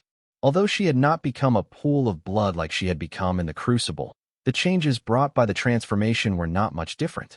For the first time in a long time, Liora felt truly free. In fact, she felt better than ever. Not only had she become a lesser devil again, but she could sense that her strength was stronger than ever before. Partly because of her practice of the night power system, and partly because of the changes in the Myriad Devil's Body. Liora could sense that the unlocking of its potential had brought her great benefits, which were enough to make her combat power skyrocket. She originally wanted to summon the system panel and study these changes further, but she refrained from doing so in the end. The transformation caused more noise than I expected. I'm afraid my aura may have alarmed the beasts hidden within the ancient beast wilderness. I should leave this place first. I can always return later, Liora thought, and with a leap, she jumped off the rock and rose to her feet. Then, she was about to leave the wilderness and return to Hope City. But just when she was halfway through completing her journey, she sensed a powerful aura rapidly approaching her location. Though her location was constantly shifting, the aura still came closer, as if it had been locked on her. Clearly, her worries had turned out to be true. Her advancement had indeed alarmed someone, and they were coming to pay her a visit. Seeing this, Liora stopped running. She stood in place and prepared herself, waiting for the person chasing her to arrive. Shortly after, they did. A blurry humanoid silhouette emerged not far away from Liora, surrounded by flickering lights that concealed its appearance. It didn't say anything at first, merely glancing at her, as if it were sizing her up. Though this being stood not far away from her, Liora could not make out its true appearance. Its body seemed to be covered in a veil of illusory light, excluding both her sight as well as her consciousness's investigation. Yet, it didn't require much thinking to guess this being's true identity. Immediately, Liora understood that they were the mastermind behind the beast's riot and the one who had previously targeted her. Time seemed to pause for a few seconds as Liora and the unknown creature stared at each other silently, one sizing the other up. That was until, suddenly, the two took action in unison as if they had agreed beforehand. The illusory silhouette stretched its hand and pressed it towards her, while Liora took the Bloodforge halberd out and swung it in its direction. Though the two were not next to each other, their attacks seemed to travel through space and struck one another. The palm fell on Leora's abdomen, while the halberd wished to tear the unknown person's body in half. Unfortunately, both of the attacks had the same result. They were easily neutralized. Leora's blow passed through the creature without as much as landing, as if the halberd and the creature existed in different dimensions. On the other hand, the being's palm struck her abdomen but failed to cause any damage. A low clang echoed and her skin absorbed the impact like steel facing a mortal's punch. The fact that the two attacks did no harm did not lessen the tension in the place. If anything, it made the atmosphere even more fiery. A heartbeat later, Liora put the halberd away and the two people attacked once again. They didn't use any abilities, but instead fought fiercely using their physical bodies. Fist against fist and leg against leg. The strength of two lesser devils were not to be underestimated. If it were in the demon world, let alone lesser devils, even archdevils would be able to fight without causing any damage to the world itself. But in this low-level world, the fight of two lesser devils should have been enough to change the landscape in a range of many kilometers around them. Yet, surprisingly, the two did not bring any harm to the land around them. It was as if the people fighting were two ordinary mortals rather than two terrifying beings. Only the faint trembling of the space around them betrayed their real hidden power, showcasing their control over their own strength. The battle, or rather the testing, did not last for long. Soon, the two retreated back to their original positions, looking as if nothing had happened. However, Liora had secretly turned solemn. Her suspicions had indeed been true. The mastermind behind the beast's riot was not an ordinary lesser devil. Though this had been a mere test, it was more than enough for Liora to confirm this. If it had not been for the unexpected transformation of the myriad devil's body, which had brought her enhanced defenses and improved physical strength, she would have never been able to contend with this being. But at the same time, it was obvious that she could not do anything to them. Subconsciously, Liora couldn't help but feel as if she had returned to the Crucible. There, she had made a living off her powerful defenses, often overpowering opponents far stronger than her simply through ignoring their attacks. The current situation was quite similar to her of then time. Of course, the strength of her opponent had also changed accordingly. Looking at the illusory silhouette standing in front of her, Liora remained on guard. But on the surface, she seemed relaxed. "Who are you? Why did you suddenly attack me for no reason?" she questioned, feigning ignorance. Of course, she already had a few guesses, but it would be best if she could extract more information out of this being through this set of questions. Unfortunately, life was not a movie. Other people would not simply give Liora answers for no reason. The creature standing opposite to her shook its head and ignored her question. Then, its eyes inspected Liora closely before it spoke up. "Strange, very strange. I can feel that you have not surpassed the King of Knight's rank. Yet, your physical strength and defenses are so strong. Your strength is quite weak, but your combat power is quite strong," it murmured. It was impossible to recognize the creature's identity just based on its voice.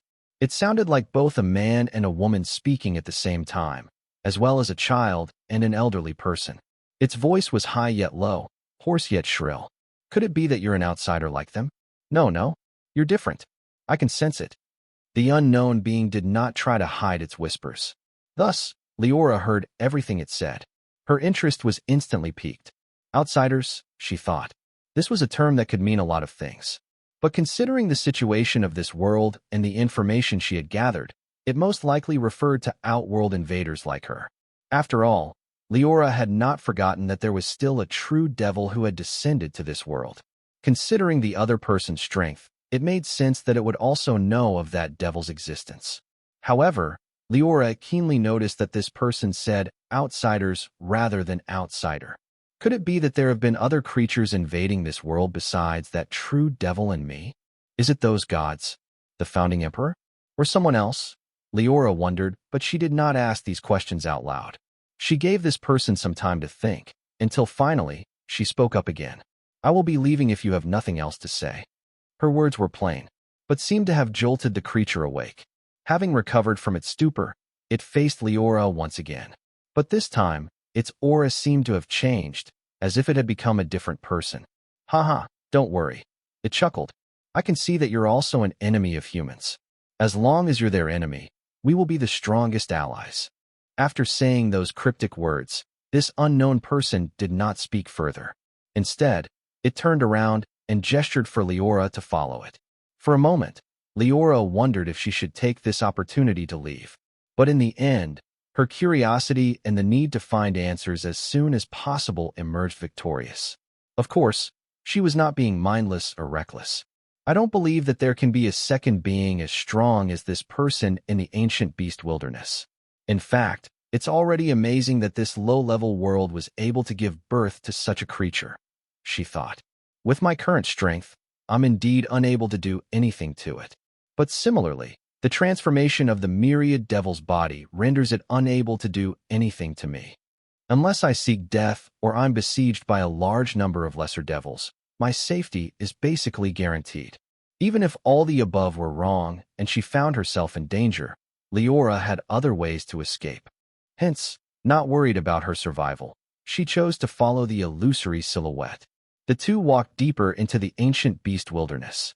When she had first visited this place, Liora had been led to believe that the wilderness stretched infinitely. But this was, of course, an illusion caused by her lack of strength at the time. Now that she had recovered her strength and become a lesser devil again, let alone the ancient beast wilderness, even the night world itself felt extremely small to her. This is not because of its small size, but because of its low level. This world was originally not meant to house lesser devils after all. I'm afraid that this world would instantly shatter if a true devil unleashed their full strength. This is the difference in conceptual level. How can an illusion contain a real thing? Liora thought silently as she made her way through the wilderness.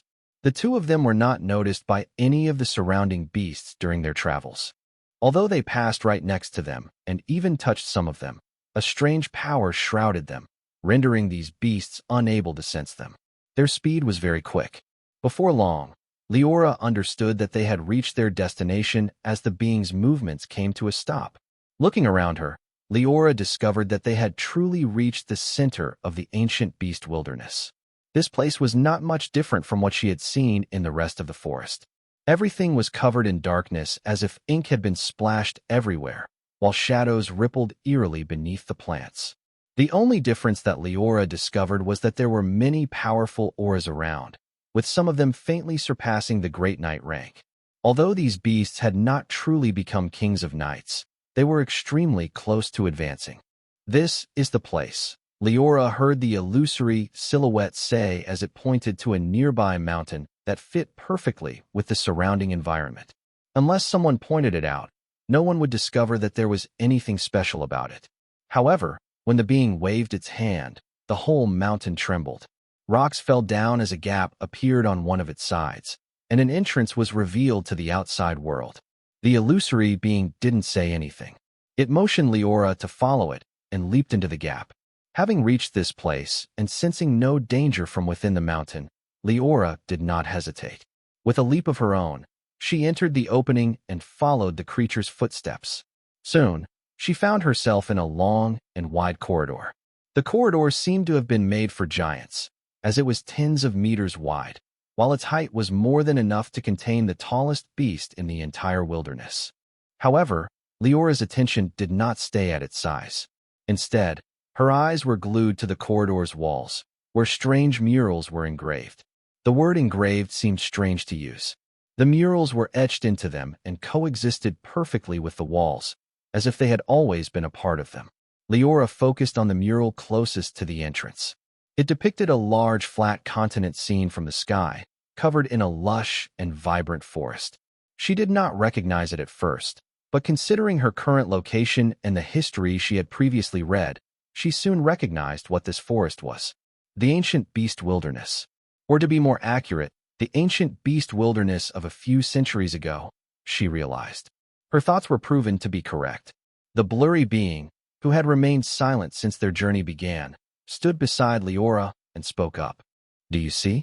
This is the ancient beast wilderness of 300 years ago, back before that person's emergence. Back before the war with the humans began, it said. It did not need to point out who that person was. Liora immediately understood. This person was talking about the founding emperor, the person solely responsible for the human race's rise, according to the legends. The following murals confirmed her guess. The first ones showed a tranquil forest filled with beasts living a carefree and relaxed life. No bloodshed, no war, only silence and beauty. But the next murals changed.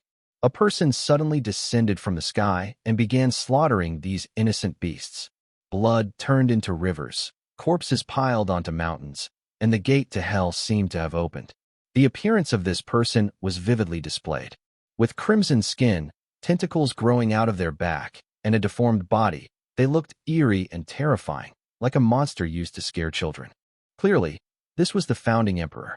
However, when Liora compared his appearance to the founding emperor she had seen during her assimilation of the Twilight Wolf's memories, she discovered that they were completely different. This one was much more terrifying, ugly, and above all, evil. But with her intelligence, she understood the reason. Humans like to distort their enemy's appearance to better mystify their history and band together against a common enemy. It makes sense that beasts would do the same. Liora thought and nodded her head. Then, she walked over to the next mural, ready to see what would happen. The following murals followed the adventures of the evil founding emperor. It vividly displayed how he slaughtered and devoured the beasts one after another, ruining the previous peace of the continent. Once he had gotten strong enough to hold his ground, he banded together with creatures looking similar to him and established his own force. I know that the humans' legends mainly talk about the founding emperor during the war between humans and us, but you should know that he was not the only one. There were millions of beasts at the time. How could he have possibly slain them all alone? The illusory being's voice came from the side and accurately reached Liora's ears. The next murals confirmed its words. Soon after the founding emperor gathered enough humans, he performed a ceremony praying to the gods using the blood of thousands of beasts. The sky parted as if a giant axe had cut across it, looking as if the end of the world was coming. From the opening, numerous orbs descended, flying towards the earth. There were 108 of such orbs, each falling onto the tallest and most terrifying of humans.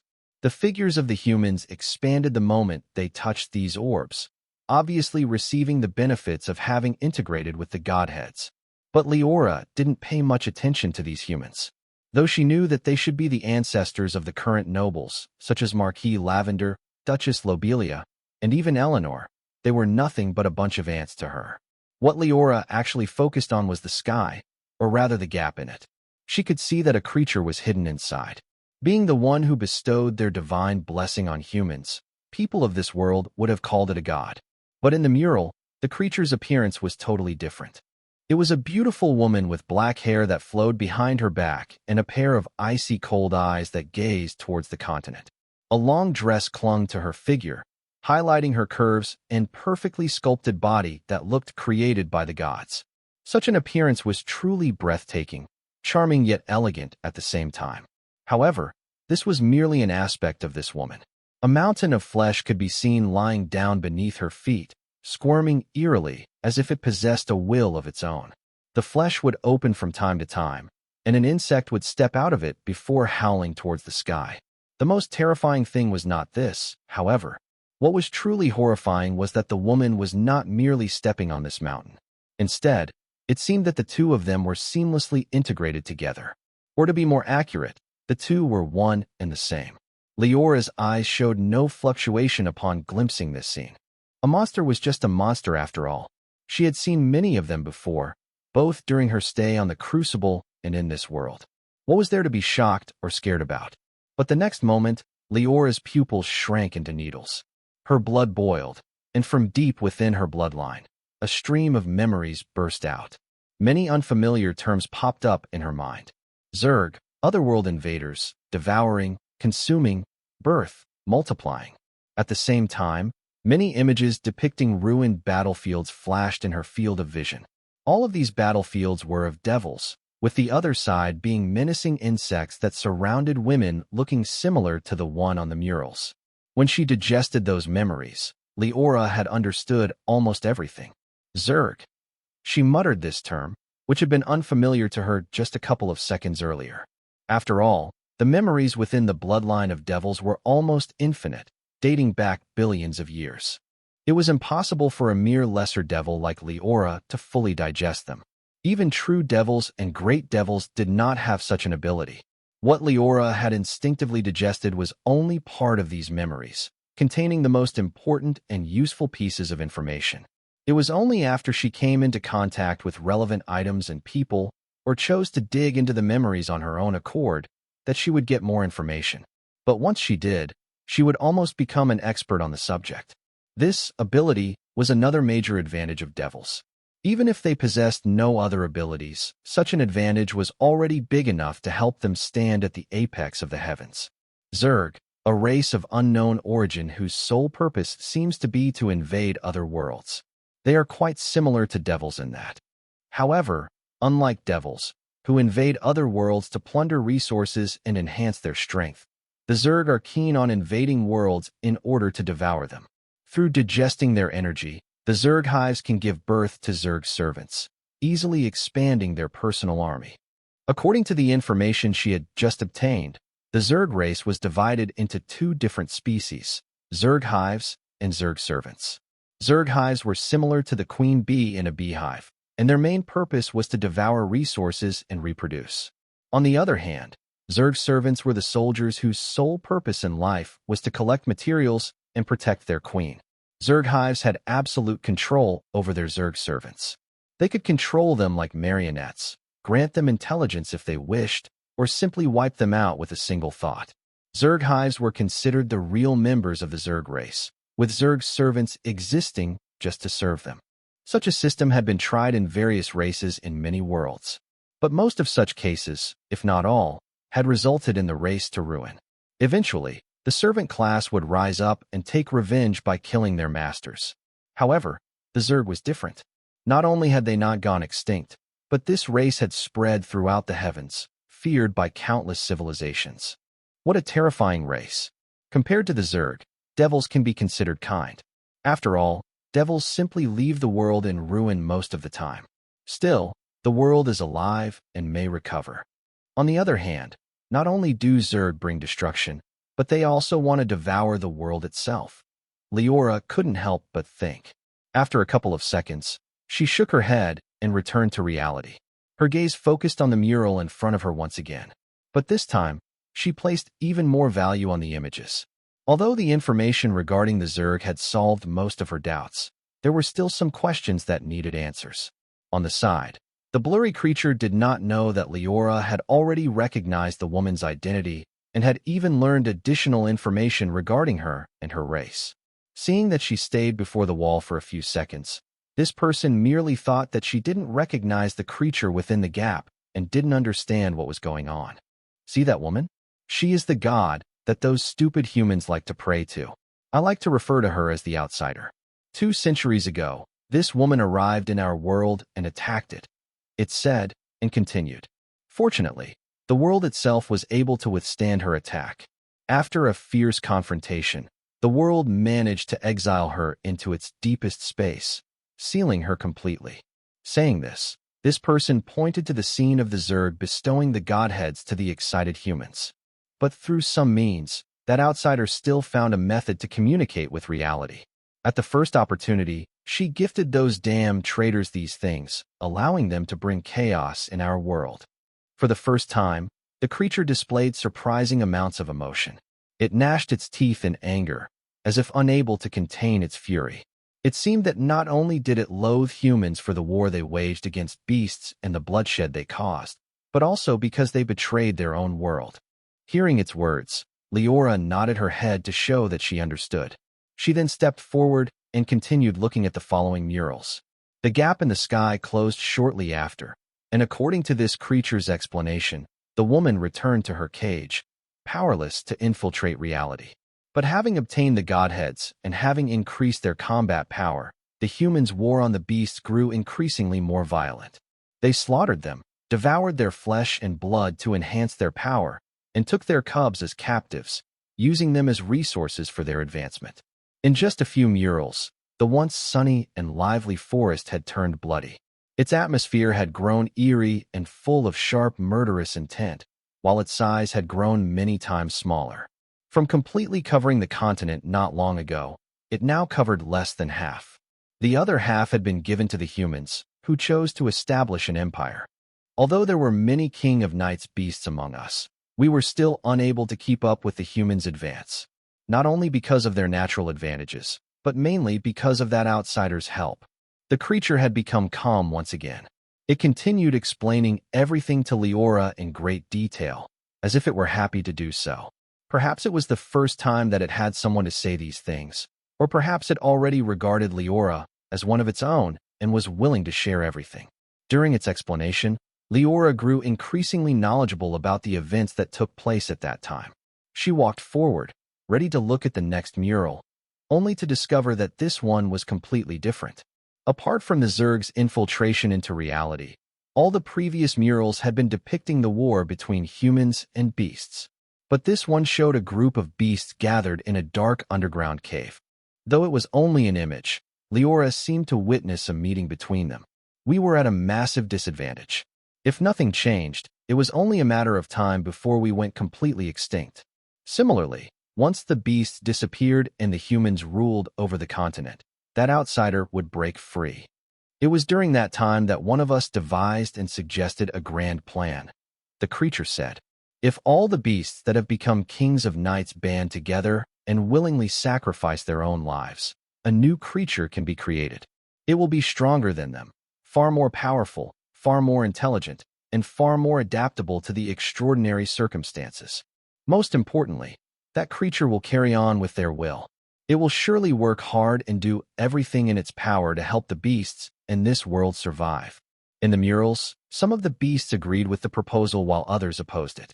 But in the end, the ones in agreement were more. There was no hesitation from those who were opposed to the idea. They chose to follow the opinion of the majority. Together, all the beasts sacrificed themselves and activated a strange ceremony. Their bodies exploded, their flesh evaporated, while their souls were damned to never reincarnate. But in their place, a new creature had been born. It possessed a humanoid appearance and had certain characteristics of all the King of Night's beasts, while it was surrounded by bright lights that concealed its true identity. Clearly, this being was the creature that had led Liora to this place and shown her these murals. But although this was an unexpected revelation, Liora was not shocked to learn this. She knew that this was a low-level world after all. To give birth to a being so powerful, there were bound to be extraordinary circumstances. The merging of a large number of powerful beasts was one of them, and was in fact one of the least surprising explanations. The mural depicting the illusory silhouette's birth was the final one of them. By now, Liora had reached the end of the corridor, arriving before an open stone gate. However, she didn't rush to step inside. Instead, she turned around and looked at the illusory being before asking, I'm quite curious. Are you the remnant will of those sacrificed beasts or a completely new individual with their own consciousness and free will?" Liora asked. Her question caught the illusory silhouette off guard. It was left stunned. This person had expected many things. It had predicted that Liora would show disbelief and question whether the images on the murals had been tampered with, why it had decided to present them to her, or even why she should trust its words. But it had never expected that she would ask such a question. It took a few seconds for this person to recover. Once it did, it lightly shook its head. "It doesn't matter who or what I am. All I know is that I have my own mission. I'm willing to do everything in my power as long as this world and the beast race are saved," it replied, its voice indifferent and devoid of any emotion. For this, Liora didn't comment, instead choosing to remain silent.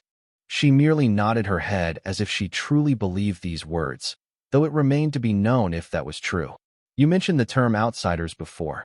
I understand that the woman on the mural is one of them. Has there been any other being that attempted to invade this world?" She decided to change the subject. "I was about to tell you this. It's just that this part of history has not been engraved on the murals yet," the illusory being responded. "After my birth, I was briefly able to overwhelm the humans. With my own strength, I could suppress the founding emperor and the other powerful individuals among the human race. However, just then, another being arrived in this world." Following its later explanation, Liora understood. She knew that the being that this person was referring to was actually the true devil that she had encountered several times before. Perhaps he had sensed the weakness of this world, or perhaps it was an unfortunate coincidence, but the true devil targeted this world and chose to descend into it.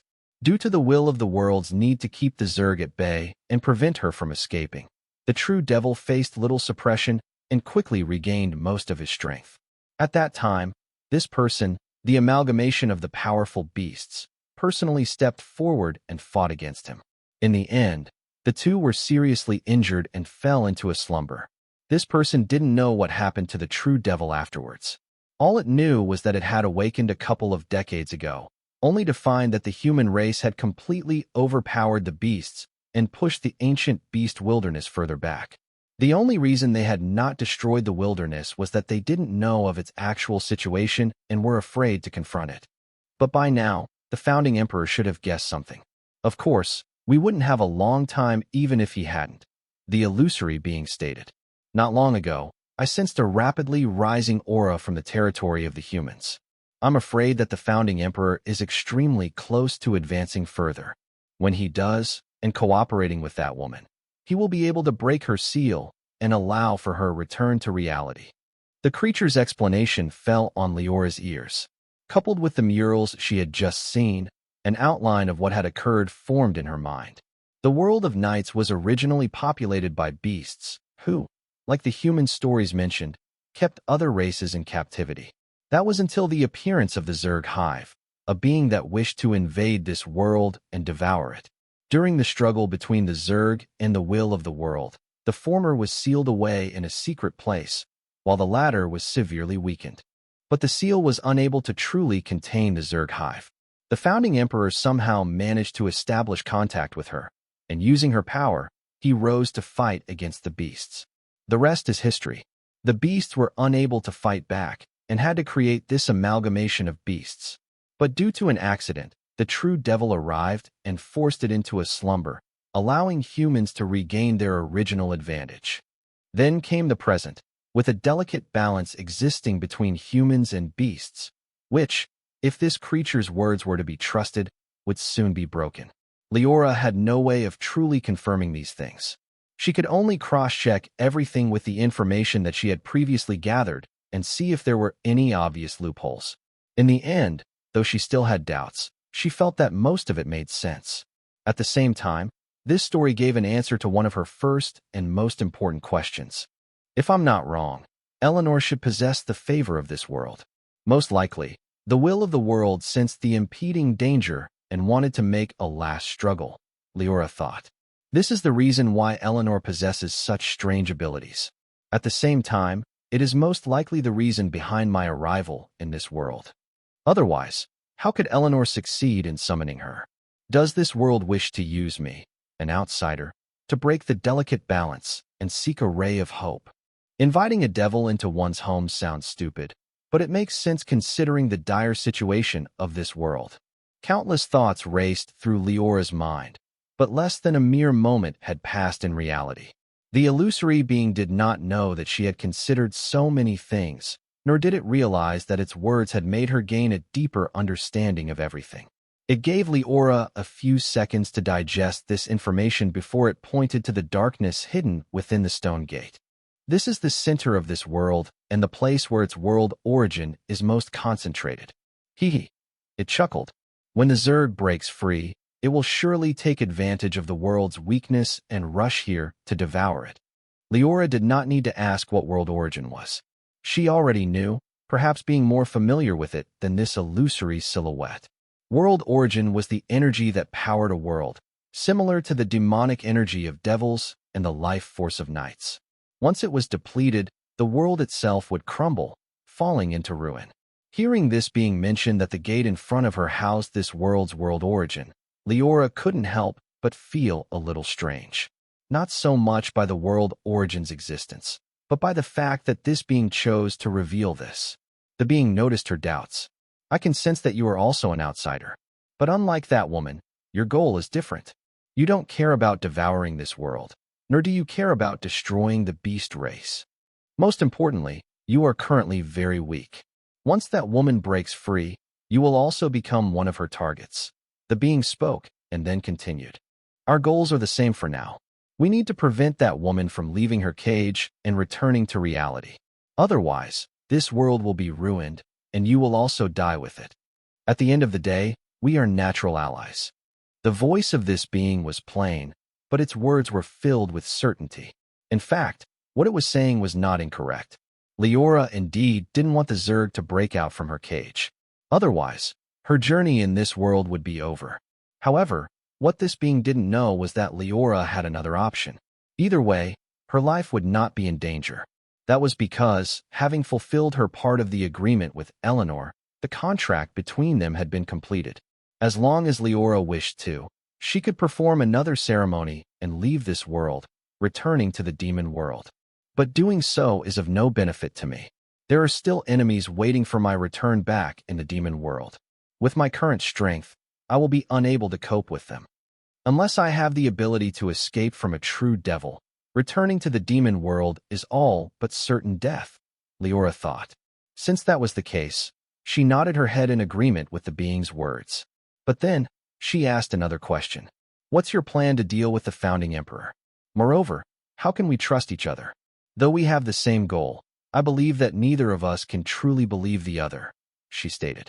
Seeing that Liora was about to agree, the being did not hesitate. It immediately answered her question, wanting to solve her doubts. The reason why I started the riot was to test the movements of the Iron Armor Empire.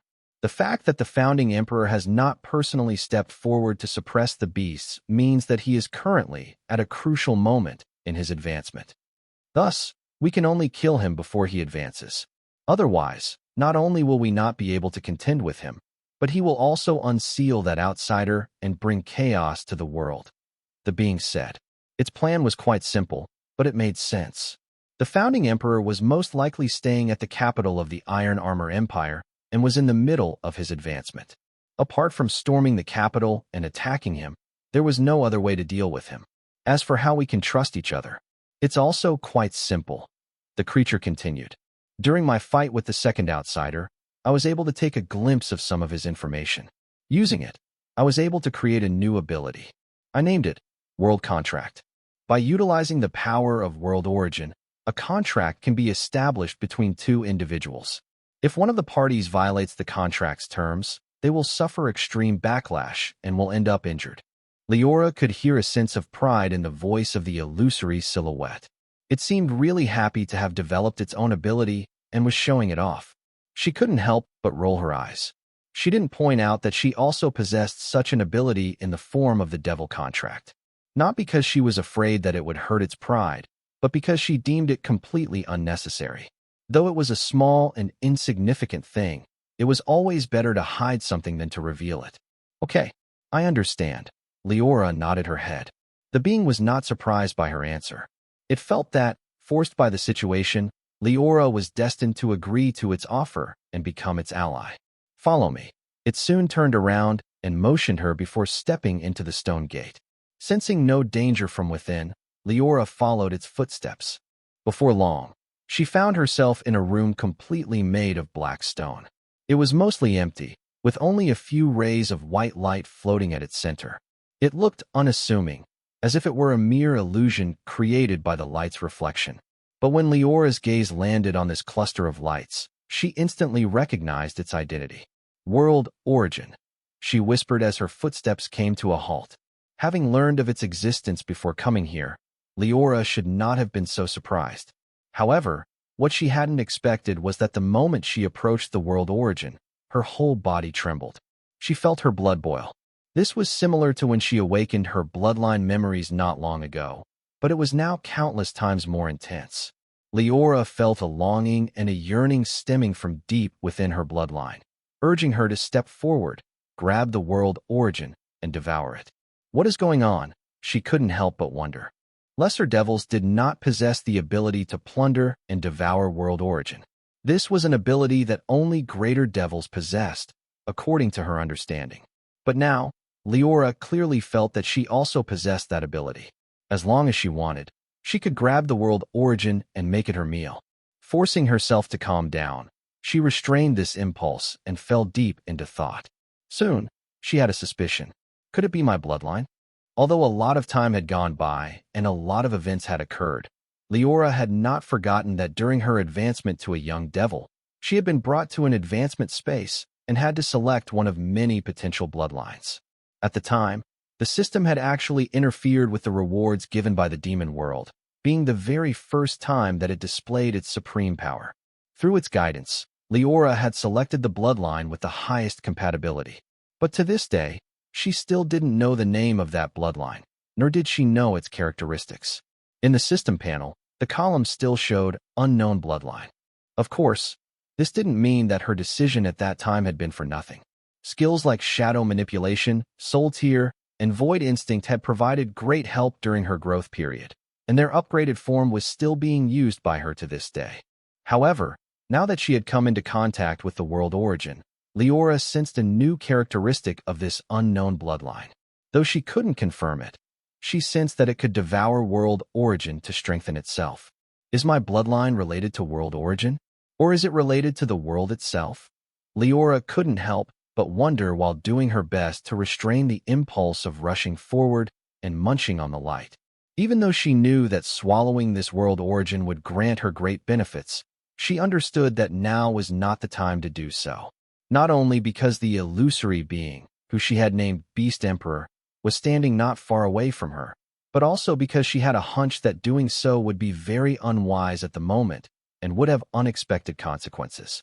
Countless thoughts raced through Liora's mind, but the Beast Emperor knew none of them. After it entered the room, it glanced at the cluster of light before turning to Liora and explaining, "This is the world origin. By using it as a medium to cast my ability, I can establish a contract between us," the Beast Emperor said. It waved its right hand, and the lights surrounding its silhouette gathered in its palm, transforming into a white page. With a thought, words began appearing on its surface, wriggling into existence like insects. Then, the Beast Emperor pressed its palm on the page. In response, the cluster of world origin at the center of the room trembled, and a white thread grew out of it, wrapping around the Beast Emperor's body. All you need to sign it is pour your energy into the contract. This energy can be life force or any other kind, the Beast Emperor stated and tossed the white page to Liora. Whistling through the air, an invisible hand seemed to control it as it gently landed on her hands. Liora quickly browsed through the contract's terms. As a devil and the possessor of the devil contract ability, she was quite familiar with contract loopholes and could spot them with just a glance. After all, the legend of devils tricking people into signing uneven contracts was not without a reason. Devils indeed enjoyed playing such tricks. As she read through the page, Liora didn't discover anything wrong. In fact, the terms of the contract were quite simple and straightforward, almost impossible to twist. Effectively, she and the Beast Emperor agreed to fight against the founding emperor. During this time, the two could not attack each other. Since that was the case, Liora did not hesitate. She immediately placed her hand on the page and poured her life force into it. Her name immediately appeared at the bottom, right next to the Beast Emperor's. At the same time, the cluster of world origin tumbled once again, and a thread wrapped around her body, signaling that the contract had been established. But the next second, something surprising happened. Just when Liora felt the weight of the contract pressed on her, the thread of world origin binding her made a cracking sound. Then, it snapped with a loud bang, breaking into pieces. Instantly, the contract the two had signed became void, as if it never existed. Liora sensed this and was about to say something to the Beast Emperor, but when she turned to look at it, she discovered that it showed no change of expression. It was as if the earlier scene had merely been her illusion, and there was nothing wrong going on. But seeing the lack of thread on her and the lack of any sense of contract, Liora understood that the previous scene was not an illusion. Subconsciously, she couldn't help but recall the last time she signed a contract, during her time on the Crucible and City of Embers. At that time, she had also felt something similar, as if the devil contract signed by all parties had no binding effect on her. However, due to the lack of a way to confirm this and the lack of a clear benefit, she had refrained from putting that idea to the test. But now, it seems that my suspicion may have been correct. The system can indeed shield me from the power of contracts. Or at the very least, it can shield me from the contract established using the world origin. As for whether the contracts established through devil contract and during one's descent into another world can become null, it remains to be known, Liora judged. She tried her best to act as naturally as possible, making it impossible to see any clues. Liora didn't want the Beast Emperor to realize that the contract between them was nothing but a worthless piece of paper. Thankfully, the Beast Emperor did not realize. It couldn't be blamed. In its opinion, the power of the world origin was supreme. How could it guess that a mere king of knights possessed the ability to bypass its power? Now that we've signed the contract, we can both fully trust each other. But before we take action against the founding emperor, I need some time to recover from my previous injuries, the clueless Beast Emperor said, and continued. It's not going to take long. Only a few weeks. In the meantime, you should prepare everything you need. When the time arrives, you should be ready to take action. Liora was not surprised by these words. She nodded her head to show that she understood. However, she didn't rush to leave this place. She showed a pondering look on her face before speaking up. I also need to recover my full strength. To do so, I need massive amounts of beast blood, preferably the blood of King of Night's beasts. Could you gather some for me? She requested. Her words caught the Beast Emperor off guard. It hesitated for a few seconds. Carrying the will of the King of Night's beasts of the past, its loyalty to the beast race as a whole was absolute. Yet now, Liora was asking it to gather their blood.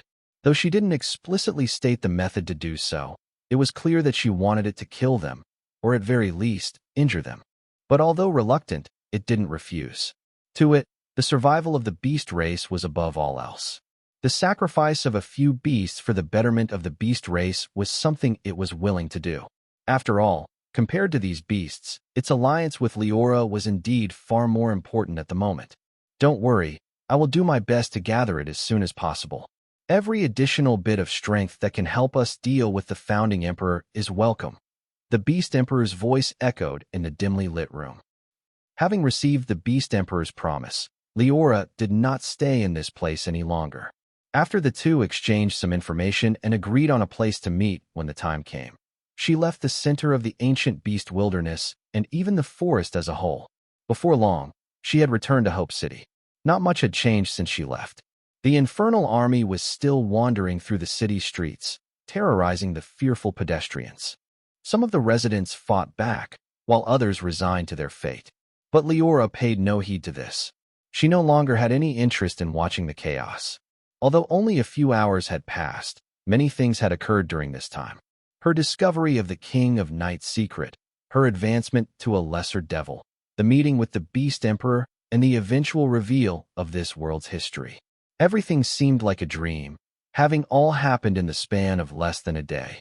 I searched for the truth for so long, but I was unable to find anything. Yet, the moment I became a lesser devil, everything was revealed to me without me even trying. She whispered. Sure enough, this is the difference in strength. The secrets that great knights will never learn are but a mere afterthought of the beings standing at the apex of the world. In fact, Liora knew that if she were strong enough, she didn't even need to spend any time investigating. If she possessed the strength of an archdevil or even an ancient devil, she could have paid a visit to the will of the world and politely asked it everything in person. At the end of the day, power reigned supreme. This held true in the demon world, a chaotic world filled with struggling devils and constant war, and was also true in the world of knights, a more orderly world where crime and evil in general were suppressed. Lord, you're back. The moment she stepped into her residence, Alpha immediately appeared before her and greeted Liora respectfully. A strange glint flashed in her amber eyes as she rose up, and after a moment of hesitation, she couldn't help but ask, Lord, did something unexpected happen during your travels? Liora was surprised to hear such a question. After all, although a lot of things had happened, she had not left for very long. It should have been impossible for anyone to find out that there was something wrong with her. Yet, Alpha was able to guess something. Sure enough, it deserves to be a person who has followed me for most of my life. Though it's not obvious, her perception is pretty keen. At the same time, she perhaps knows me best, Liora muttered inwardly. But in reality, she lightly shook her head. No, I just went to the wilderness to hunt a few beasts. Liora was not planning to let Alpha know about her meeting with the Beast Emperor, nor about the Zerg at the moment. She was only going to inform her when her help was actually needed. At the moment, it was not. Though Alpha knew that she was not being truthful, she didn't press any further. Although her personality had been further developed, and she was no longer a mere puppet, she was still a mechanical creature created by Liora after all. In situations like these, she would take her word for it. But she didn't leave. Alpha opened her mouth and spoke again, changing the subject. Lord, while you were away, both Duchess Lobelia and the commander of the Infernal Army visited you. It seems that they have something to request of you, she said. They requested that I inform you when you come back. Did the two come? Sure enough, The struggle between them has begun. Liora clicked her tongue and chuckled. Though she had talked with neither, she could guess the reason for their visit. Most likely, they wanted to ask for her help. Or to be more accurate, Duchess Lobelia wanted to ask for her assistance to deal with the commander, while the commander wished for her to stay out of their struggle. Liora might have played with them if it had been before. But after having learned of the impending danger and knowing that a world-shaking battle would soon occur, she was no longer in the mood to participate in what she considered to be a children's game. If they come again, tell them that I am at a crucial moment in my night training and that I'm currently busy. Liora shook her hand and told Alpha. Crash. Bang. Continuous crashing sounds echoed at the residence of the commander. He, who had just returned from outside, was seething with anger. His fists were clenched, and his whole body was trembling. Standing a few feet away, his two Great Knight followers wanted to interrupt, but were afraid to speak. They understood the reason why the commander was furious. This was the umpteenth time that he had tried to visit that person, only for him to be driven away. As the commander of the famous infernal army, when had he ever been treated like that? Worst of all, this was done using the worst of excuses. Which knight went in seclusion for weeks at a time? Could it be that that woman would soon ascend to the throne of gods and enter the divine realm? Everyone could see that this was merely an excuse. Liora simply did not want to meet the commander and had ordered her servant to drive him away.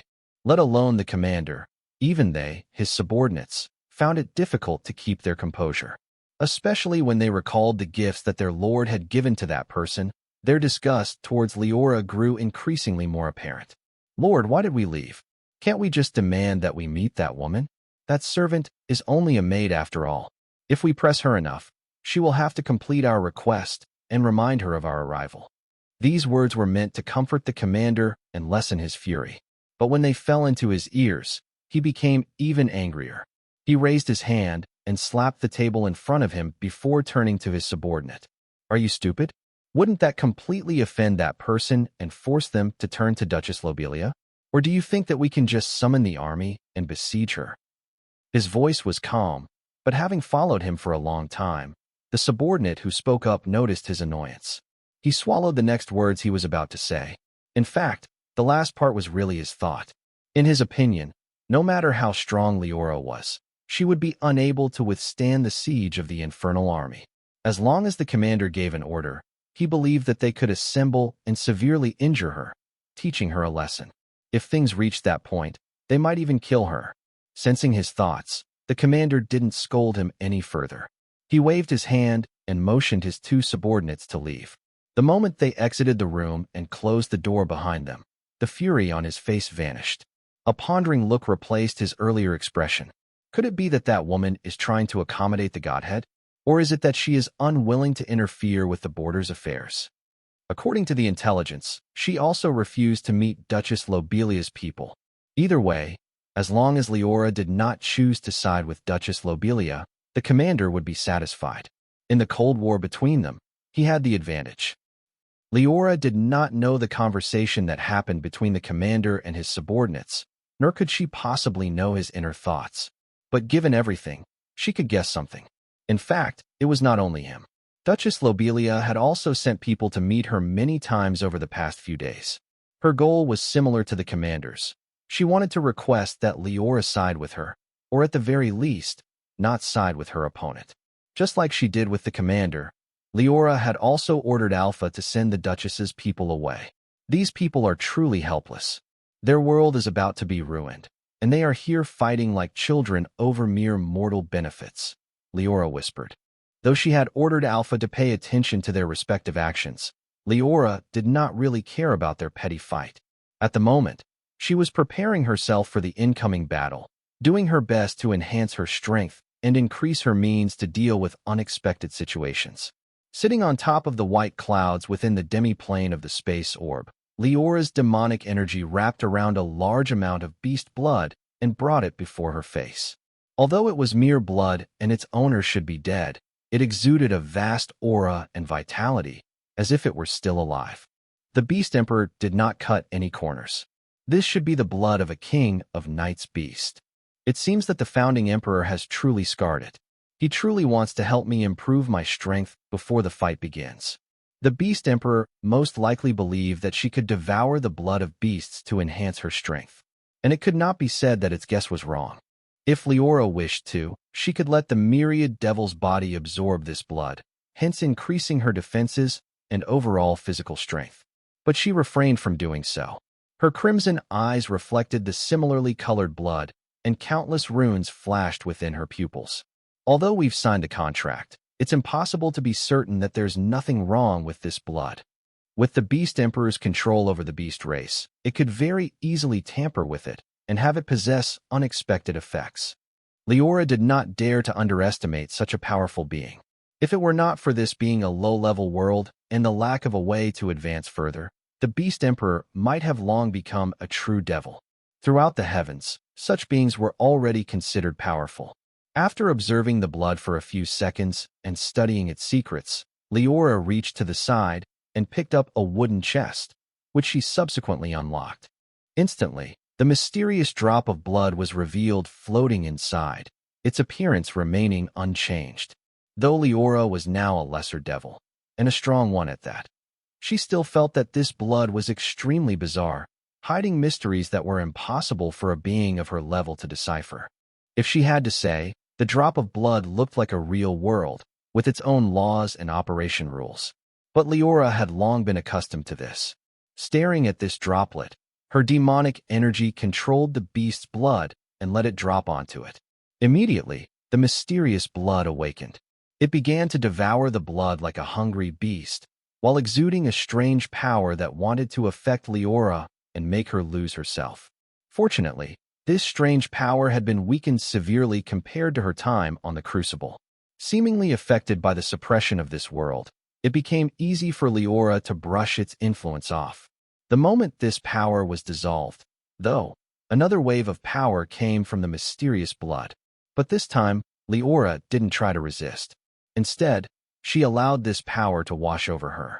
The next second, her vision grew blurry. Her soul seemed to have been pulled out of her body, entering an entirely different world. Before long, she peeped into the memories contained within the bloodline of the beast. Image after image surfaced in her mind, and she watched them from a third-person perspective, as if she were watching a movie. Liora did not know how much blood she had used, nor how many memories she had digested. All she knew was that the total memories numbered in the hundreds, if not even more. Still, she was able to gain a surprising amount of valuable information through digesting them. The fact that the mysterious blood could absorb the blood of other creatures and dig into their bloodline memories had long been known to her. However, so far, this had not been useful. Liora had tried to make use of this ability and had offered it many beast corpses before, but to absolutely no benefit. After all, most beasts did not have any powerful ancestors. The scenes she saw in their memories were quite ordinary, with almost no value. Yet now, having obtained the blood of King of Night's beasts with the help of the Beast Emperor, Liora's gains were truly massive. With the help of the mysterious blood, she was able to catch a glimpse of this world's history, as if she had personally witnessed it. Time slowly went by. Before long, all the blood brought by the Beast Emperor had been consumed, turning into fuel for the mysterious blood. But Liora was slow to react. Her crimson eyes were hazy, and her mind remained still, as if she had fallen into illusion. It took a few minutes for her to recover. Immediately, she shook her head and urged her demonic energy to rush through her body, dispelling the side effects. Sure enough, digesting so many memories is not without any danger. Although the blood's influence is nearly negligible, the passive absorption of memories still has some side effects. If I had not regained my strength and become a lesser devil, obtaining so many memories at once might have driven me crazy, Liora realized. For this, she was not too disappointed. Instead, a smile appeared on her face. Her gains had been huge this time. Although her actual strength had not improved at all, she had thought of a way to increase her combat power. Unknowingly, the prototype of an ability that she had wanted to develop for a long time was formed in her mind, and little by little, it was built upon. Liora did not want to miss that light of inspiration. Ignoring everything, she placed the mysterious blood back into its chest and took a blank canvas out. Then, using her demonic energy as paint and her fingers as the paintbrush, she began drawing on it. Each of her strokes left a large number of devil runes on the white canvas. They flashed brightly for a brief moment before they dissipated, transforming back into paint. But Liora did not care. Her hand moved on its own, quickly yet accurately painting her vision. It was only a few hours later that Liora left the space orb. Although she was a lesser devil, she, for the first time in a long time, felt tired. Not physically, but mentally exhausted. After all, she had first digested hundreds of years of memories, and then used the insights those brought to her to develop a new ability. Nevertheless, Liora was left satisfied. Summoning Alpha over, she sat on the porch of her residence and closed her eyes, trying her best to relax. It was only when the smell of tea filled her nose that she finally opened her eyes again. Seeing Alpha stand beside her with a stern expression, she waved her hand and motioned for her to take a seat. Then, she picked up the cup and took a sip of her drink. Feeling the bitter aftertaste on her tongue, Liora lifted her head. "How is it? Have those two come over while I was away?" She glanced at Alpha and questioned. Alpha shook her head. "No, Lord. They must have realized that you are avoiding them by now," she replied, and her eyes flashed with some hesitation. "Lord, do you think that we should leave the city and find another place to stay? After all, offending those people and staying here might prove dangerous." Hearing Alpha's concern, Liora chuckled. "Don't worry. Even if they wish to do anything, they don't have the ability to cause any trouble," she said with a smile. Then, she raised her head and looked at the horizon, where the outskirts of the ancient beast wilderness could be seen from here. Although the forest was silent and looked the same as usual, Liora could sense many undercurrents secretly surging within it.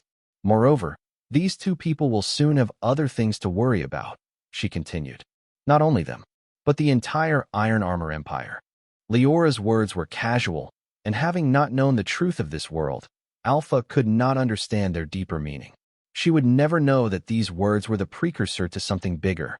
The battle between the beasts and the humans had quieted down in Hope City, with the humans emerging victorious.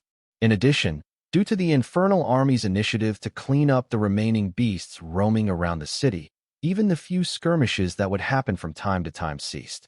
But this was not true for the other cities located along the border. For example, the war in Sunflower City was still ongoing.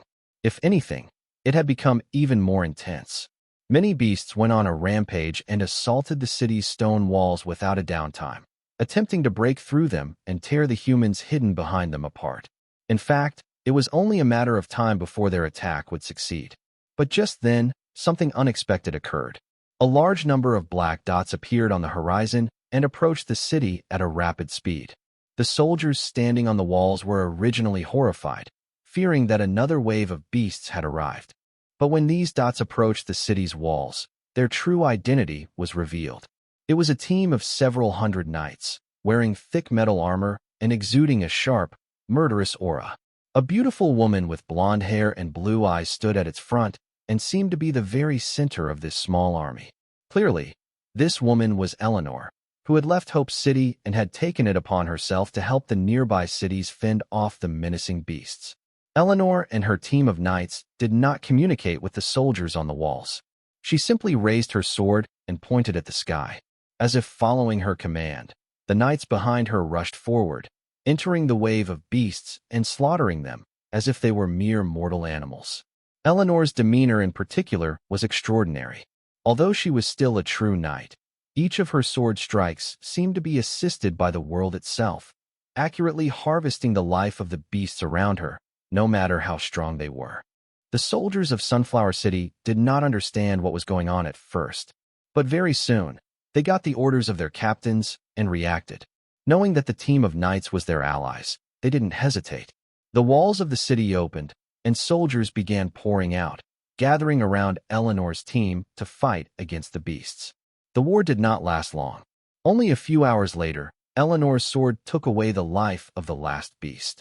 The soldiers of the city cheered loudly, and even the team of knights had happy smiles on their faces. All those who chose to follow Eleanor either wanted to help the common people or were captivated by her demeanor and wished to follow her from the bottom of their hearts. Either way, the cheers of the city's soldiers were the most valuable reward. The only person who was not excited was, surprisingly, Eleanor. Instead, Her face had turned solemn. A flicker of apprehension flashed in her originally serene eyes as she turned to look at the ancient beast wilderness on the horizon. She could feel that something was rising within it.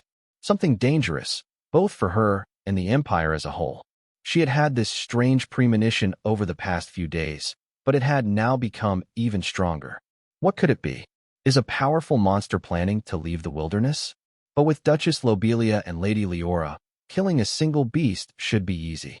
Moreover, I heard that the infernal army has arrived at the border. Nothing should happen. Eleanor tried to convince herself that everything was fine, but her efforts seemed to have the opposite effect. The moment her whispered words finished, the changes that she had been sensing finally occurred. For a brief moment, the whole continent shook violently, as if the tectonic plates beneath it were about to shatter into pieces. Then, the entire ancient beast wilderness seemed to expand. The plants on its outskirts were blown into dust as countless beasts began to frantically pour out, smashing everything along their path. Though the forest within her sight was only a small part of the overall ancient beast wilderness, Eleanor had the illusion that hundreds of thousands, if not millions, of beasts ran out of it. And, under her horrified eyes, they all moved towards the Iron Armor Empire. There is another riot. Her shout jolted the soldiers who were celebrating awake. They raised their heads and looked at the ancient beast wilderness, only to be met with the same sight as Eleanor. Immediately, they froze. Is this your plan? To command the beasts in the ancient beast wilderness and instruct them to invade the human empire? Standing in the sky above the wilderness, Liora lowered her head and asked the Beast Emperor floating right beside her. Her eyes reflected the beasts pouring out of the forest, and her strength gave her a deeper understanding of the situation than Eleanor. I caused the previous riot to test the founding emperor, but although he didn't react, it's not impossible that he is simply pretending, waiting for us to take the bait, the Beast Emperor explained. Moreover, the founding emperor's most powerful ability is his skill to gather his subjects' strength and bless himself with their power. Otherwise, why do you think he banded together with other humans and established such a vast empire? Liora was not surprised when she heard this. There were many ways for someone to boost their combat power using other people's strength. It could be done through faith, fighting intent, murderous intent, or even through the utilization of plain energy. It was not strange that the founding emperor, a person who had communicated with a group famous for their reliance on large numbers, was able to obtain such a skill.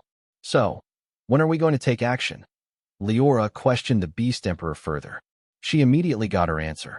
Wait for now. Let's see how the Iron Armor Empire reacts to this invasion.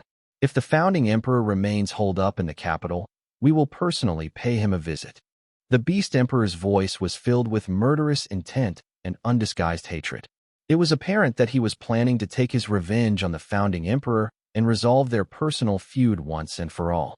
Liora didn't try to comfort the Beast Emperor. The two were merely in an alliance, and she was not planning to become its psychologist just yet. Remaining silent, she continued watching the wave of attacking beasts with an indifferent expression. Standing high in the sky and possessing the strength of a lesser devil, she had a panoramic view of everything that was happening. Just like Eleanor believed, the total number of beasts pouring out of the wilderness was beyond common sense. With a quick sweep of her consciousness, Liora estimated that there were tens of millions of beasts leaving the forest and attacking the Iron Armor Empire. Most of them were just knight apprentices, but there were hundreds of thousands of true knights, thousands of great knights, and hundreds of king of knights beasts. Although Liora had expected this beforehand, she was still caught off guard. I didn't expect that the beast race had quietly recovered to this extent. I'm afraid that even the upper echelons of the Empire would never have guessed that their enemy has gotten so powerful, completely unbeknownst to them. One had to know that the beasts had suffered a loss at the hands of the human race, and that, after that, the King of Knights beasts had sacrificed themselves to give birth to the Beast Emperor.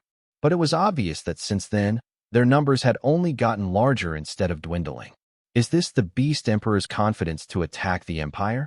No. It should understand that numbers are mostly meaningless in front of strength. Its source of confidence should be its personal strength, as well as its alliance with me. Liora muttered inwardly, wanting to see how the humans would respond. She wasn't kept waiting for long. Unlike the previous riot, which took the Empire some time to react, the scale of this one was many times larger and obviously attracted more attention. The upper echelons of humans immediately noticed the beast's movements, and they chose to act quickly. In Liora's senses, many powerful auras surged throughout the Empire. Some were located at the outskirts of the Empire, but most of them originated from the Empire's capital, where the royal family and most of the nobles lived. After a momentary pause during which they seemed to have communicated, all the owners of these auras began moving. Before the beasts could arrive at the nearby human cities, the human kings of knights had already arrived to stop them. Some were men, while others were women. Some looked old, while others appeared to be young. Despite their identity and external appearance, though, they all showed the same solemn expression when looking at the beasts. What happened? Why did those things go crazy again? Did something happen in the wilderness? One of them muttered and subconsciously cast a glance at the capital, waiting for that person to take action or, at the very least, give them an order. This person was not the only one. The other kings of knights had the exact same reaction. Unfortunately, nothing came. The imperial palace at the center of the capital remained silent, as if that person had not noticed what was going on. Seeing this, the kings of knights' faces turned even more serious. Looking at the menacing beasts in front of them, they couldn't help but have a faint guess regarding their purpose. But no matter what, they could not back down. The Empire and their families stood behind them.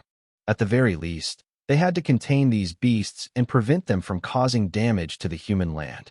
Liora noticed that these people exchanged a brief glance with each other before taking action in unison. Some cast knight skills from afar, which struck the wave of beasts and killed many of them, while others unsheathed their weapons and entered the wave in person. Either way, they all worked hard to prevent the beast wave from marching onto the Iron Armor Empire's hinterland. TSK, humans are still so stupid. Trying to do things that they should know are impossible. Liora heard the Beast Emperor's mocking words before it waved its right hand. Immediately, the kings of knights' beasts followed its commands. They showed a surprising amount of intelligence and gathered together before attacking the defending humans who were trying to stop their march. The brief success that the humans achieved crumbled at once. The number of the king of knights' beasts was far greater than that of humans. Multiple beasts besieged a single person, making it difficult for them to contend, much less have the time to stop the riot. The Beast Emperor was not satisfied with just this. As if it were angry that the founding emperor did not come to face it, it chose to take its fury out on these powerless humans. It raised its hand and then brought its palm down, striking at one of the kings of knights from afar. Though the two were far apart and the Beast Emperor's attack was casual, its strength was overwhelming. The king of knights human coughed a mouthful of blood and was sent flying, unable to sense who or what had attacked it. Before this person could react, the beasts around them had pounced on them and torn their body apart, eating them alive. Hee, that's good. Good. The maniacal laughter of the Beast Emperor echoed when it heard the painful screams, as if it were finally satisfied with the scene before it. Then, it looked ready to strike once again. But just when it had raised its hand and was about to bring it down, its laughter ceased all of a sudden.